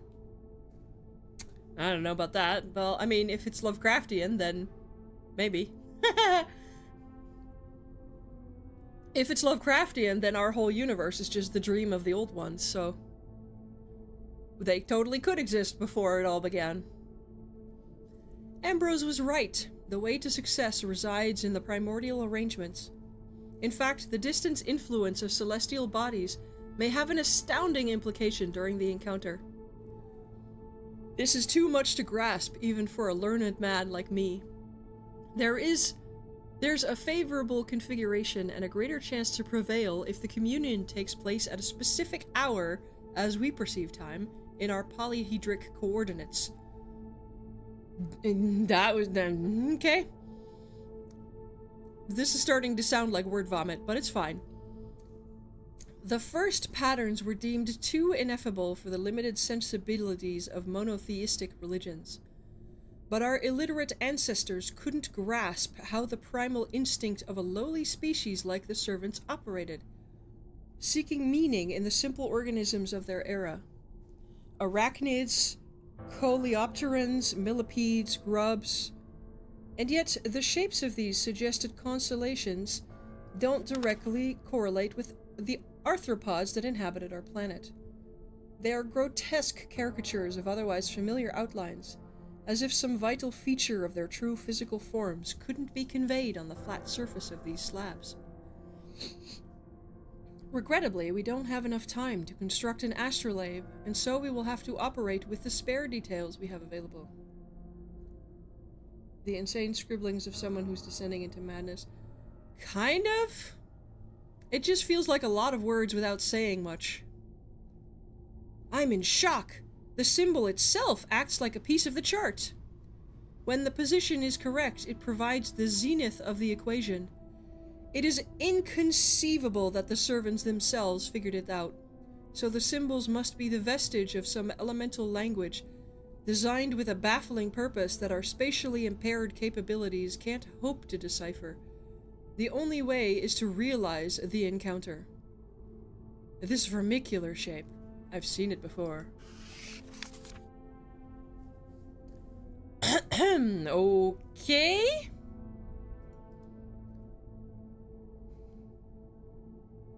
So, they were trying out different stuff with constellations and translating stones and trying out finding the right constellation or time to, like, communicate with the thing.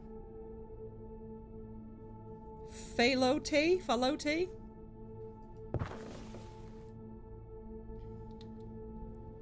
Good grief. Okay. Find the catacombs. So the truth was becoming clear. The doctors conducted a series of secret experiments with patients for the purpose of communing with a primordial being that had settled inside this mountain for an impossible period of time.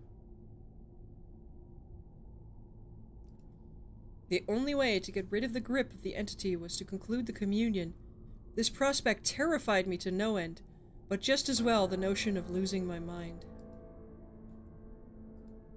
No doubt the fantastical discovery in the Institute's underground passages would provide the ultimate piece of the puzzle. But how? Where was that mystifying tunnel located?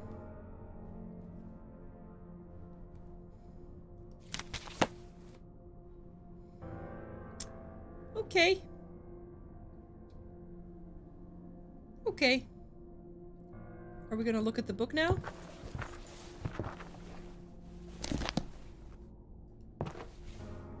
Nope. Okay.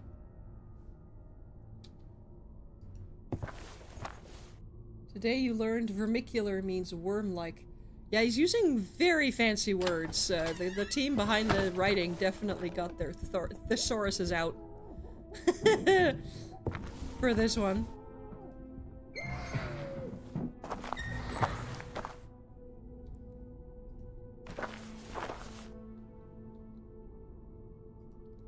The buckets were dirty and empty. An unremarkable box that had nothing inside. Uninteresting shelves. It seemed this section had once been used as a sort of storage area.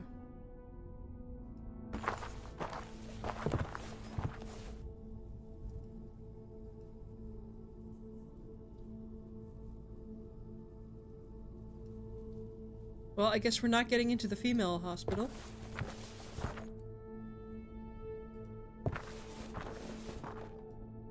I was able to see the whole length of the once beautiful yard from this window.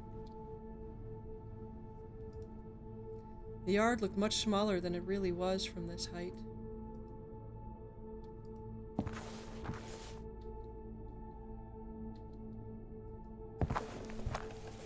Oh, there's even more upstairs. Okay.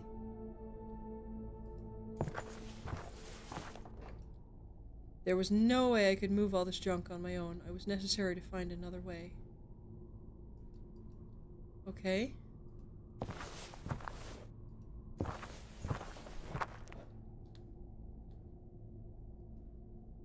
Okay.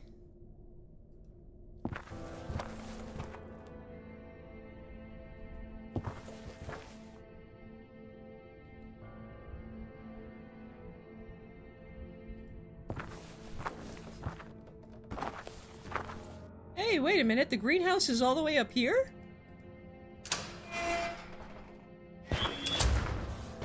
Or is this a birdhouse? No amount of water could save these plants. There were no traces of plants, just dried mud. The whole state of the greenhouse was quite sad. Okay, the greenhouse is all the way at the top of the building. Got it. A large bird cage. It must have taken a lot of work to attend so many birds. There were no traces of plants, just dried mud. Oh! A peculiar flower. For a fleeting moment, I remembered seeing a flower like this in another greenhouse. Another greenhouse? Oh! Whoa! Okay.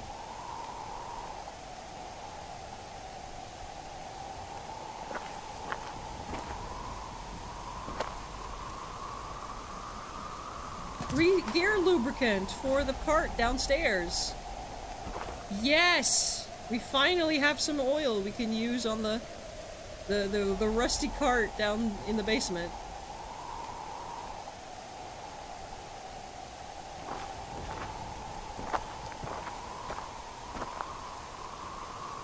Premium lubricant. It had been long since anyone took care of these plants. I could hear the ocean from afar, whistling along with the wind. The strange rock formation was still on the horizon, a prominent feature of the eternal ocean. That rock feature is going to be a thing, isn't it? Wow. This is very pretty. The harsh storm outside was whipping the terrace.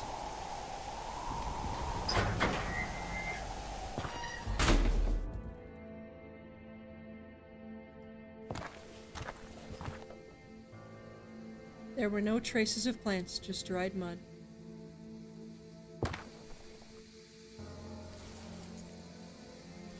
Finally!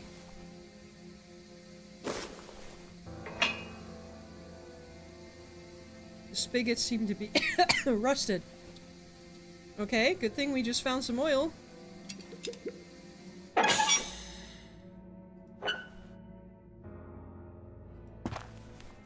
Do we still have the oil? We do.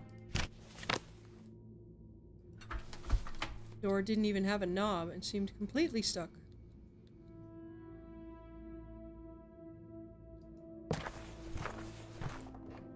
Someone here really liked birds. I was against having birds, or any pet for that matter, entrapped for one's pure pleasure. Oh, we were out here already.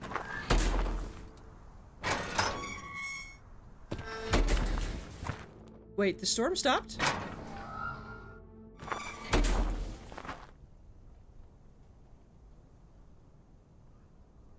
Well, this is unsettling. The clouds moved fast with the wind. The scent of the storm was still in the air. The perpetual forest made me feel even more isolated in this place. Okay. Journal updated because the storm stopped, I think.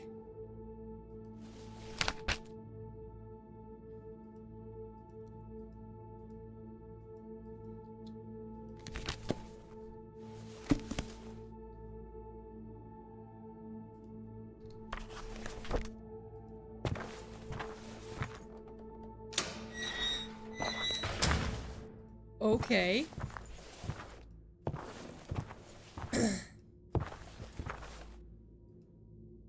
The window was open, letting a chill breeze in. The salty scent of the ocean prickled my nose. I do love the smell of the ocean. Thankfully, the outside world was still out there, waiting for my return. The door was shut tight.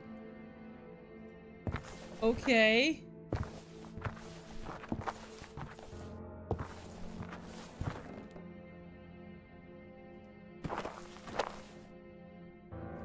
Oh, where was the door? Oh, oh, here.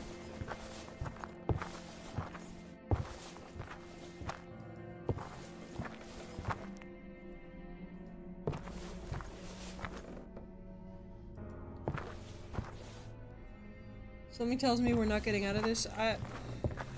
Who knows, man. Lovecraftian stories don't tend to end well. So... I wasn't really expecting us to make it out of here. I just hope Lenny does. Lenny deserves to have some happiness after all of this.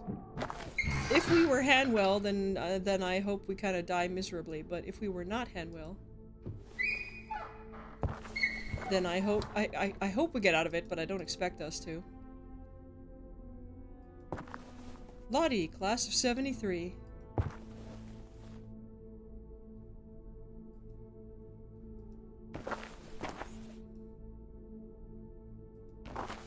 Daniel, Cesar.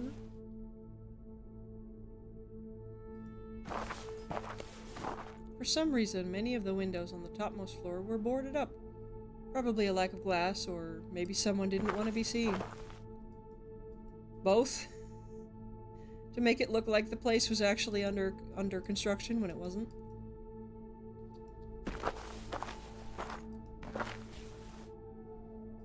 Names.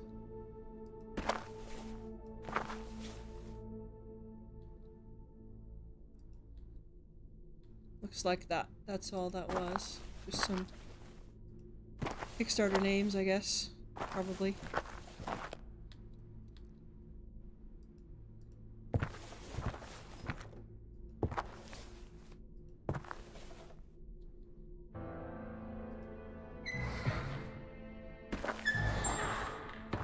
Alrighty.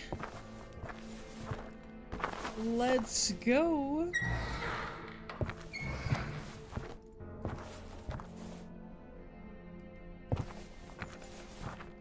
You still in here, Lenny? You alright?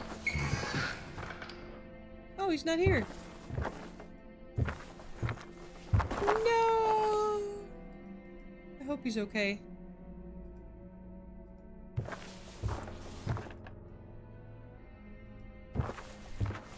I hope he's okay, wherever he is.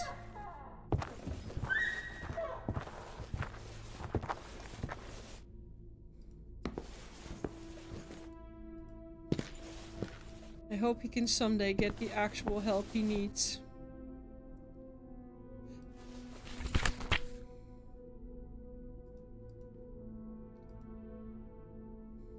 Well, I guess all that's left is to go down into the basement. I'm sure we've missed stuff, but...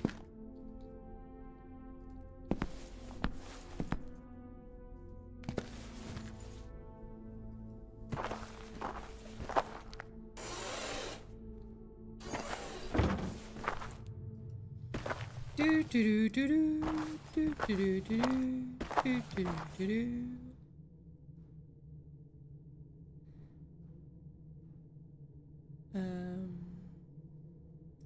That's the sewers, but I'd like to add the oil to the minecart, because I think we might be able to do that. Right?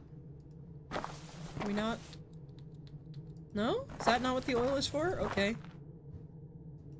Thought we were gonna use the minecart to smash through the boards, but I guess not.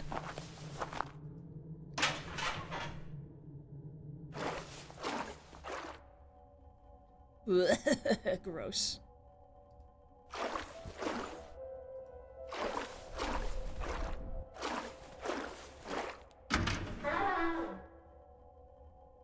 Oh boy. Oh, yep. They just left him to starve down here, didn't they? Oh god, this poor man. Oh god. They left him to die in the septic tank. God.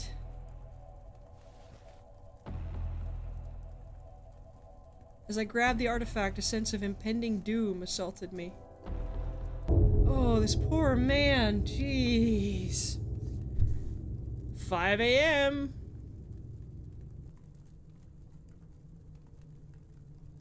I felt my nightmarish journey was nearing its conclusion. This weird key was bound to unlock the final answer.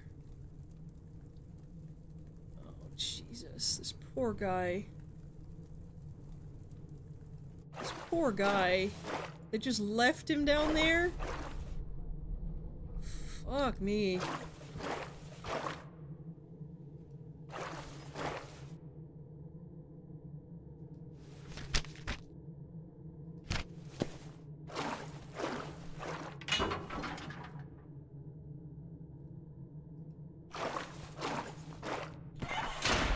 Oh man, that sucks. That's just the worst.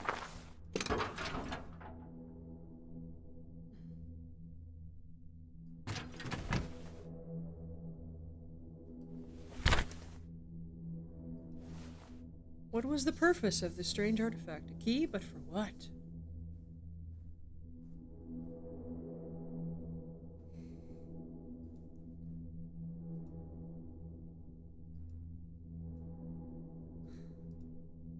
I had the tumor, and thus I had participated in the encounter with the entity. The only reasonable conclusion was that, to be completely free from Fralote's grip, I'd have to face the horror one more time. Okay.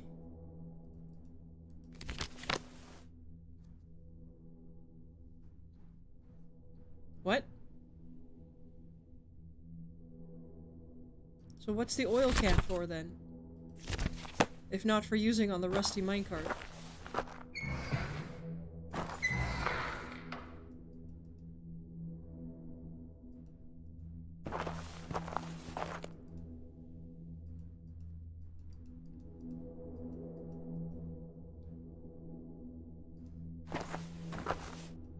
Ah, here we go. I just had to go to the right spot.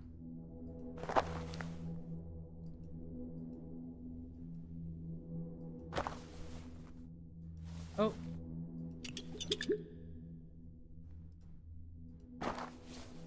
Good enough? No? Gotta go to the other side?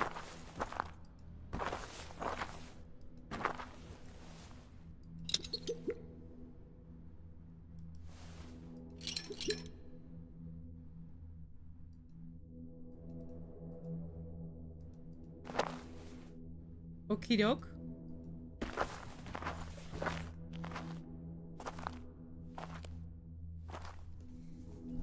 This is what I was expecting us to do. And shove!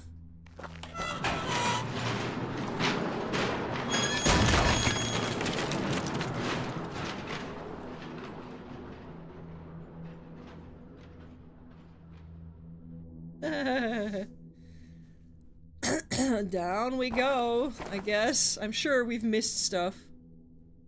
I'm sure there's collectibles and stuff we've missed. Oh boy! Oh god! Lenny? Why are you down here?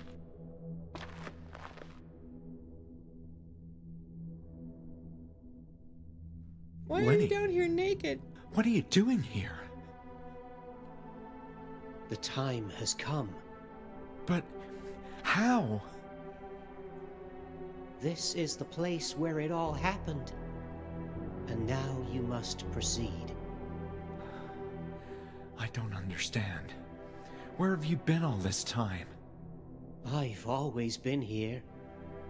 With you. What are you saying?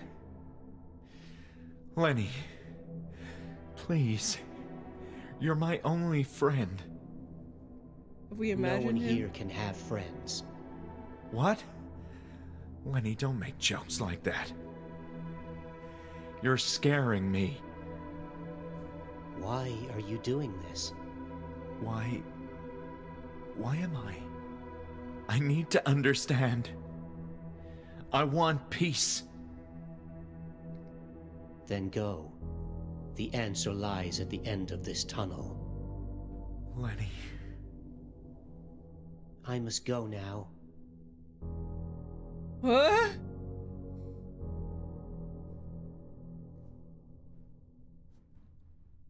Excuse me? What? Excuse me?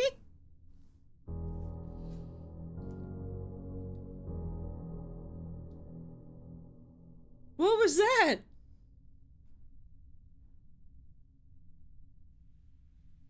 Was he a ghost this whole time as well? No, because the others saw him. What the fuck?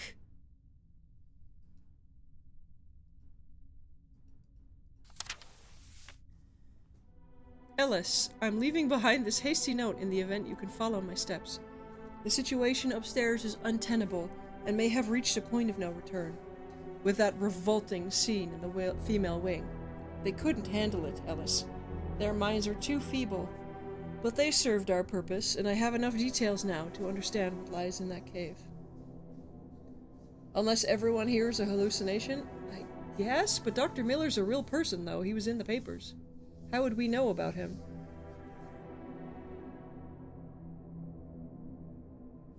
This is the second incursion of authorities into the premises, and we won't get away with things so easily this time. My own actions have raised suspicions, putting me under close scrutiny.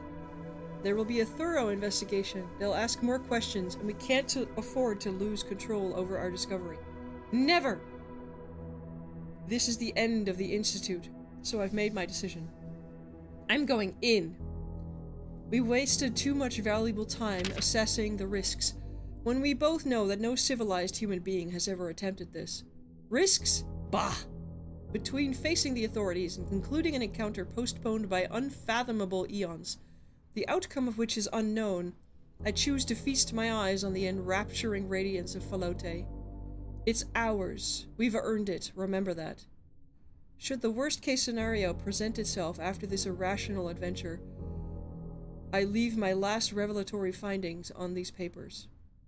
The tumor. It's a mechanism. Ellis, the tumor acts as a sort of fail-safe device. Falote, in his endless wisdom, honed through vast passages of time that our pathetic minds couldn't grasp, understood the risks of taking control of an inferior organism. What lies beyond the cave? Is the vessel being threatened in some way? How can he know if the organism will survive? So the entity only goes so far in the reconfiguration of foreign tissue. He leaves only a part of himself as a test, or maybe as some kind of probe which our biology develops as a tumor. This is the abnormal growth that we observed in the patients. Ironically, it was him observing us the entire time. And that, Ellis, is our biggest mistake. Yes, the patients relayed critical visual information to us, but the entity sensed the threat. We may be among the elite of our peers, but in the presence of Falote, we are arrogant and stupid creatures. I still have to decrypt the significance of the visions, but I believe they represent beacons. This is the part I couldn't properly translate. They are somehow part of the failsafe system. What I do know is that he wants to leave, patiently waiting until an ambitious but strong soul faces him and successfully withstands his powerful gaze. Whoever is chosen will not only participate in a cosmic symbiosis our earthly religions could only dream of, but gain an epochal power transcending our human condition. I should be able to tolerate his sight. If my suspicions are correct, Ellis, not even our wildest theories could have prepared us for him. I may not be in control of myself after I enter that chamber. Take all necessary precautions to ensure that our discovery remains safe. No one can proceed beyond this point but me. And he showed up a few days later at court, didn't he? So did he succeed? Is he the thing? Is he the vessel?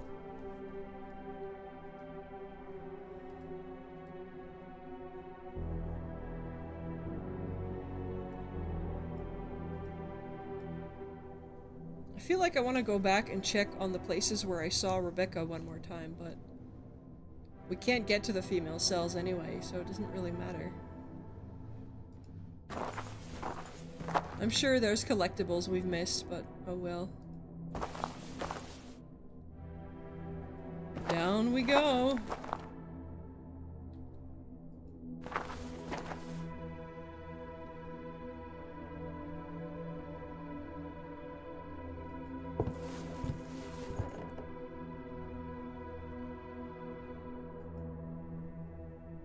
Point of no return, I'm gonna guess.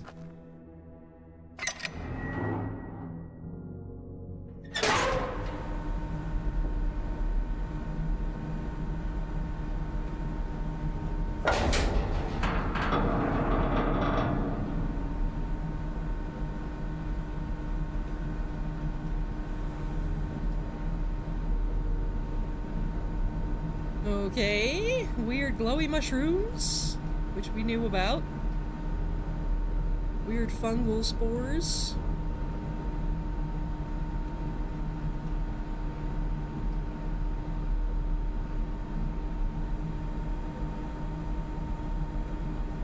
This is taking a while. Oh boy. Oh. Loading the next area, I think. Oh, some texture pop in.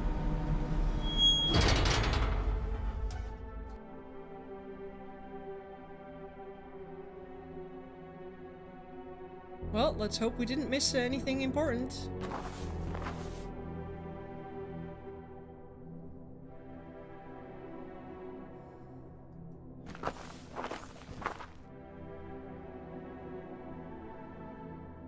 Boy, they must have dug down here a long time, huh?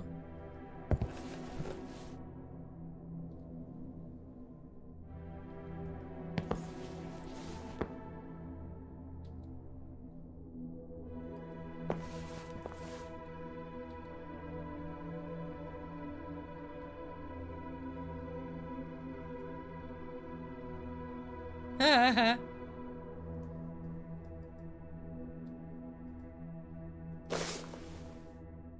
No, not the valve. Not the syringe. Not the keys.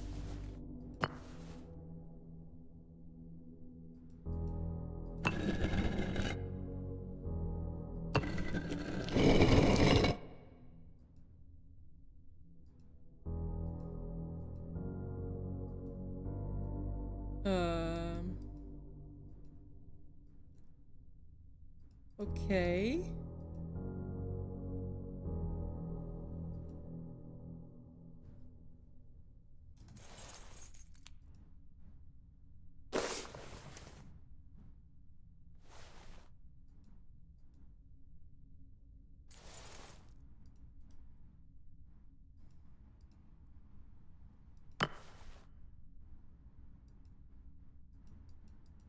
We gotta move these, I think.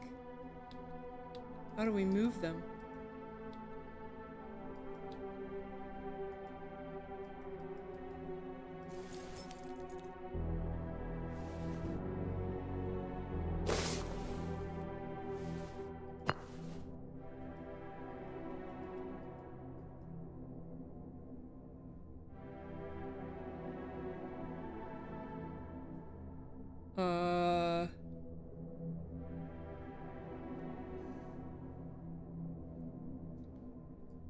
I think this has to be pointing here.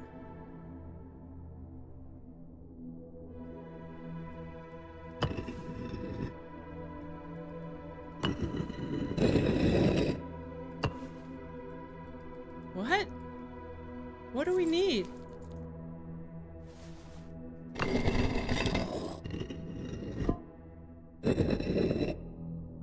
Oh. Oh, I see. Okay.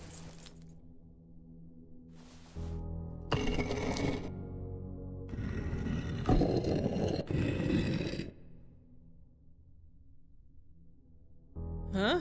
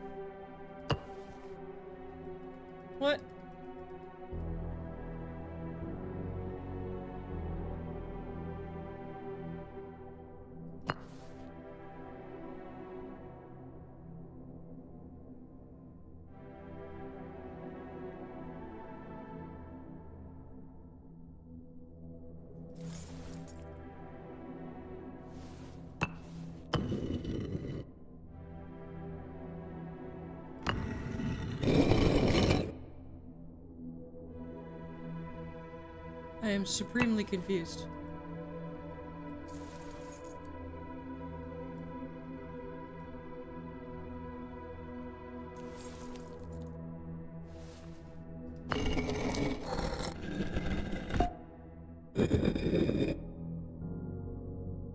Okay, so that's the last one. I guess. Is it?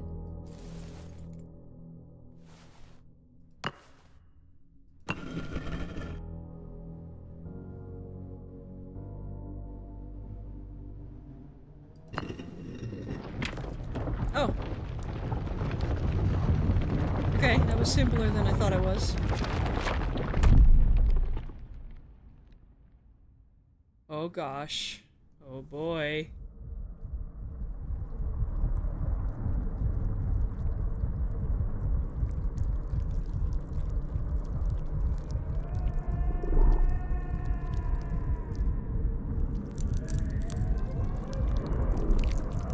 Okay.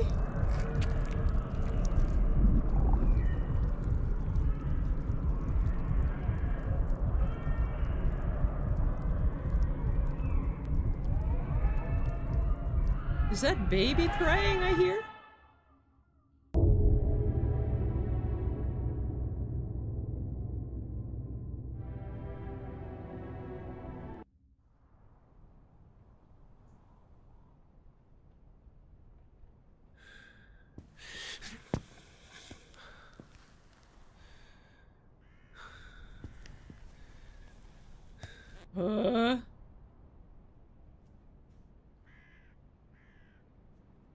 What?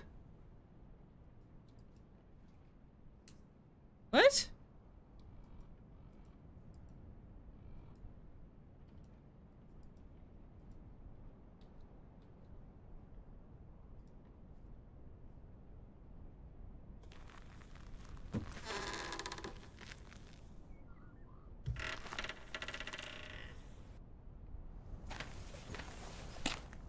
Excuse me?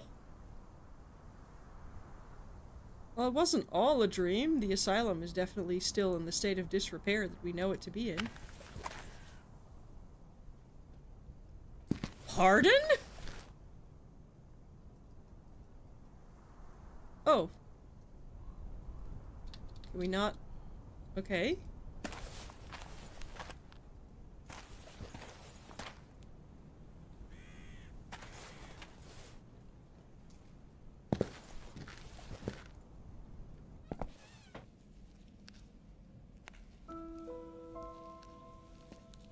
What? Did you find what you were looking for?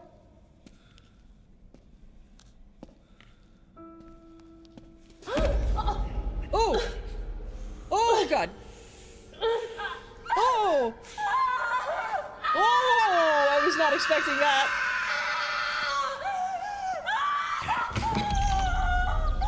Oh!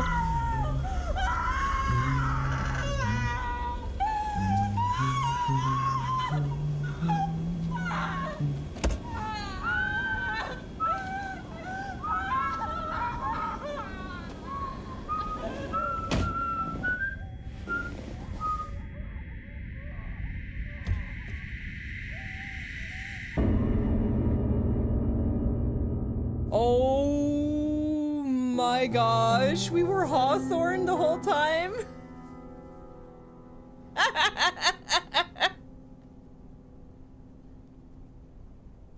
Or did Hawthorne take us over? I'm so confused what happened there.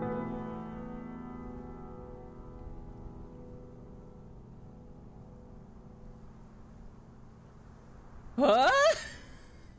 Excuse me?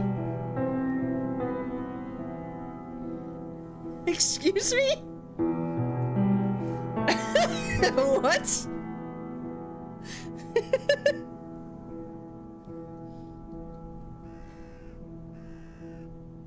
I am extremely confused. I mean, that was Hawthorne's face.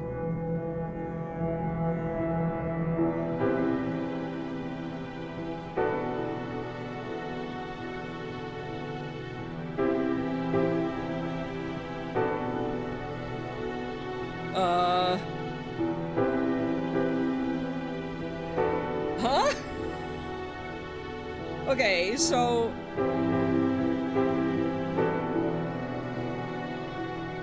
Were we lying the whole time that we didn't remember anything? Were we, as Hawthorne, going in there pretending we didn't remember because we had to go all the way down back to the basement? Or did we actually not remember, but then when we came back downstairs, then suddenly we remembered everything? Or we got taken over by whatever the thing was?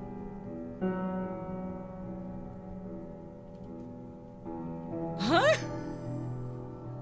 Oh my god. I am so confused.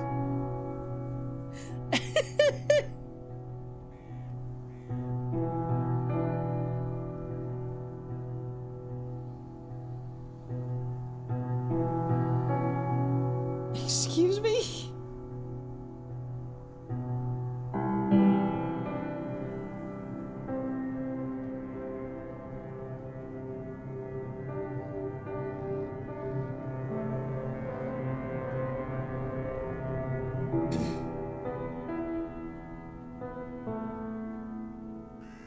Okay.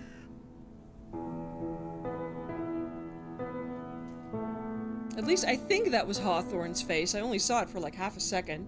It could have been Hawthorne's or Hanwell's face. But that just casually poking out her eyes at the end suggests there's a lot more going on than just a person anymore. That suggests to me that whatever the thing was definitely had an influence. Because there was no reason to do that to her. Other than cruelty. The fuck?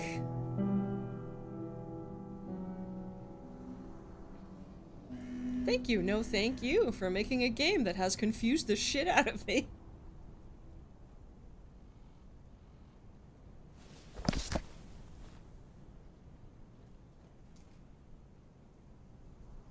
Left the asylum. Okay. Excuse me?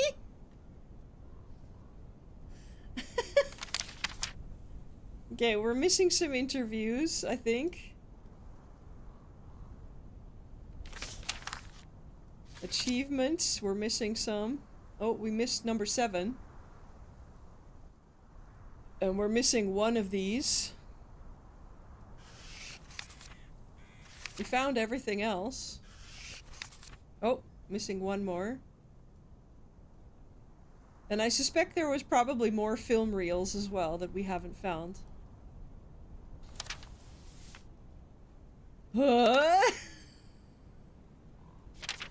Maybe I'm just not intelligent enough to figure out the story. I have no idea.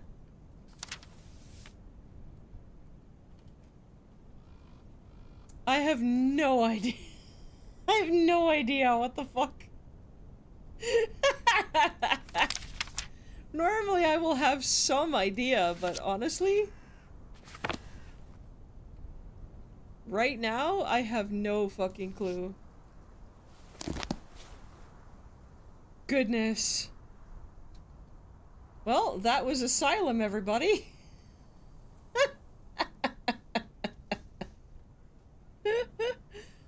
Oh, goodness gracious me. Well, I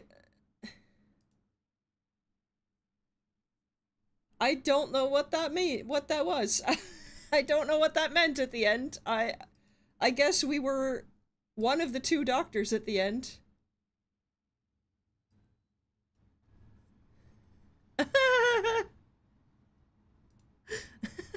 Excuse me?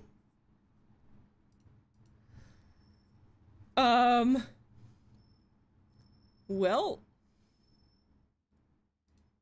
if you all have any idea, I think by the end we do get possessed by the thing, because the doctors, while cruel, didn't hurt people without a purpose. So I think by the very end he did succeed in becoming possessed by the thing. That's my guess.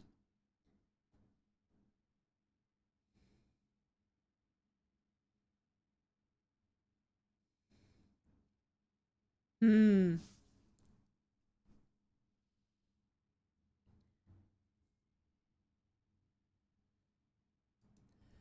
I think Hanwell did. I think we were Hanwell. They both kind of had black hair. I didn't know if I spotted the mole on the nose. It was too fast.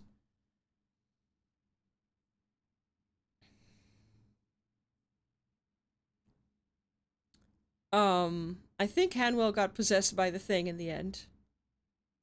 The first time he went down there,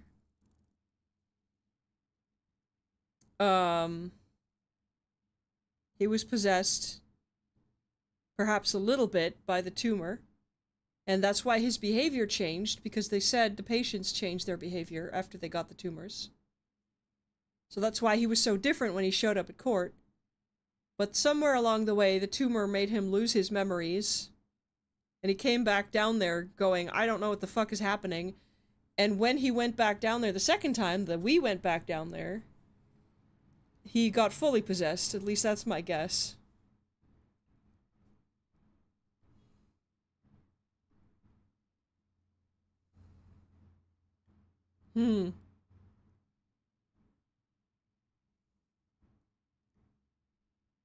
I still don't really know what happened to Lenny at the end there. I guess he was probably partially possessed. Also.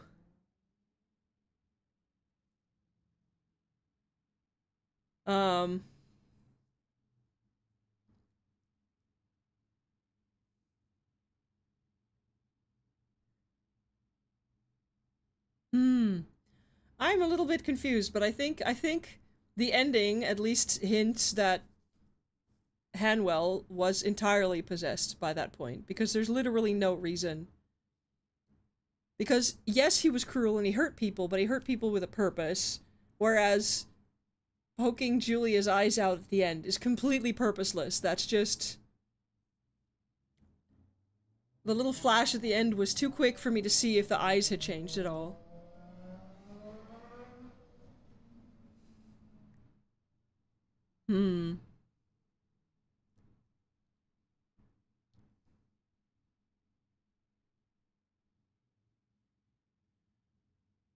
I don't know. I'm gonna have to think about this one for a little bit.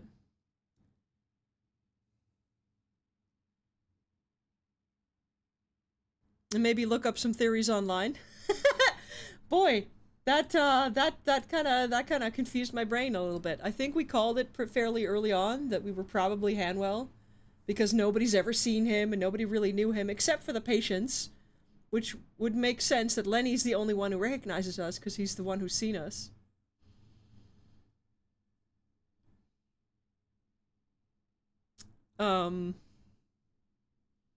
Yeah, I'm gonna have to think about that one for a while. That was really fun, though. That was super, super fun. I had a great time playing that.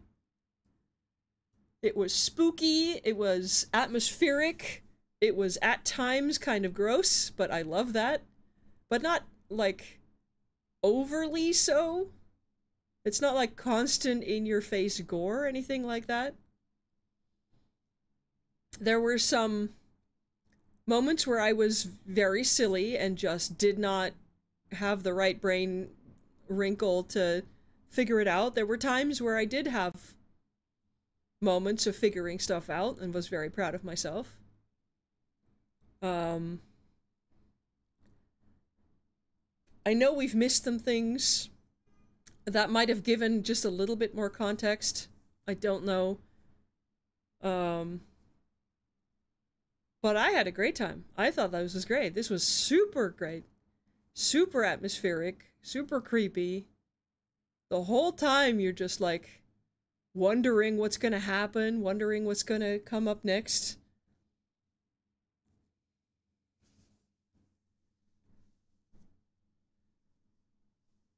And the background droning and the changing of tracks at certain sections of the game, really effective. The like crunchy, textury style of the game. Really effective. Really well designed. Pretty good voice acted.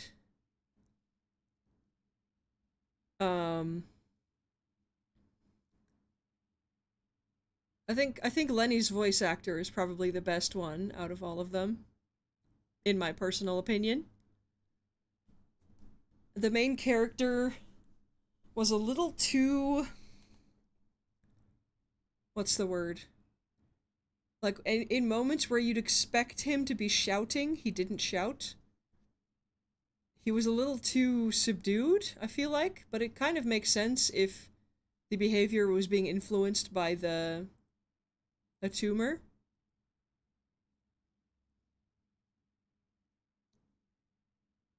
But, yeah, the voice acting was good, the art design was really good, the design of the building was really good.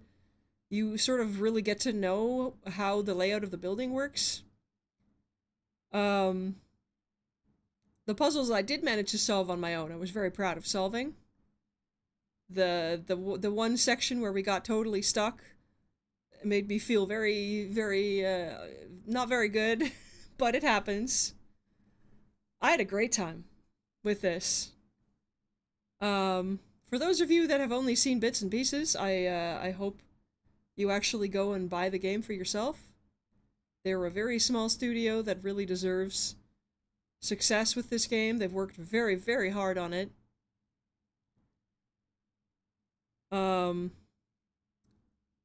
Alternatively, the whole thing could just be fungus hallucinations.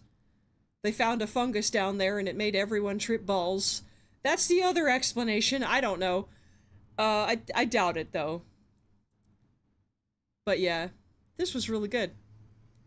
The ending was a little bit like sudden shock ending, but I think it does do a good job of building up like the tension and all the feeling and all of the everything building towards getting down into the basement. Like I said it right at the very beginning when we found the cart for the first time, I was like, we're gonna be using this cart to break the boards and go down there.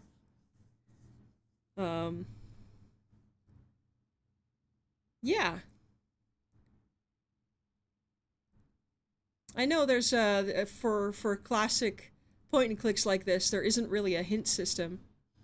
I think they did fairly well. I think there were certain points where maybe a little bit of extra hint could have been given. There were a couple times where it wasn't really clear if we were supposed to backtrack somewhere or if we were not, or if what you needed was nearby. But that's very much the classic point and click style where you kind of just have to remember and figure shit out on your own, which I really like. It led to a few moments of frustration, but that's my fault, not the game's fault. Yeah, this is great. I'm glad we decided to do this, and I'm really glad they lifted the embargo on the ending for today, because it means I actually got to play the whole thing on stream with you guys. If you have any theories about the ending, let me know.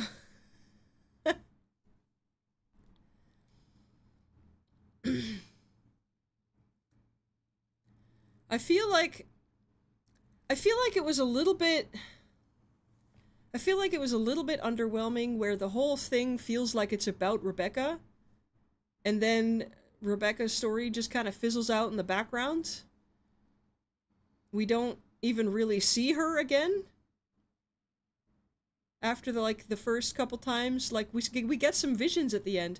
I guess I could have gone back to where those visions happened to see if there was something to find, but it felt like the whole story was about Rebecca and us being, you know, there for Rebecca, and then that kind of just petered out. And she doesn't even get a mention at the end. But I don't know.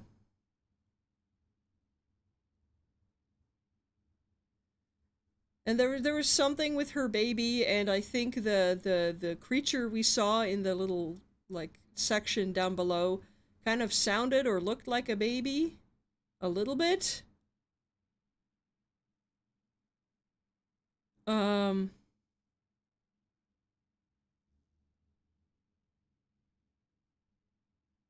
I don't know how we ended up in the shed at the end. Is the thing, because the shed was locked the whole way through? I don't know if we went back out the same way we came in.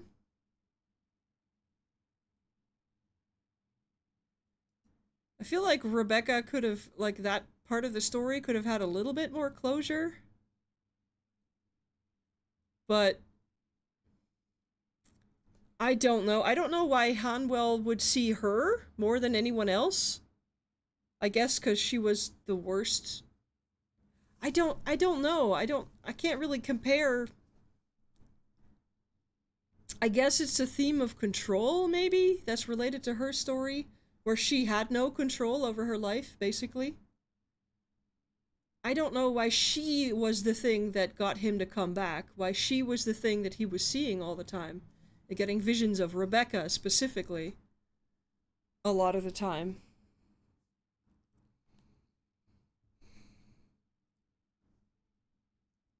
I don't know. I have no idea. And I don't know why why they decided to poke Julia's eyes out at the end. If anyone deserved to get that happen to them, it was Miller, not Julia.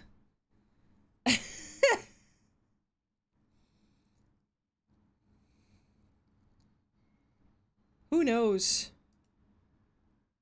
I guess there's a lot of themes in here that you could, you know, a lot of interpretations. I don't know. Though I do think the person at the end isn't Hanwell or the person we were playing as anymore. I think that is a different person affected by whatever happened. Other than that, I don't really know. Turn some music on over here. There we go. Kind of thematically appropriate music here.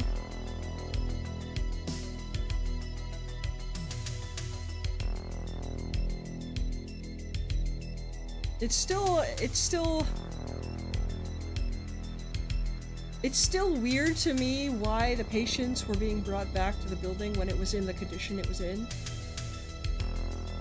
I don't really know what Miller was doing. That didn't get any kind of ending either. He just disappeared by the end.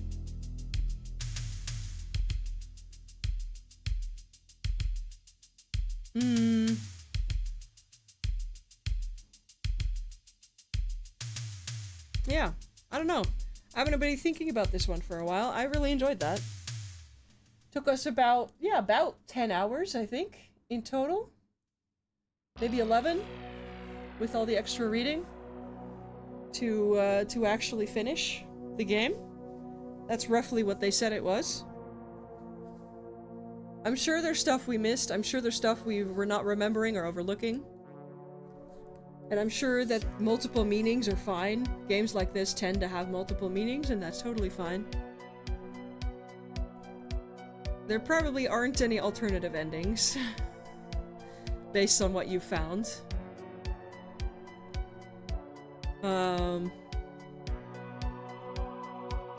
Yeah. Check out Senscape and their games. Buy them if you can, support them if you can. Maybe you can find the bits that I missed.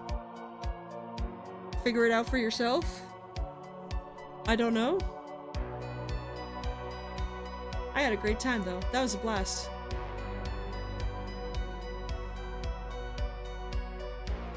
Yeah.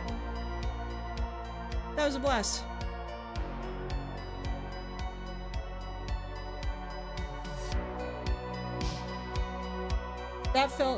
Yeah, you don't get a lot of games like this anymore. There are a lot of them are much more modern, or you're very quickly going into hidden object game territory.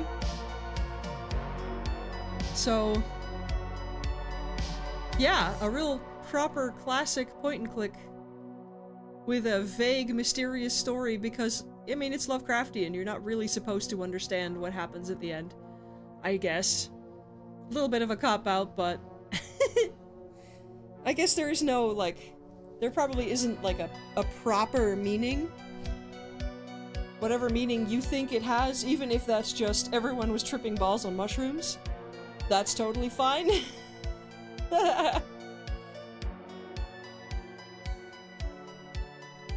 I halfway thought it was all just one big dream until he poked Julia's eyes out at the end. That felt like it actually happened. So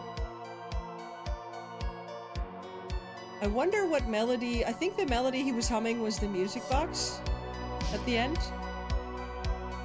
Anyway, sorry, I keep getting sidetracked. I'm gonna continue to think about and theorize about what the ending means, and see if I can maybe find some, like, the bits that I missed, and see if that adds any extra information that we might have needed.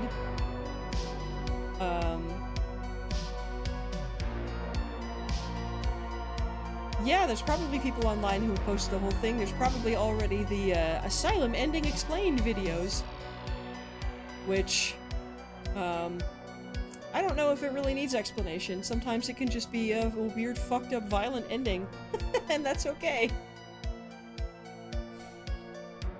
Yeah, expect more games like this. I mean, not really like this, but more point-and-click sort of mystery detective-y games in future. Tomorrow we will be going back to Monster Hunter. Let me see if there's anyone we can raid.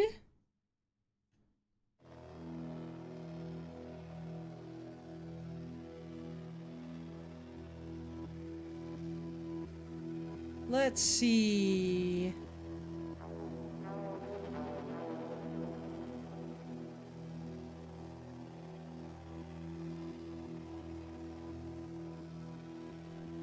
Is there anyone I can raid right now?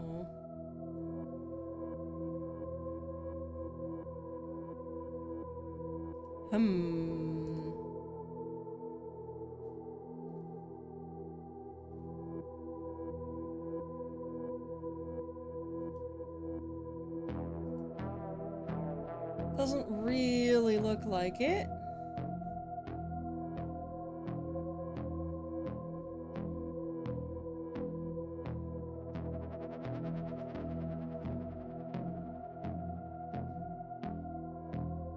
Nah, it doesn't really look like it. Thank you all for those of you that were here for the entire adventure. Thank you all for those of you that were lurking in the background. Thank you to those of you that have only been here for like 5 minutes. Thank you everyone for watching. I hope you enjoyed the spooky, slightly gory, gross mysteries of the Asylum of Hanwell Mental Institute. I hope you all enjoyed it as much as I did. I certainly had a great time. I will see you tomorrow for Monster Hunter, and I wish you all a fantastic day, morning, evening, afternoon, night, whatever time of day it is where you are. Hope you have a good time. Make sure to hydrate, go outside, be good people, and I'll see you tomorrow. Bye, folks.